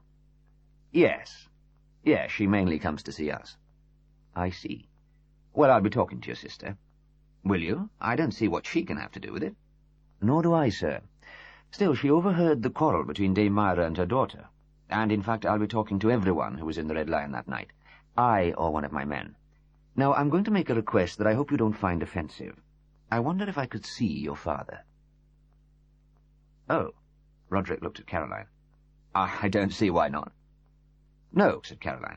Would it be all right if only one of you came? He tends to find new faces confusing. Yes, that would be quite all right. I'll tell you why I ask. I took a copy of The Vixen home with me last night. Got it from the Cottingham Library. I've only been able to skim through it, but it is pretty devastating. I know, said Caroline. I find it a really distasteful book. So, if one is looking for a motive... They stood up, and Rodrik said, The Vixen is more motive for Myra to kill Ben, I should have thought. Ben, in most ways, won the victory. The picture of the young Myra in that book is quite unforgettable. I suppose so. But there is hatred there. Do you think so? Rodrik raised his eyebrows. I disagree. I don't think there was on Ben's side. I believe he played with her, but mainly delighted in revealing her outrageous egotism. Anyway, this is a silly conversation. As you'll see, the question of my father killing Myra simply doesn't arise. I'm sure you're right, sir, said Meredith. I'm just trying to clear the ground. Sergeant Flood waited in the hall at the bottom of the stairs, his notebook tucked into the back pocket of his trousers. As the three of them proceeded quietly up the wide stairway, an old voice made itself heard. And to my sister Dorothy, I leave my yacht. Oh, dear, said Caroline, darting on ahead. He's at his will-making again. You've got visitors, Father. By the time Meredith got to the door of the room, the tape recorder had been switched off, and the old man plumped up in his bed. He looked to Meredith a very old man indeed, and a bewildered one. Something about him suggested that he had once been very active-minded, and now could by no means comprehend that his mind was no longer his servant. What? He asked in his pale echo of a voice. What, Caroline? Who? Caroline bent over him. It's Mr. Meredith, Father. A visitor to see you. Who? Who? Mr. Meredith, said Caroline brightly. I'm a policeman, said Meredith. He sensed, rather than saw, the younger Cotterel stiffen. Policeman? The voice gained a little more force, but rose in pitch. Policeman? He turned to Caroline, a dribble of saliva running from the corner of his mouth. What's a policeman? The voice faded, as if he had a question in his mind which he could not quite formulate. Caroline bent over again and wiped his mouth. "Don't worry, Father. He's just here to look at security." What? At what? Security. You know, stopping burglars getting in and things like that. The old head nodded twice from side to side, then closed its eyes. Caroline looked at Meredith, her eyebrows raised to ask if he needed to see any more. The policeman turned to go from the room. "Well," he said at the bottom of the stairs, "I'm sure I won't need to trouble the old man again." "You can talk to his doctor," said Rodrik. "I shall do that, of course. I'm sorry all this has had to be so unpleasant, but in the circumstances there's not much else I can do." "We quite understand," said Caroline. "The fact that we find the notion of Ben nipping off to the Red Lion to kill one of his former girlfriends ludicrous and distressing doesn't mean you have to. You've never seen him before. But if you remember his age, 86, and talk to his doctor, you'll see that it just isn't on." "I really do see that already," said Meredith, letting Caroline open up the front door for him. "Now, I just have to talk to Pat McLaughlin." "Is that his name?" said Caroline. "I don't think I've ever heard it before. Anyway, they're back." Standing on the gravel drive, they looked down towards the lawn, at the end of which, by their tent, Cordelia and Pat were lying on their stomachs reading. Meredith turned, thanked Rodrik and Caroline for being so helpful and understanding, then waited until they had gone inside and shut the front door. He did not go at once down the garden. He stood there, Sergeant Flood waiting respectfully beside him, because he knew such moods in his superior, and let the impressions of the interview flow through his mind. At some time during the visit, before he had gone upstairs, something had clicked. There had been a reverberation, a message for him that something was not quite right, or maybe that something needed looking into. It hadn't been something falling into place, but rather the reverse, some piece that had seemed to have a place, but which had suddenly become questionable. Gone. He could not place it. But it would come back. They always did. And then there had been the Cotterels stiffening up there in the bedroom, when he had said he was a policeman. He was going to have to talk to Ben Cotterel's doctor. Unfortunately, two people stiffening up was not evidence. He squared his shoulders, grinned at Sergeant Flood, and started down the garden to talk to Pat. End of Side 9. Side 10. Chapter 15. The Cotterels heard from Pat next morning what had been said in his talk with the Chief Inspector. He and Cordelia were loading up the Vauxhall to set out for a day-long picnic on the Downs. When Caroline, with Becky, went out to them, they said they were going to take advantage of the fine weather. One might have guessed they were still in the middle of a perfectly ordinary holiday. "How did it go with the police yesterday?" Caroline asked Pat. He shrugged, his blue eyes, as so often, rather distant, as if this were some affair not really his. "All right. Not much I could tell him, really. Granville and I went into the bar after dinner and drank beer. I didn't find him all that interesting, but a little knot of people began gathering round us, because of the Myra Mason connection, I suppose. He seemed rather to like having an audience, so I just slipped out. That was long before the shooting." "And you came back here?" "That's right. Drove." "Of course. Cordelia doesn't drive. I knew she'd be quite happy walking home." Caroline realized she'd begun to sound rather like a police inquisitor herself, but she said, "Was the inspector happy with that?" Pat shrugged again. "He had to be. It was the truth. In the nature of things, you can't expect everyone to have an alibi." "True," said Caroline. "We don't have watertight alibis ourselves. They say it's the ones with perfect alibis who are the most suspicious." She looked towards the rectory gates, now largely unpicketed by reporters. "At least the press rabble seems to have moved on elsewhere." "They've quartered themselves at the Red Lion," said Pat, getting into the car. "They've decided that's where the action is. We were down there last night, but they kept pestering us, so we came away." There had been first a large, then a middle-sized press contingent outside the rectory gate since the news of the murder broke. Now there was just one man to snap Pat and Cordelia as they drove out through the gates and down the road towards Maudsley. The police had leaked the news that Dame Myra's daughter had been coming up from the beach at the time of the murder, and the press had concluded that they would have to get their leads elsewhere. The obvious place was the Red Lion, especially to a race of men and women for whom alcohol was a way of life. Press coverage of the Myra Mason murder had been sensational. Front-page stuff every day since it broke. That was inevitable given Myra's eminence and her private life. The press had a wad of material on her loves, her rivalries, her tantrums, including quite a lot of juicy items they had hitherto been chary of publishing. Death is a great unlocker of tongues, the libel laws being what they are. Every day, it seemed, was a field day. Former lovers were queuing up in Fleet Street to tell, or rather to sell, their stories to the various tabloid muckrakers. The titled lovers were offering themselves to the Sunday Times. Coverage of the murder itself was by comparison vague. The papers knew the time of the shot, and that it had been heard by a woman.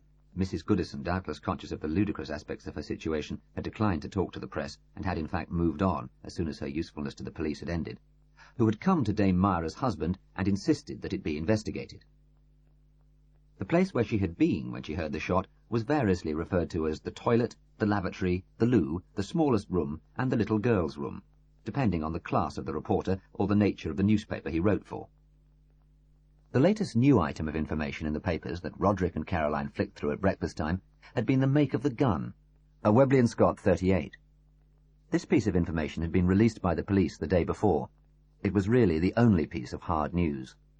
Otherwise, the papers filled in with contributions from the locals or from the tourists staying or drinking in the Red Lion, descriptions of how they had heard the shot in the bar, how shivers had gone down their spines, dread premonitions weighed them down, and so on, followed up by detailed accounts of how Granville Ash had gone up to find the body. Isabel had yesterday given one reporter a detailed account of the row in Myra's bedroom, which she had heard when she happened to go up twice to her own bedroom. Her shivers and her dread premonitions had apparently been even more pronounced than anyone else's. She was, she had told the reporter, psychic, or at any rate fey. Isabel, in fact, was a surprise visitor that morning. More surprising still, she had walked from the Red Lion. She was, the Cotterels decided, hyped up. When she walked into the sitting room, she forgot to do her usual performance of looking round appraisingly to see what outrages or acts of neglect they had perpetrated on her property. They decided she must have been unhealthily excited by all the sensation and publicity of the last few days, and in fact, as soon as she had lit up a cigarette, she drew from her bag a copy of the previous day's Daily Star, which had the interview with her in it. "I knew you wouldn't have seen this, so I brought it along," she announced. "You intellectuals always pretend to despise the popular press." "I do despise the popular press," said Rodrik, "but actually we have seen it. I drove into Maudsley yesterday to get all the papers." "Feeling a bit guilty about it," Caroline's honesty forced her to admit. "Still, an interest is natural," said Rodrik, "and the popular papers sometimes get onto things the others have missed, particularly in cases like this. Of course, they've all raked up the business with Father again." "Of course an interest is natural," said Isabel, dismissing the business with Father with a wave of her hands that in fact were today never still. She gazed at them greedily. "Wasn't it a fabulous interview?" "Very effective," said Rodrik. "Of course all the reporters have been in and out of the Red Lion all the time, buzzing like bees round a honeypot," continued his sister with a kind of hectic complacency. "But I kept quiet and didn't say anything, until this awfully nice young man approached me, terribly sweet, an awful flatterer." Her hands fluttered to her face, and the Cotterels had no difficulty imagining the extremes of flattery to which the young man had resorted. "So anyway, we had this long conversation in my room, and he said he'd never known a better interviewee than I was. Which bit did you like best? Did you like the bit where I said I thought it was a judgment on Myra for what she did to Father?" Rodrik had long ago decided that with his sister, dishonesty was the best policy. "Striking," he said. "A case of the mills of God grinding quite exceptionally slowly.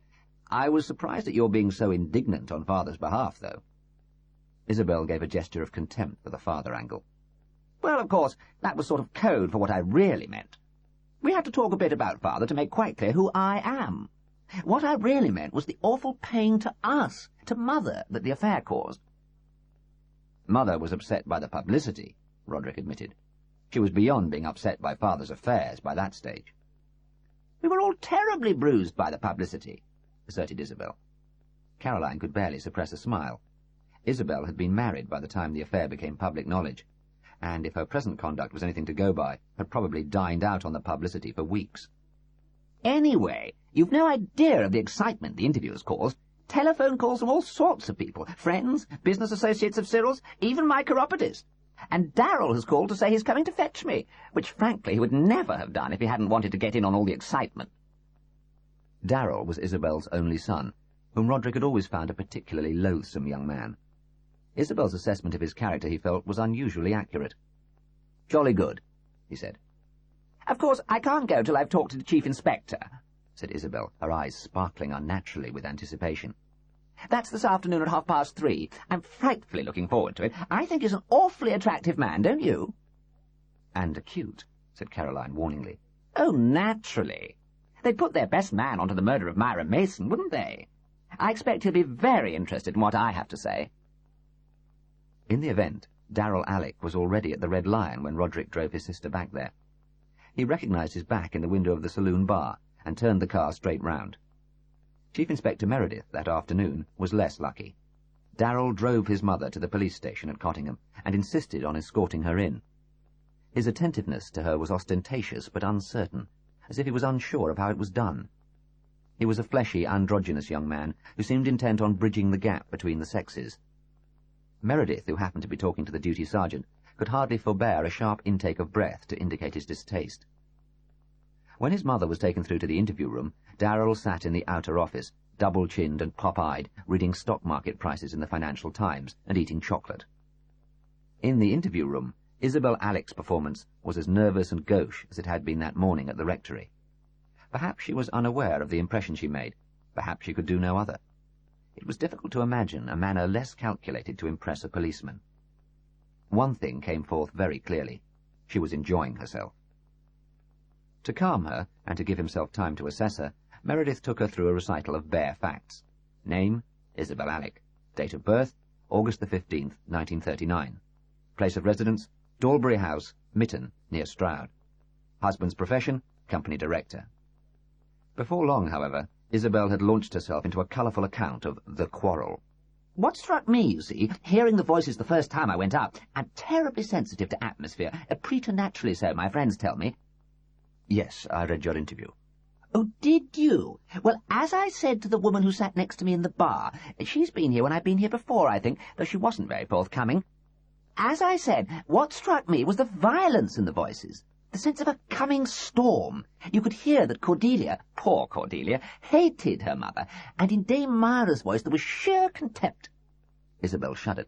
"Contempt! Can you imagine it? For her own daughter! I could hardly bear to think about it. So, as I say, it was this premonition of violence that made me so afraid, forced me to go up a second time and make sure I was wrong. And then, of course, they were actually fighting. If only that husband of hers had taken my warning seriously." This had been one of the keynotes of Isabel's newspaper interview.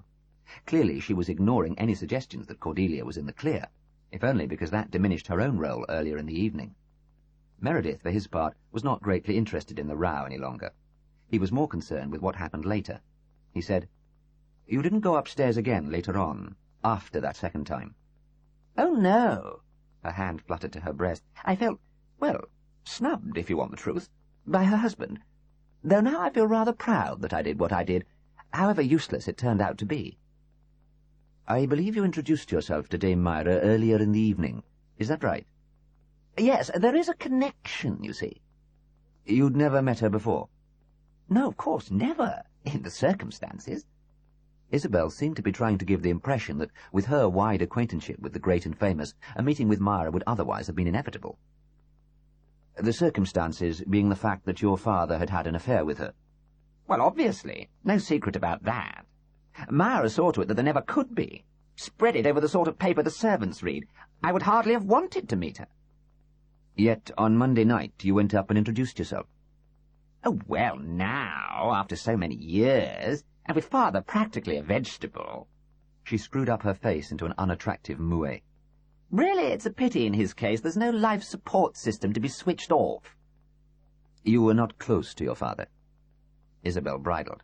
"Oh, I don't know about that. But father was never what I'd call a family man. Being an only child himself, I don't think he really appreciated what a close family could be. I was as close to him as any daughter was likely to be, granted that we saw so little of him."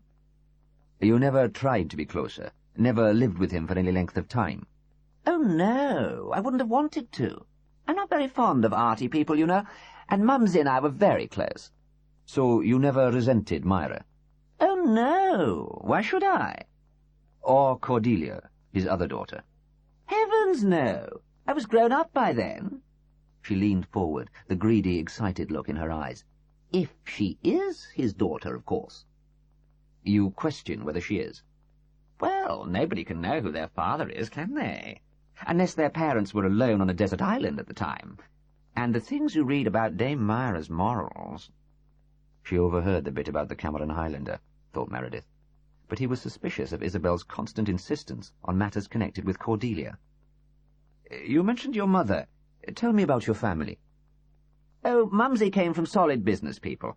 Her family had a pottery factory in the Midlands. Solid, respectable, quite well known. And of course the Cotterels are very distinguished. You can trace the family back to the Second Zulu War.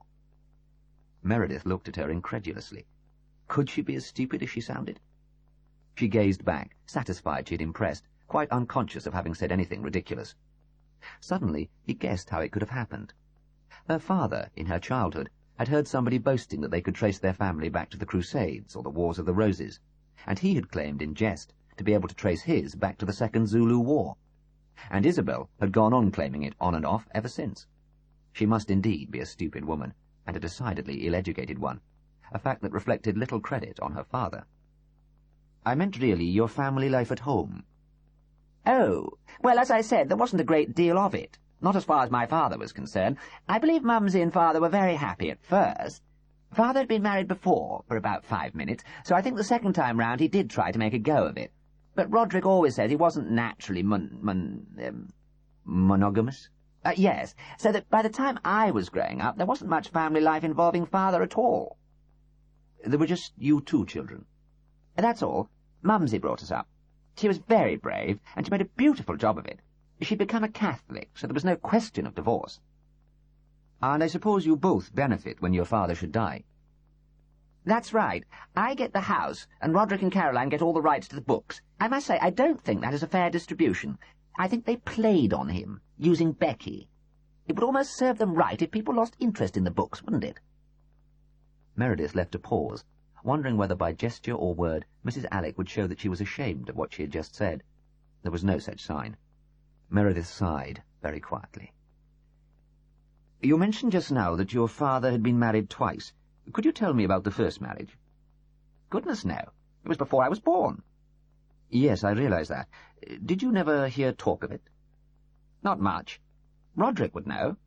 They have all the papers up there at the rectory, and are no doubt planning to get a great sum for them when he dies. She wrinkled her forehead. I believe it was about 1925 or 26, some chorus girl or flapper or something of that kind. Boy and girl romance, or not much more. She went on to marry some lord or duke or other, and they were both killed in the war.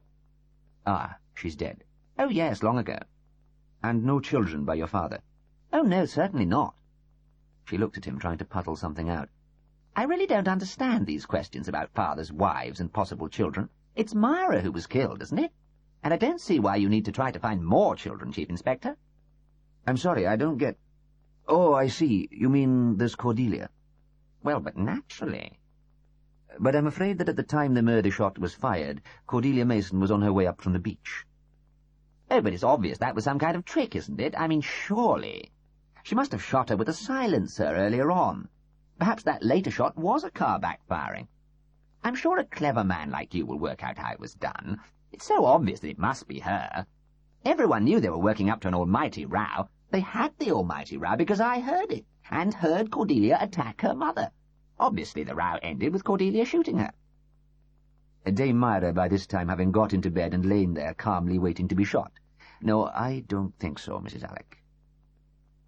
But when she had gone, exuding an air of dudgeon, and apparently believing that she had handed him the solution of the case on a plate and had it rejected, he did reflect on one thing she had said.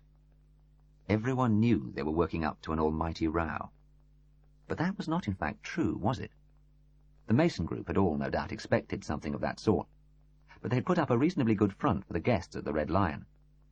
The people who could best have counted on the meeting between Myra and Cordelia ending in a row were the people who knew most about the situation between them, and that surely meant the Mason party itself, and, of course, Rodrik and Caroline Cotterel.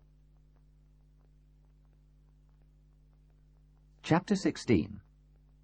"We've been looking forward to our chat," said Daisy Critchley, as if Chief Inspector Meredith had come to discuss arrangements for the horticultural show.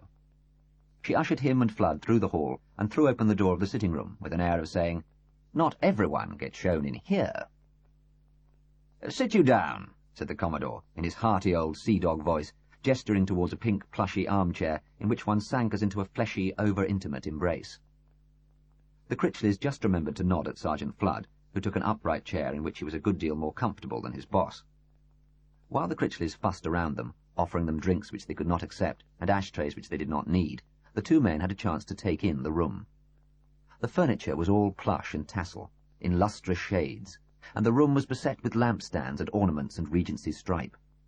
It looked as though the furniture had been bought at an expensive shop at sale time, but the visitor got a subtle sense of none of it cohering, of things having been bought in spite of the colours not being quite right.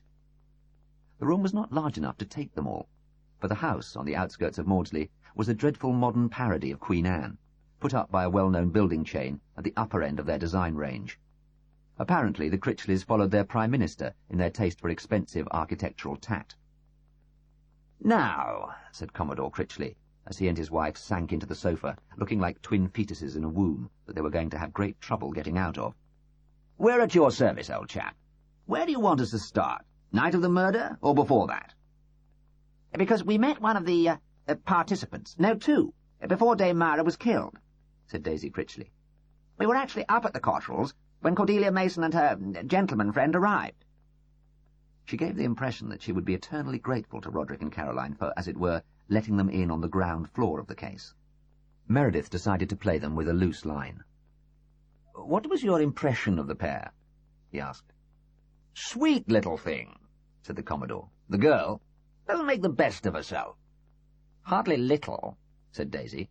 "Distinctly overweight." "I mean as people," said Meredith. "Nervous, unsure of herself," said the Commodore. "No self-assurance at all. Not what you'd expect in the daughter of an actress. Used to having people round her all the time, or so you'd suppose." "Neurotic, if you want my impression," said Daisy, in her hard, downright fashion. "Fidgeting with her hands the whole time, and pulling a handkerchief apart." "And the young man?" The Commodore screwed up his face and looked at his wife. Hardly noticed him, tell you the truth. Quiet, dreamy type. Not the sort I'd want any daughter of mine to marry. Not the sort I'd want under my command, come to that. He'll mooch his life away." "A lot younger than her," contributed Daisy Critchley. "I don't think it ever does, do you? Creates confusion about who's boss." Meredith suppressed a tiny smile. He suspected there was no confusion in the Critchley household as to who was boss. He shifted position in his chair, and the pink monster released one buttock and sucked in another with cannibal relish. "I see," he said. "I suppose you must have had a little chat with them when you met them at the Cotterels." "That's right, about her mother, what we'd seen her in, and so on." "So that when you saw them at the Red Lion, in a party with their mother and her new husband, it seemed natural to go up and introduce yourselves." "That's right," said Daisy. "Of course, we'd mentioned to several people that we'd met the great Myra Mason's daughter." That, Meredith knew, was certainly correct. The Critchleys had talked of that first meeting, both in the Red Lion, which was their local, and in other hostelries with a middle-class clientele in a 25-mile radius of Maudsley.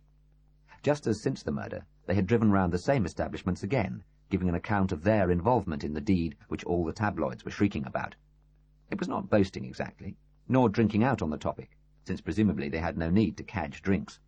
Rather it was, or so it seemed, a need to establish their connection with the notable or the notorious, their small but vital place in events that were thrilling the nation. It was a near universal urge, capitalized on by reporters and television interviewers, and the Critchleys were, of course, retired people with time on their hands. "So that when we saw them there together, we just had to go over and pay our small tribute."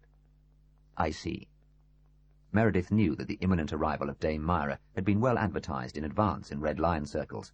He had no doubt that the Critchley presence there during her stay was no accident. "And was she gracious?" "Oh, perfectly," said the Commodore expansively. "We felt a little bit pushy, of course, but actors are used to fans, aren't they? Fans are their raison d'etre, in a way." "I just wondered, because Dame Myra has been known to be difficult." The Commodore shook his head airily. "Oh, not with us, I assure you." Then you had dinner at the Red Lion. That's right. Do you dine there often? Actually, it was the first time, said Daisy, outfacing Meredith's obvious implication.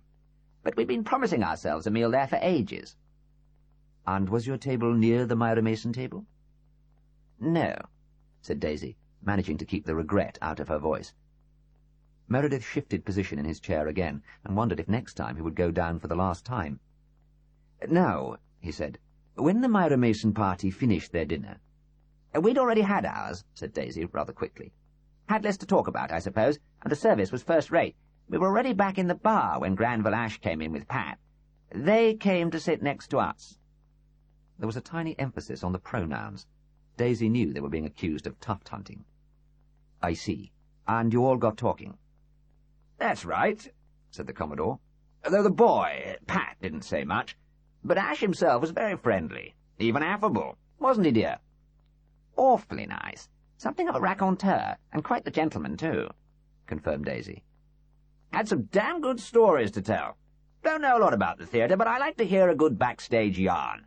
He'd been all over, this Ash fella, from the West End to Pitlochry, from local reps to TV series. So he had a real fund of stories. Thoroughly enjoyed talking to him. And quite a little crowd gathered, I believe. That's right. Everyone enjoys a green-room gossip, a peek behind the scenes.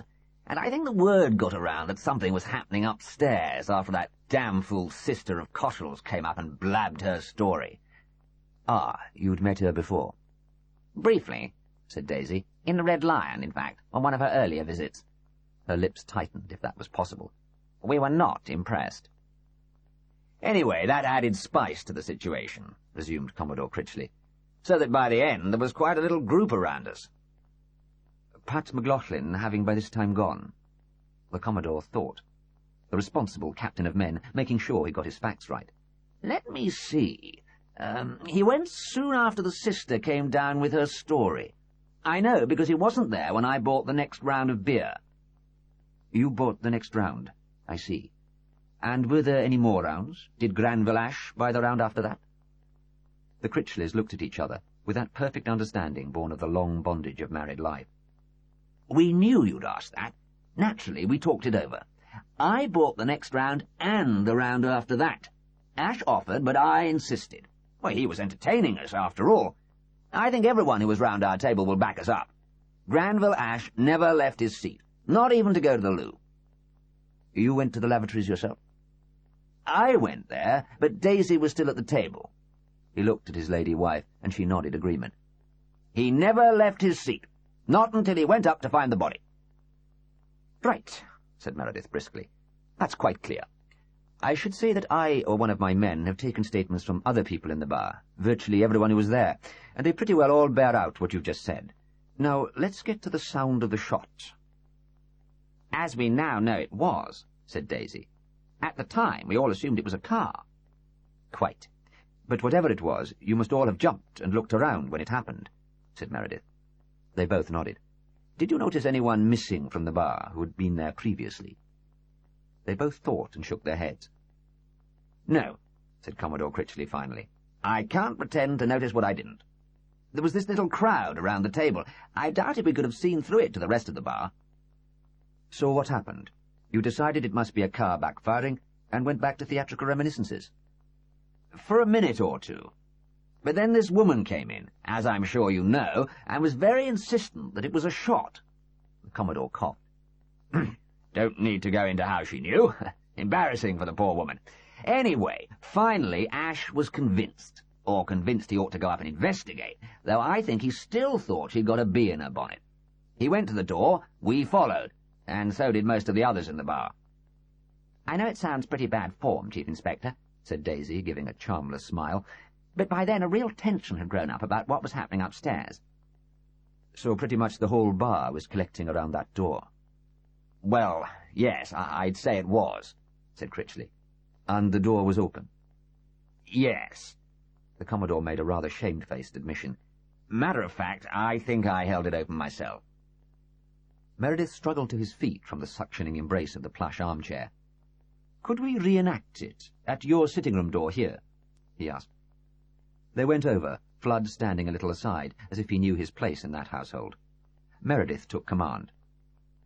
Granville Ash goes through the door into the hotel section, and you are all on this side, still in the bar. Would you be Ash, Commodore? Walk upstairs and show us approximately what occurred, timing it as near as you can estimate to the timings on the night of the murder." "I'll try," said the Commodore, looking self-conscious. "Of course, no one was using a stopwatch." He walked through the door, shoulders squared, and up the stairs. At the top, he paused, opened a door, and shouted, "Door!" The second hand on Meredith's watch ticked round 10, 12 seconds, and then the Commodore was heard to run cumbersomely downstairs. "Call the police!" he shouted, in the manner of all bad amateur actors. They all stood around the door, somewhat awkwardly. "That was about it, Inspector," said Critchley. "There was a faint click when he switched the light on," said Daisy. "But there was no shot, and surely he couldn't have used a silencer." "No, there's no question of a silencer," said Meredith. "All I'm doing is checking every little thing, to see that all the accounts tally with each other. Now, can you remember who was around the door listening?" Again they looked at each other, rather as if the Commodore was asking permission to speak first. "The landlord, the woman who'd insisted it was a shot, Hartley, the greengrocer, the chap who keeps the post office, Cotterel's sister—" "Ah, she was there." "Oh, yes, she was very interested." "Was she in the bar when the shot rang out?" "We wouldn't know that," said Daisy Critchley. "She wasn't in the group around Granville Ash, so we couldn't see through it to see who else was sitting in the bar."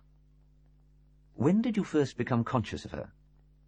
"Oh, when the woman was trying to force Ash to go up and investigate," said the Commodore. "We were sitting with our backs to the wall and the window, you see. At some point she joined the group, and I could see her face.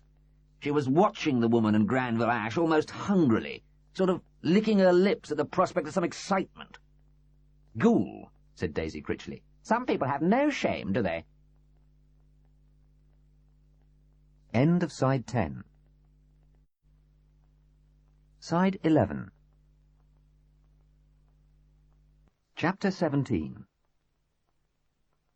Chief Inspector Meredith let himself in by the front door and went straight through to the kitchen. His wife, he knew, would be out. She had long ago found that being a policeman's wife and being a teacher did not go together, and she'd given up her full-time job without too many regrets. But she did value her evening classes, where she coached adults through to ordinary and advanced-level history exams. With adults, one didn't have to lower one's expectations the whole time, she said. Meredith opened the fridge and took out the plate she had left for him. A crab salad. Where had she found that excellent dressed crab? There were voices raised in the living room, but not in anger. He opened a can of beer, got a knife and fork, and went through. The children greeted him, and then went on with what they were doing. It was their usual way. A policeman's family grew to be a bit blasé about whether he was around or not. If they did not, they regularly suffered everything from minor disappointment to heartbreak. Meredith could only feel glad and grateful to his wife that his brood had turned out as well as they had. The eldest had left the nest, and her marriage still left feelings in him which he ashamedly recognized as something close to resentment. 3 were left. Mark, 19, Eleanor, a year younger, and Cathy, the baby at 15. Tonight they were engaged in a game of Trivial Pursuit. Meredith stood for a few minutes, marvelling at what they knew and what they did not know, and fetched his briefcase from the hall. A working dinner. How many working meals, he wondered, had he eaten in the course of his police career? "That's nonsense! Julius Caesar can't have been born in 1 BC, he heard Eleanor cry, her voice thick with grievance. He came to Britain in 55 BC. He'd have to have lived backwards. Oh, God, the makers have given another wrong answer, he thought. He waited. Let them squabble for a bit, then go off and find a book to look it up in. Well, that's what it says here. It can't be right. Mark, didn't Julius Caesar come to Britain in 55 BC? I thought he did, said Mark slowly. It couldn't have been 55 AD, could it? I mean, by that time the Roman Empire had come to Nero and Caligula and all those people. What's the best place to look it up? Meredith breathed out and forked in some delicious crab. They had been well trained. A historian's children should always know where to look things up. A policeman, too. He had looked up Benedict Cotterel in the new Oxford Companion to English Literature the night before, and had found a generous short appreciation, rather along the lines of his son's account. Today he had sent a constable to the police library to get a photocopy of his Who's Who entry, which he now took out from his briefcase and laid before him on the table. As he ate, He skimmed through the relevant details. Cotterel, Benedict Arthur, novelist, travel and miscellaneous writer. Born 9th of February 1901. Only child of Frederick Arthur Cotterel, tobacconist and newsagent of Romford, and of Mary Esther Cotterel, née Smith. Worked for East Anglian Insurance Company and for the Daily Herald until the publication of his first novel, The Scent of Roses, in 1927. There followed a list of his novels and other major writings, 2 honorary degrees from a British and an American university, and 1 literary prize, not one Meredith had heard of, but then Cotterel wrote novels before the Booker or the Trask were thought of. He belonged to no club and had apparently never accepted any honours from the state, or perhaps had never been offered any. The absence of writers from the various honours lists is one of the few signs that writers are still viewed, by politicians at least, as dangerous, unmalleable people. The marriages were there, early on in the entry. Married, first, 1924, Florence Urquhart, divorced, 1926. Second, 1934, Patricia Ellen Haynes, 1915 to 1967. 1 son, 1 daughter. The entry concluded in traditional fashion. Interests, architecture, walking in remote places, Italian history. Address, the Old Rectory, Maudsley, Sussex. And that was it. Nothing much there of interest, except, of course, that only child. He finished off his salad. His children had discovered that Julius Caesar had been born around 100 BC, not 1 BC, and had gained a healthy glow at having bested the compilers of the Trivial Pursuit questions. Now they were settled back into their game. Meredith took from his briefcase a handwritten list that Cordelia had sent over to him of men with whom her mother had been associated. It was neat, annotated, and very long. Meredith blenched. That would be a matter involving a great deal of legwork. He put it aside and took up the papers which summarized the physical evidence about Myra's death. He scanned them slowly, pondering, hoping that this time the report would tell him more than when he had skimmed through it at the station. The medical evidence was rather more precise than usual, the police doctor having been on the scene so soon after the killing. Myra was murdered sometime between 9:30 and 10:15, which meant effectively between 9:30 and 9:55, when the body had been discovered. The time of the shot, 9:50, seemed an eminently likely time to the police doctor. Death had been instantaneous. The Webley & Scott which had fired the shot was not to be found in police records, was probably of service issue, but had certainly been in use more recently than the war. It was well cared for, and there was no question of a silencer having been fitted and then removed. Meredith had known, regretfully, that a silencer was a red herring. Silencers simply did not figure in domestic killings, and Granville Ash had not had time to remove such a thing. He was out of it altogether. The shot heard in the bar almost certainly was the shot that had killed Myra Mason, and Granville had not fired it. On the other hand, whoever had fired the shot had presumably dropped the gun to avoid incriminating themselves if it was found on them.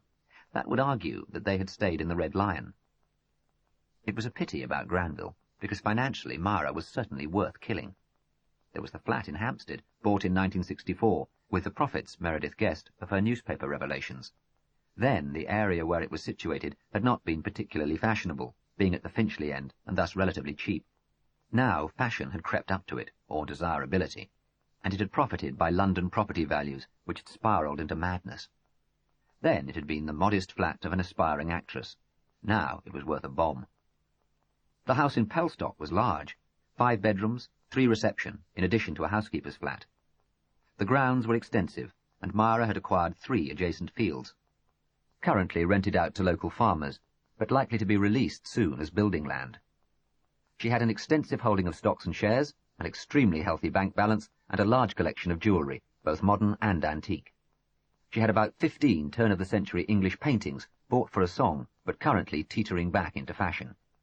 Myra had done very nicely for herself. All of which did bring up the question of Cordelia and Pat. There was no evidence that Cordelia knew she had been disinherited. She had a cast-iron alibi. She was down on the beach around 9:30, toiling up from it around 9:50. Even if the shot had been a blind, she would be out of it. Pat, on the other hand... Pat McLaughlin had no alibi whatsoever. He had no alibi from the time he slipped out of the bar, say around 10 to 9, to the time Sergeant Flood went down to the tent to fetch night gear for Cordelia, around 11 o'clock or a bit after. He saw nobody, and was seen by nobody. Not surprising in a rural environment, but it left him wide open to suspicion. He could have murdered Myra as part of a conspiracy with Cordelia, or he could have done it independently, expecting her to inherit. He could even have done it to rid Cordelia of her mother obsession, though this was the kind of speculation Meredith was inclined to dismiss out of hand as fanciful. Could one accept any of these possibilities psychologically? Meredith considered Pat. Remote, uncommunicative, self-sufficient. He did not know Pat, but more, he did not know anything about Pat. He had got nothing from him beyond a sense of apartness. The point was, one could not reject any of those possibilities psychologically. And yet there was a lot against them. First, though it was maybe true that neither of them knew that Cordelia had been disinherited, still, given Myra's character, it was a fair guess that she might have been. Would Pat, either independently or in collusion, kill Myra in the hope that Cordelia was still her heir? If they were after her money, would they not have made some effort to placate her? In fact, their every move was designed to do the reverse. This was a much stronger argument than Cordelia's refusing a share in Myra's wealth after the murder, which could have been prompted by self-interest and a desire to shield herself from suspicion. Again, if the killing was not financially motivated, but emotionally motivated, it stretched belief. Cordelia might kill Myra in the heat of the moment, had indeed committed violence on her, but to plan to do it in cold blood, and then to use somebody else, this did not seem to be in Cordelia's make-up, and Meredith did feel he had learned quite a lot about her in their 2 sessions together. Of course, when she had left Myra, she could have met up with Pat, maybe on the cliffs. There she could have poured out the story of the quarrel, persuaded him to kill her. Then, what? Had Pat gone back to the tent on the rectory lawn to fetch the gun, run back to the Red Lion? No, it really didn't make sense. Why would they have a gun with them? Any impulse Pat might have to kill Myra would have cooled off long before he got to her bedroom in the Red Lion. Benedict Cotterel was an only child. Meredith's thoughts swerved violently and came back to the novelist and his family. In particular to the great man himself, senile, powerless, lying on his bed dictating wills and leaving his yacht to a sister who never existed. Benedict Cotterel was out of it, that was for sure. The Maudsley doctor had attended him throughout the long years of his terrible sickness. He was quite categorical that there was no fraud, no imposture. Cotterel was as sick as he appeared to be, was mentally in a twilight world. But if Ben Cotterel was out of it, there was still his family, his son, his daughter-in-law, and that strange, disturbed daughter. Isabel Alec was on drugs, he was sure of that. Not heroin, certainly, but something more fashionable and slightly less deadly. He could imagine all sorts of reasons why she should have let herself become hooked. She was bored, underemployed, she had a failed marriage, a repulsive son, all sorts of ambitions and neuroses working away inside her. She had also a resentment, a remarkably long-lasting resentment, against her father. She had tried, though she denied this, to go and live with him in London when she had left school, but he had turned down the idea. Who knew what feelings of rejection this might have aroused? It had not escaped Meredith that this could have been around the time that Benedict Cotterel was having his affair with Myra Mason. Isabel had been seen, indeed she had made herself very noticeable, in the group around Granville Ash, when Mrs. Goodison had been trying to persuade him to go upstairs and investigate. But that was some minutes after the shot. No one seemed to have noticed her in the bar at the time when the shot was heard. If she was hyped up with drugs, this might suggest the possibility of an impulse killing, perhaps some mad revenge for a slight. But the gun? If she had brought it with her, this would suggest a very different sort of killing. Unless, of course, she carried it everywhere with her. Did she, Meredith wondered, have some kind of persecution complex, in addition to her other problems and oddities? The fact remained that she was one of the people who could not be vouched for at the time of the shot. But then so were her brother and sister-in-law, if what was wanted was independent witnesses. The time of the shot. Meredith shook his head violently. He was beginning to go around in circles. What he needed was a cup of coffee. He stuffed his papers back into his briefcase and stood up. The game of Trivial Pursuit was still going on at the other end of the room. His elder daughter was currently agonizing over the largest Spanish-speaking country outside Spain. "I'll say Mexico," she said at last. "Wrong, it's Argentina," said Mark triumphantly. Meredith came over and put his hands on his youngest daughter's shoulders. His love for Cathy was painfully strong, so strong that he hoped none of the others sensed it or felt slighted. In fact, Cathy herself was the only one in ignorance of it. She sat there, fair, lithe, and with 5 little triangles in her piece, to the others 4 each. "What are you doing letting the baby beat you?" he demanded of them. "It's all luck, Dad," explained Mark, with a touch of irritation, which probably came from wounded pride. "Some of the questions are dead easy, some are impossible." He moved the piece on to a pink square. "TV and entertainment," announced Cathy. "Right, this one is dead easy. Who were the stars of TV's The Good Life?" "Richard Briers and Wendy Craig," said Mark happily. "Wrong." "No, I'm not. It's Felicity Kendall. Wendy Craig was in Butterflies." The game went on, but Meredith was no longer following, because something had clicked in his mind for the second time, and this time it had stayed there. His brain whirled. But if that was true... His mind raced over the various possibilities. One thing was certain, though. If this was any sort of revelation, he had been barking up some very wrong trees indeed.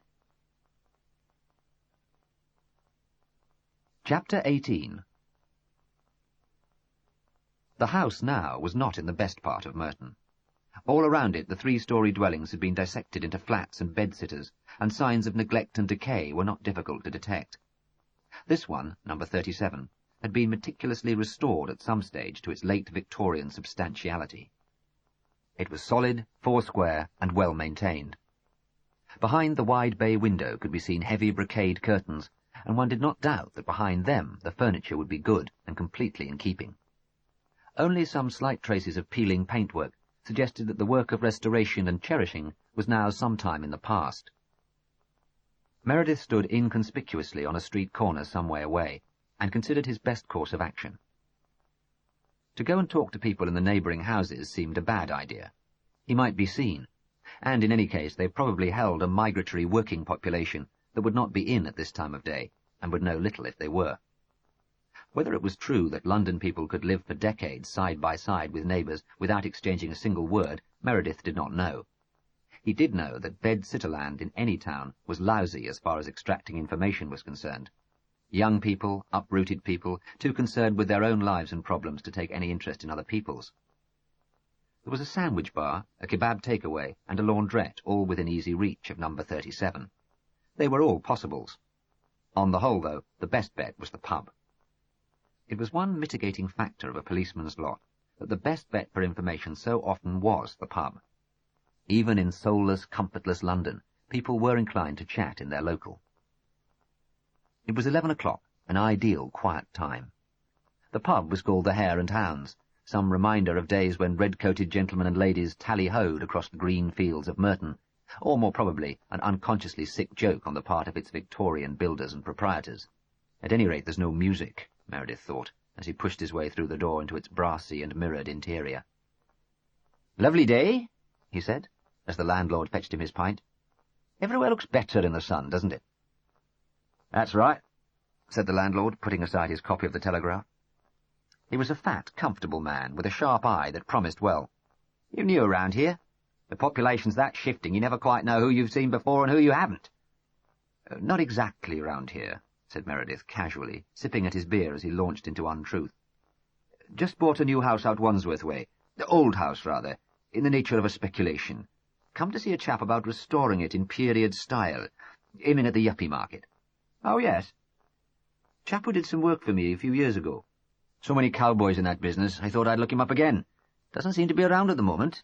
Name of Goodison." The landlord looked at him and shook his head slowly. "Oh, dear, you are out of luck." "On holiday?" "Dead. Dead these 18 months or 2 years past." "Well," said Meredith, calling on his native Welsh powers of acting and setting down his pint, "I am shocked. I'd no idea. What did he die of?" "Heart. Coming on for some time, but he wasn't the type to take care. Of course, he wasn't a young man." "That's true, come to think of it. I should have realized he mightn't still be around. I remember he was quite a bit older than his wife. 10 years or more, I'd say." "Charming woman. What I'd call a real lady." The landlord laughed. You wouldn't say that if you heard her in here sometimes. Talk about swear like a trooper. I've never heard a woman to beat her." Meredith's whole body breathed a great sigh. He had been on the right lines. It had all been a meticulously managed stage show. A wonderful glowing feeling of euphoria flowed through him. It was a moment of revelation, of triumph. He felt like an angler who has landed an enormous fish, a footballer who has scored the perfect goal. "Must have been on her best behaviour when I met her," he said, when he'd caught his breath. Could be, being an actress. The landlord left the sentence there. Anything, apparently, could be expected of an actress. Meredith registered another hunch that had proved correct. "That's right," he said. "I'd forgotten she was an actress. Can't say I've ever seen her in anything." Oh, she's on the box now and then. Selina Madison, that's the name she goes under. Of course, in here you get to know all about it when she's going to be on, this being very much her local. She makes sure we watch. It does give you a special feeling, knowing the actress. Not that she's been on that much recently. She had a bit part in the wartime series 5 or 6 years ago, The Oaken Heart. Ladylike sort of part. That's the sort of thing they've tended to ask her to do, your traditional English gentlewoman. Oh well, if Michael Caine could play a university professor. Not like that. Not like that at all. Bit of a hellraiser. Bit of a fire-eating type, if the truth be known. Some of my regulars are a bit wary of her, I can tell you. Mind you, you may not have realised it, but the husband was much the same. They've had some ding-dong shouting matches in here, I can tell you. Basically, they were the same type. Daredevil. Living life to the full. Naturally, that wasn't the side he showed me, said Meredith, but I seem to remember he'd had a good war.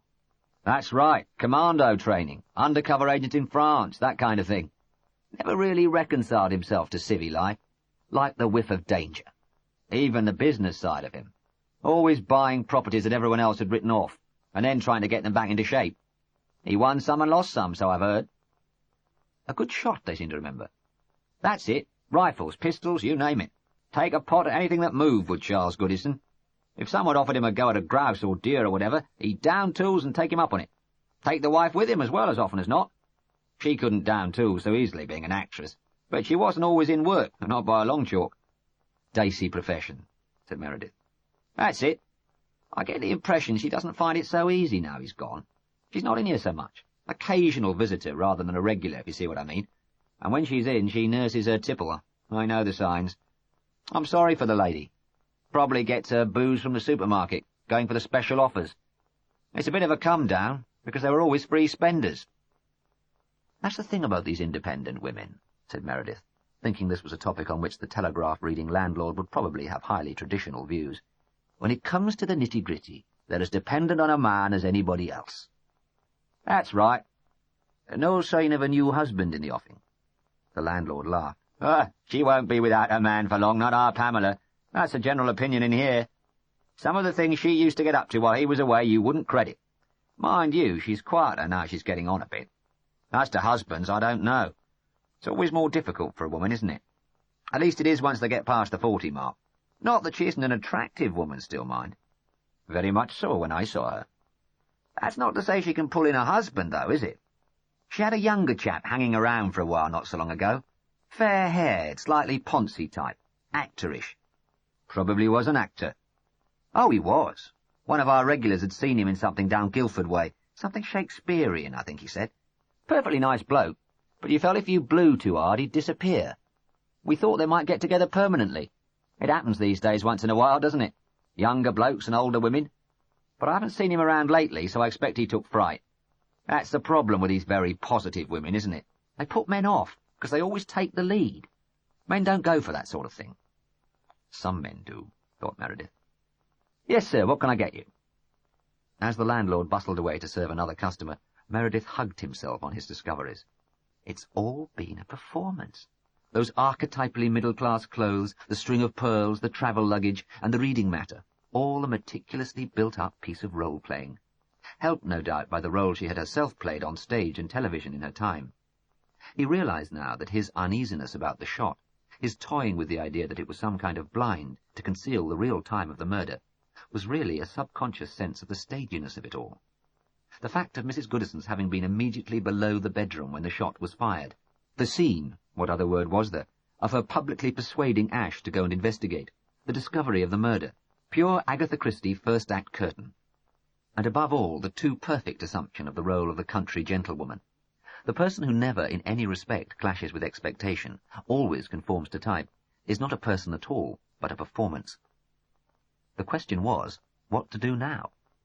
Not talk to Pamela Goodison, that was for sure. She was going to prove a very tough nut to crack. That was clear from the landlord's description of her. Guildford seemed to be a place ripe for investigation. Someone at the theatre would surely know about Ash's affairs. Possibly whatever there was between them had started when she was acting there. He had a comfortable sense that Ash was certainly not going to prove as tough a nut as his mistress. A very soft nut indeed, probably. But what he wanted was to have the affair well documented before he confronted Mrs. Goodison with the fact that he had penetrated behind her facade. "So you'll have to find another man to supervise your renovation," said the landlord, coming back. "That's right, I will. Clever bloke, but none too stable, I always thought. Same goes for his wife." "Don't think I'll go over and offer condolences," said Meredith, finishing his pint. "It'd seem funny 2 years after the event." "Would, rather. Fancy you're thinking her the quiet, genteel type. She really had you fooled." But Meredith was impressed some days later when he knocked on the door of number 37, after extensive investigations at Guildford and elsewhere on the theatrical circuit, to find the door opened to him by an impeccably genteel Pamela Goodison. Sensible skirt and blouse, delicate, understated make-up, tactfully permed hair. This was caution. This was foresight. She had anticipated the possibility of further police interest in her. The performance was beautifully maintained during the tea and biscuits she served him in the sitting-room, and throughout the long and gruelling inquisition he subjected her to afterwards. Even when he drove her in the police car down to Cottingham, she remained her cool self, well-bred, ineradicably genteel. It was much, much later, after many hours of questioning, that she screamed at him a series of short, hard epithets that are seldom heard on polite lips in the home counties. Chapter 19. When Meredith called at the old rectory, 2 days after his second meeting with Pamela Goodison, he said, "I thought I ought to fill you in a little, clear a few things up." Caroline nodded nervously, called Rodrik, and they all went into the sitting-room. "Is Miss Mason around?" Meredith asked. "She's really the most closely involved of all." Pat had gone off earlier for an evening swim, but Cordelia could be seen down by the tent, reading in the fading light. She'd been avoiding the Cotterels recently, and had done no further research on her book. Rodrik went down to fetch her, and Caroline turned on the television for Becky. "I'd better settle her down in front of it," she said, smiling almost propitiatorily at Meredith. "I suppose this is going to take some time." It was a summer blockbuster, a version of a steamy Faulkner novel, starring actors from American soaps who wanted to take their clothes off in something classy. Caroline wrinkled her nose and switched over to something that Becky would enjoy more. "That's what gave me the idea," said Meredith, nodding towards the screen as Rodrik and Cordelia came into the room. "Last time I came here." "What do you mean?" "You must have noticed how people who watch a lot of television spend hours discussing what they've seen the actors in before. You know, was she the one who played Caligula's sister in I, Claudius, or was she one of the nurses in Shroud for a Nightingale?" "That's true," said Caroline. "People are doing it all the time. I suppose we do it ourselves." "You were doing it when I was here last. The television regulars become kind of friends, but rather vaguely remembered. You see them in so many series, you mix them up. What struck me, though it hadn't come to the surface, was how many people in the bar that evening had said, either to me or to one of my men, that they thought they'd seen Mrs. Goodison before. Most of them said it in passing, and weren't worried about it. Maybe she lived not far away, or had stayed there before, or had passed through. So you had to establish that she hadn't." "In an offhand way, she'd done that herself. She'd said the bar had seemed a pleasant place, as if she'd only encountered it the evening of the murder. Eventually the landlord checked his records and found she'd never stayed there before. How to account for the feeling in so many disparate people that they'd seen her before? I remembered a colleague who cheerily greeted a friend in Harrods and puzzled for 20 minutes over who it could be.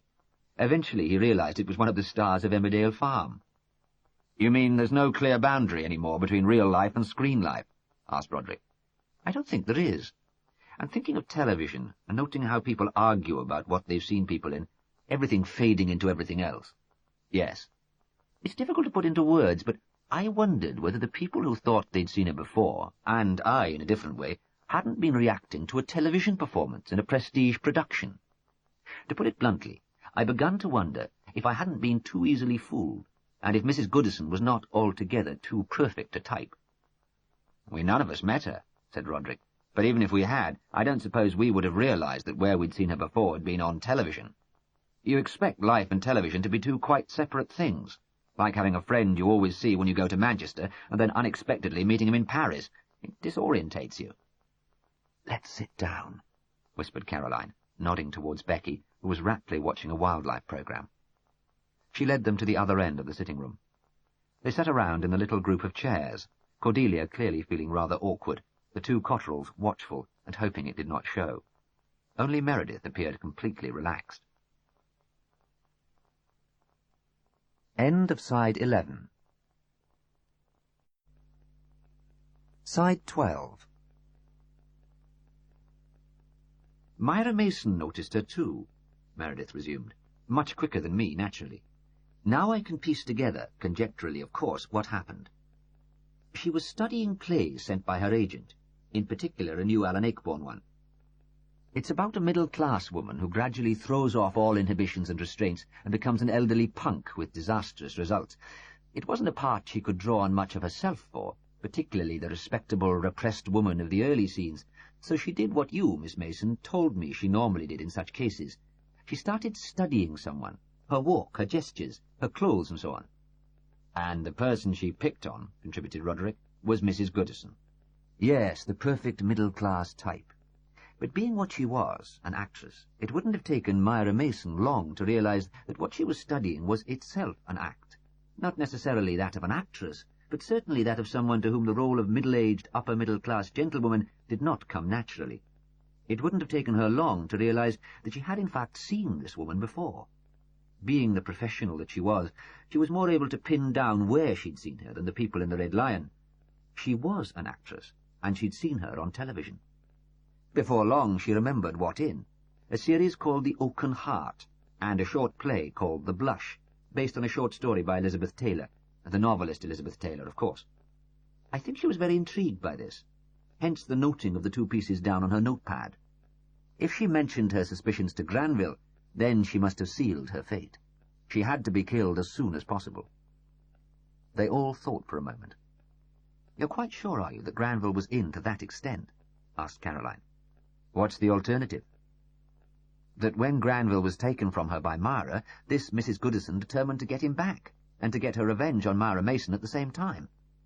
Then when she appeared at the Red Lion, Granville was horrified, felt bound to conceal the fact that he knew her, but had nothing to do with the actual murder. That was of her conceiving, her execution." "That would be more consistent with the Granville we know," put in Rodrik. "Ah, but you don't know Granville Ash at all," objected Meredith. "You've met him, which is rather different. I must admit that I did toy with the notion. He seemed so weak and somehow anonymous, and in the last few days under questioning he's tried to foist that idea on me too. But it simply doesn't hold water. If you think about it, the whole setup was designed primarily to give Granville Ash an alibi. He must have insisted upon that, being the more craven of the two, but also the one most obviously open to suspicion. He insisted that for the whole period of time he would be vouched for, and by plenty of people. He never even went to the lavatory notice." "Is that significant?" asked Rodrik. "Why should he?" "He was drinking in the bar before dinner. The Mason table at dinner had 2 bottles of wine. He was drinking beer after dinner, yet he never went for a pee. A good bladder? No doubt. But your average drinker would have gone, would have made himself comfortable. No, the whole scenario was designed to ensure that he had an alibi, a watertight one." "But how long had the plan been hatching?" asked Caroline. "Probably in embryo since Myra began showing interest." "Meaning the affair with Mrs. Goodison was never really broken off?" "No, I don't think so." "And the motive?" "Oh, money, of course. From the moment Granville saw the London flat and the house in Pelstock, the thought must have been there. What were they, after all? A third-rate actor, used to provincial digs and perpetual shit to make do, and a woman used to moderate luxury, who'd been left by her husband very much less well off than she'd expected. Myra's 2 residences would fetch together anything up to $500,000, quite apart from cash, shares, jewels, and the rest. So when it became clear that Myra was interested in Granville as a husband, that must have crystallized plans no end." "Why was she, I wonder?" mused Caroline. "Interested in him as a husband, I mean." She wanted someone to leave her money to, said Cordelia. I guessed that. I think that's right, said Meredith. You've mentioned her habit of sailing into things without thinking of the consequences. I think that's what happened in this case. Her daughter had found a man, had left her to live with him, and she'd heard rumours of the book about her. Probably that's what really got her goat, the book. So Cordelia had to be disinherited. But in favour of whom? She suddenly came face to face with the realization that she had nobody. Not at all a nice discovery for a woman of her age. Consequently, she clutched at the first straw, a pleasant, undemanding, subservient sort of man. As she saw him, observed Rodrik. As he is, I'm sure. On the surface. Unfortunately for her, he must be a whole lot of other things underneath the surface. But I doubt if he was the initiator in the plans for the murder. That, I feel sure, was Pamela Goodison's doing. It has that daredevil quality that people have mentioned in connection with her. It was a brilliant improvisation. Based on the quarrel between Myra and Cordelia? Asked Caroline. To a degree, yes. They must have been pretty sure from the beginning that something would come up there. Granville had met Cordelia as a child, remember, and had no doubt heard rumours of Myra's treatment of her later. But if it hadn't, something, some row or other, would have come up elsewhere. That was part of Myra Mason's lifestyle. So, once the will was made and signed, all he had to do was ferment things in the subtlest possible way. That's right. I gather they went down to the local in Pelstock more than Myra had been accustomed to. Natural enough, now there was a husband to consider, and easy enough to get Myra to agree to, once she knew that Pat and Cordelia had left the area. But Granville knew, of course, that that was one place where they were likely to hear news of you, Miss Mason. It was all done in the most indirect way, just as once he was here, he professed himself quite willing to act as peacemaker, but implied there had to be a raging row before the peace process could operate. Perfectly reasonable if you knew Myra, said Rodrik. Yes, and if you knew the long-standing nature of her daughter's grievances, but in fact, he'd got the message through to Pamela Goodison, of where they'd be and when, and of the likelihood of a blow-up. I feel a bit like a pawn, said Cordelia. In fact, you were the most important piece, said Meredith, though in the event you turned out to be next to useless. After that, I presume he left all the planning to Mrs. Goodison, said Caroline. The real decisions, yes. Once Myra's plans for the evening were known, he communicated them to her. She told him to stick to the bar, have plenty of witnesses, that's why he went to sit next to the Critchleys, known toadies, wait for her to give the sign, and to stay put when he heard the shot. And she told him to make sure that when he went to Myra's room, he was to spend a minimum of time there, all of which he did, because that gave him the alibi he had insisted upon from the outset. It was a good plan, said Caroline. A clever plan. If Cordelia hadn't been put in the clear, it would have worked. To a degree, said Meredith. I don't see that we could have got much of a case together for the courts. But in any event, Miss Mason would be the chief suspect, and would remain under suspicion for the rest of her life. That was the only thing that went wrong. Otherwise the thing went perfectly.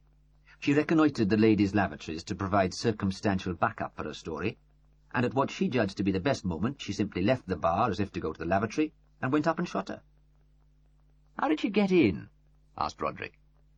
The door was not locked, but earlier she had borrowed Granville's key, so there was no problem. When she switched on the light, Myra struggled up in the bed, unable to think why this woman, whom she'd been watching, should be in her room. Then Mrs. Goodison shot her. She dropped the gun and went coolly off down the main stairs, though she later mentioned the fire escape to throw us off the scent.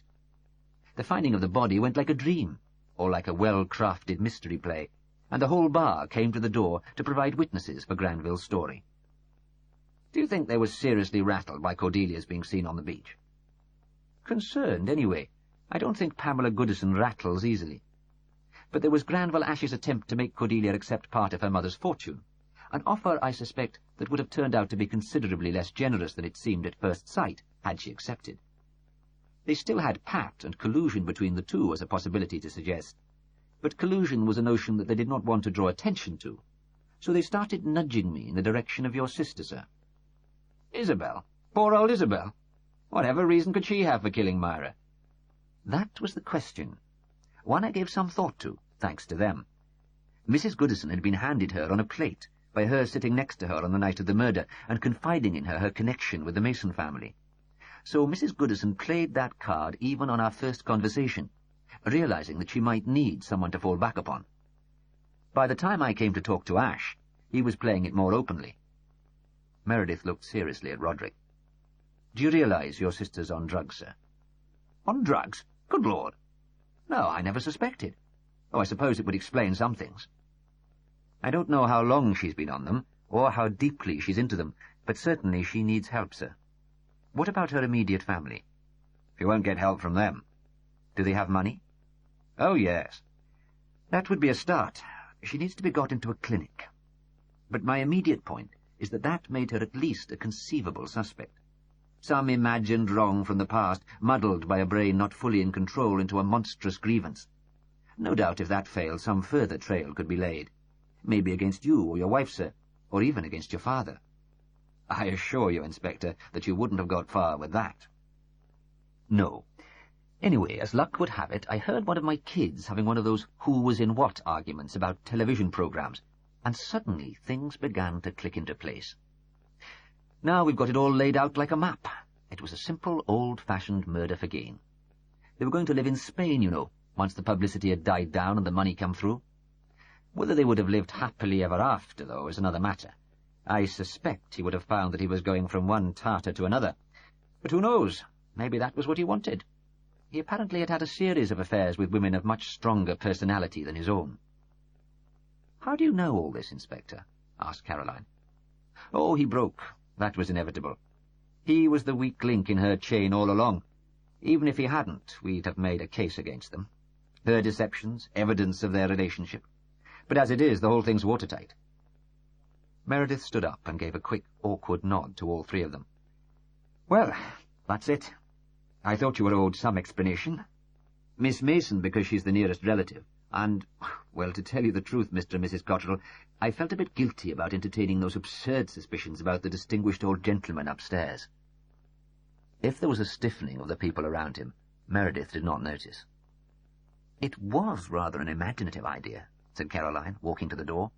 "More like a Gothic novel than real life." "Yes," agreed Cordelia with a nervous laugh. "Rather like Mrs. Rochester roaming about the house at night and setting fire to things." "I'll tell you what confused me," said Meredith, stopping at the door. He had a vague feeling that they were trying to get rid of him, but he was probably mistaken, and he did want to clear this niggling little uncertainty up. "When you took me up to see the old gentleman, I heard him making his will, as he thinks, and I heard him leave something or other to his sister. Then I learned that Benedict Cotterel was an only child. That's what struck me as funny, as hard to understand." Rodrik knew how Caroline, even as she lived a lie, had for years hated actually to utter one. He weighed in quickly with the lie he had prepared. "You forget my father is a writer, Inspector. He doesn't only have his own past, he has the past of the characters he's lived with, lived in. It's a bit pathetic, really, almost grotesque. But sometimes, even now, he becomes characters from his own books, leaves things to other characters in those books." "Well," marvelled Meredith, smiling in relief at a niggling worry clarified, "that explains it. That's something I never would have thought of." "It's not unlike Myra," contributed Cordelia in a rather unsure voice. "She sometimes became the character she was preparing to act. I welcomed it as a rule. They were often pleasanter than her real self." Meredith had got to the front door, and went happily through it, taking out his car keys. "I feel like a real bumpkin not to have thought of that, especially as I've investigated the death of a writer before. That was a crime writer, though. Perhaps they don't go so deep. Well, thank you for all your help. You'll be glad to be seeing the last of me, I imagine, but I'm used to folk feeling that." He raised his hand cheerily in farewell, and drove his car down the gravel lane towards the gate. He could not have felt the long-released breath as he drove away. "Well," said Cordelia awkwardly, "I'll be going to meet Pat." "No," said Caroline. "We can't simply leave it there, and I don't believe you want to." "You're wrong. I do want to. It's really not important to me any more," said Cordelia, an edge of panic coming into her voice. "I don't want to quarrel with you. I don't want a scene. I've had enough of scenes to last a lifetime. I know that's not my father upstairs. That's all that matters." "Did it never occur to you to wonder who the old man up there was?" "Not really. I just knew it wasn't Ben." Caroline led her back into the living room, and Rodrik shut the door. Cordelia remained standing, still reluctant and pulling nervily at her handkerchief, as she had done when they had first met.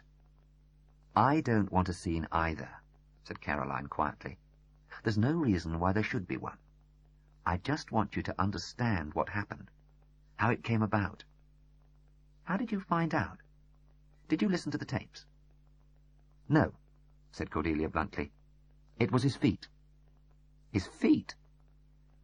"I went up one day, very quietly, to have another look at my father. You were out on a drive with Becky. He was asleep, but his bedclothes were all disarranged. I went to tuck him in, and I saw he had large feet. The day before, I'd read an interview with him, stored downstairs, which had described him as a spry little mannequin, with elegant size 6 shoes. The man upstairs was not large, but his feet were certainly size 9 or 10. Feet don't grow with old age." "No," said Rodrik. "Things shrink, but nothing grows." "I slipped off the tape and took it down to the tape recorder in the study. It was very pathetic.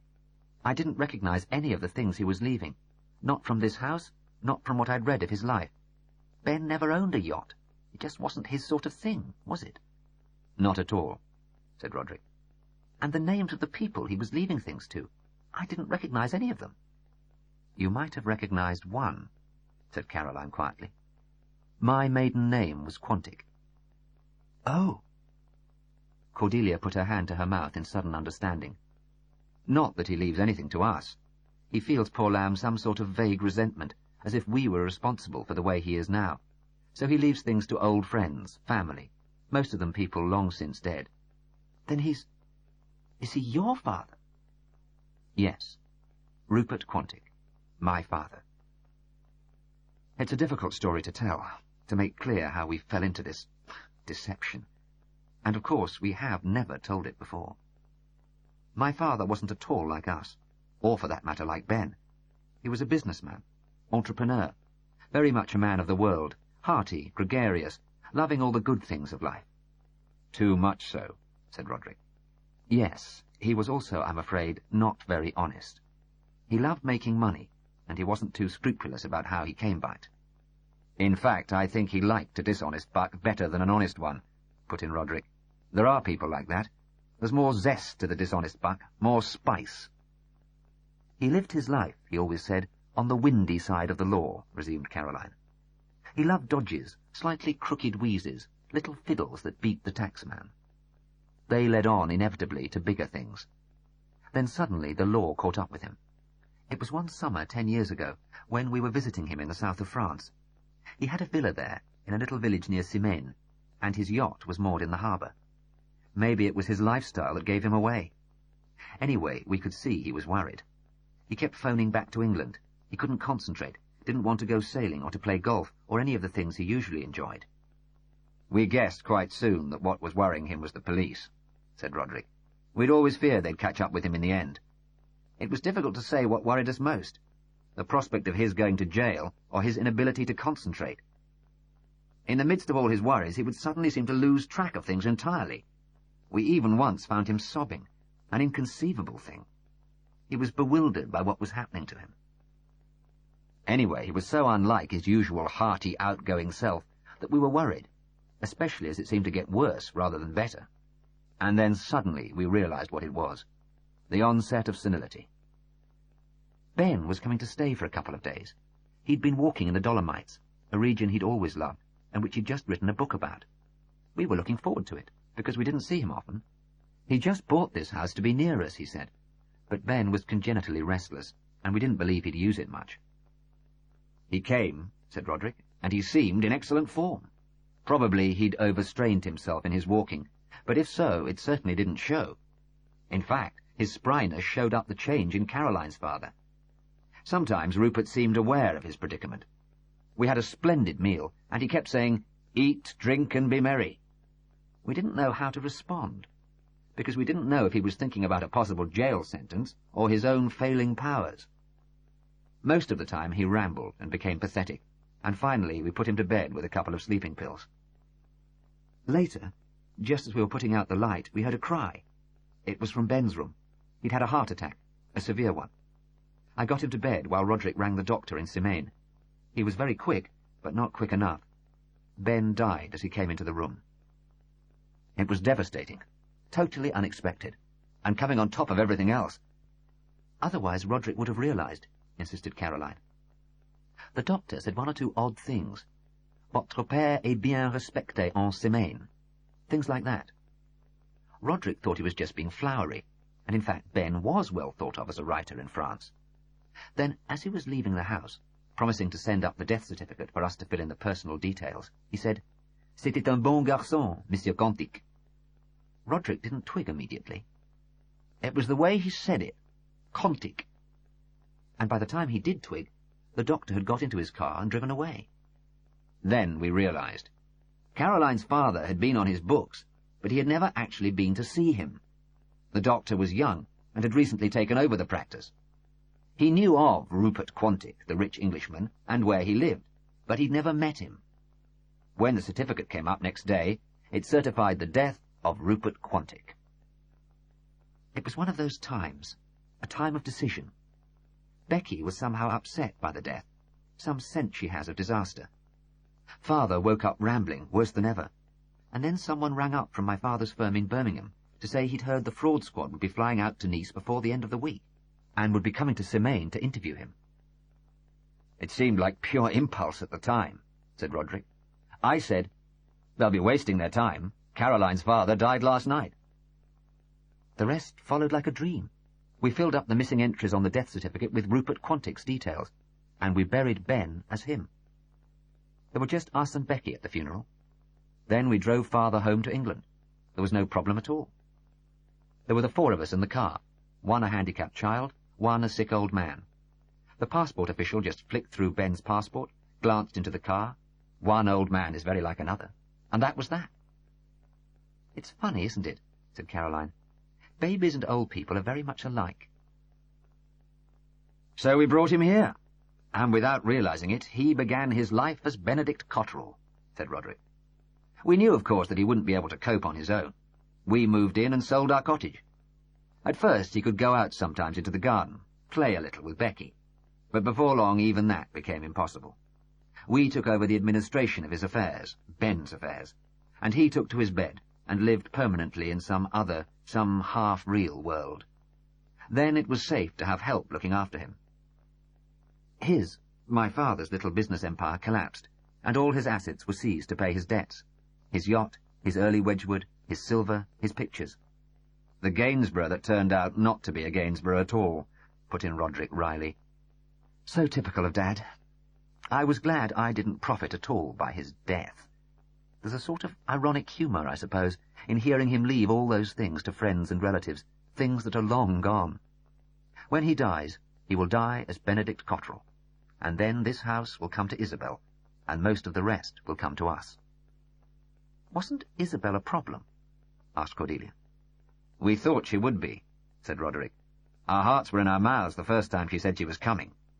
Then we realized she hadn't seen him since the late 50s, and in fact she always refused to go upstairs and see him. She's just interested in keeping an eye on her property. The doctor here was no danger, said Caroline. Ben had bought the house, but he'd never lived here. The doctor has treated him throughout as Ben Cotterel. He feels rather proud of having such a distinguished patient. When he dies, he'll be buried as Benedict Cotterel. Big funeral, no doubt.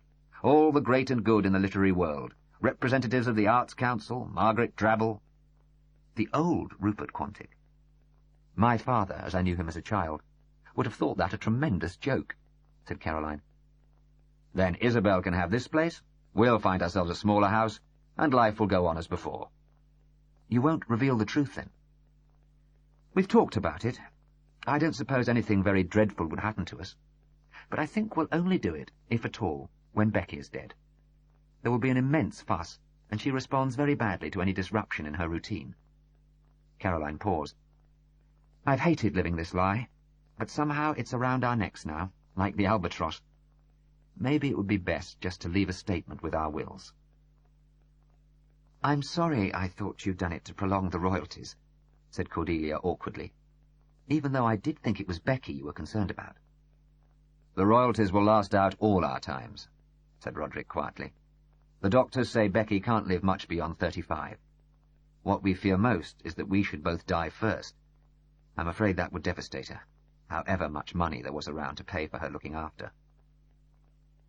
"There's Pat coming from his swim," said Cordelia hurriedly. Through the window in the last light, they could see the beanpole figure with the towel over his shoulders.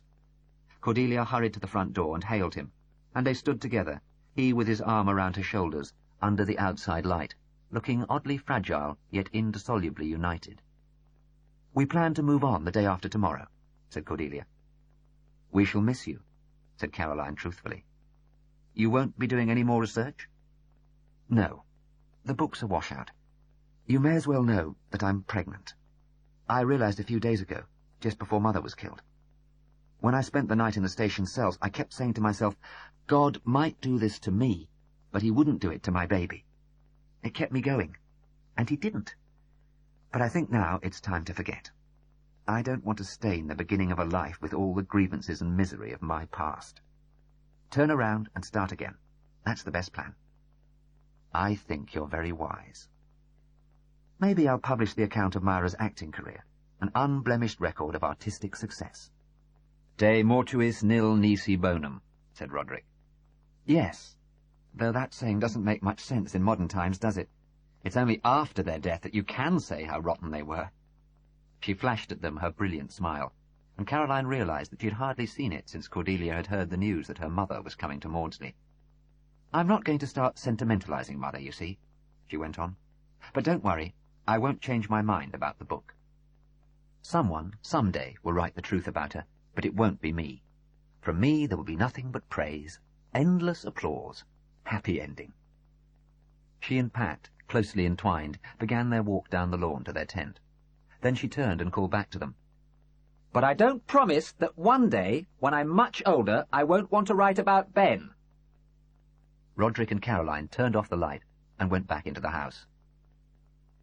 "That will be 4 people now who know," said Rodrik. "Yes, but I don't worry about Pat. I can't think of anyone less likely to volunteer other people's secrets. Apart from the talk about Myra's death, I really don't think I've heard him say more than a couple of 100 words since he came here. Still, he'll be a good father." "Very good," said Rodrik. "Happy ending." He went into the kitchen to prepare Becky's good-night Ovaltine, and Caroline went into the living room, switched off the television, and began getting her ready for bed. Upstairs, in the large bedroom that looked out to sea, the old man unusually had woken up. Poised unsurely between the vague dreams of his night and the vague dreams of his day, he extricated his old hand from the bedclothes and directed it shakily towards the tape recorder by his bed.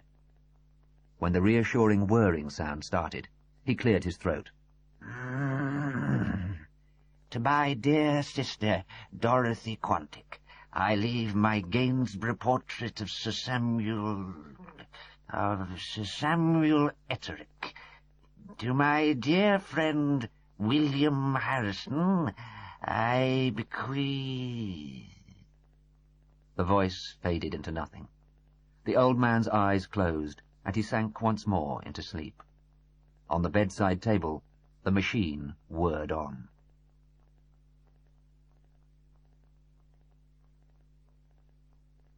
That was At Death's Door by Robert Barnard. Read by Richard Mitchley.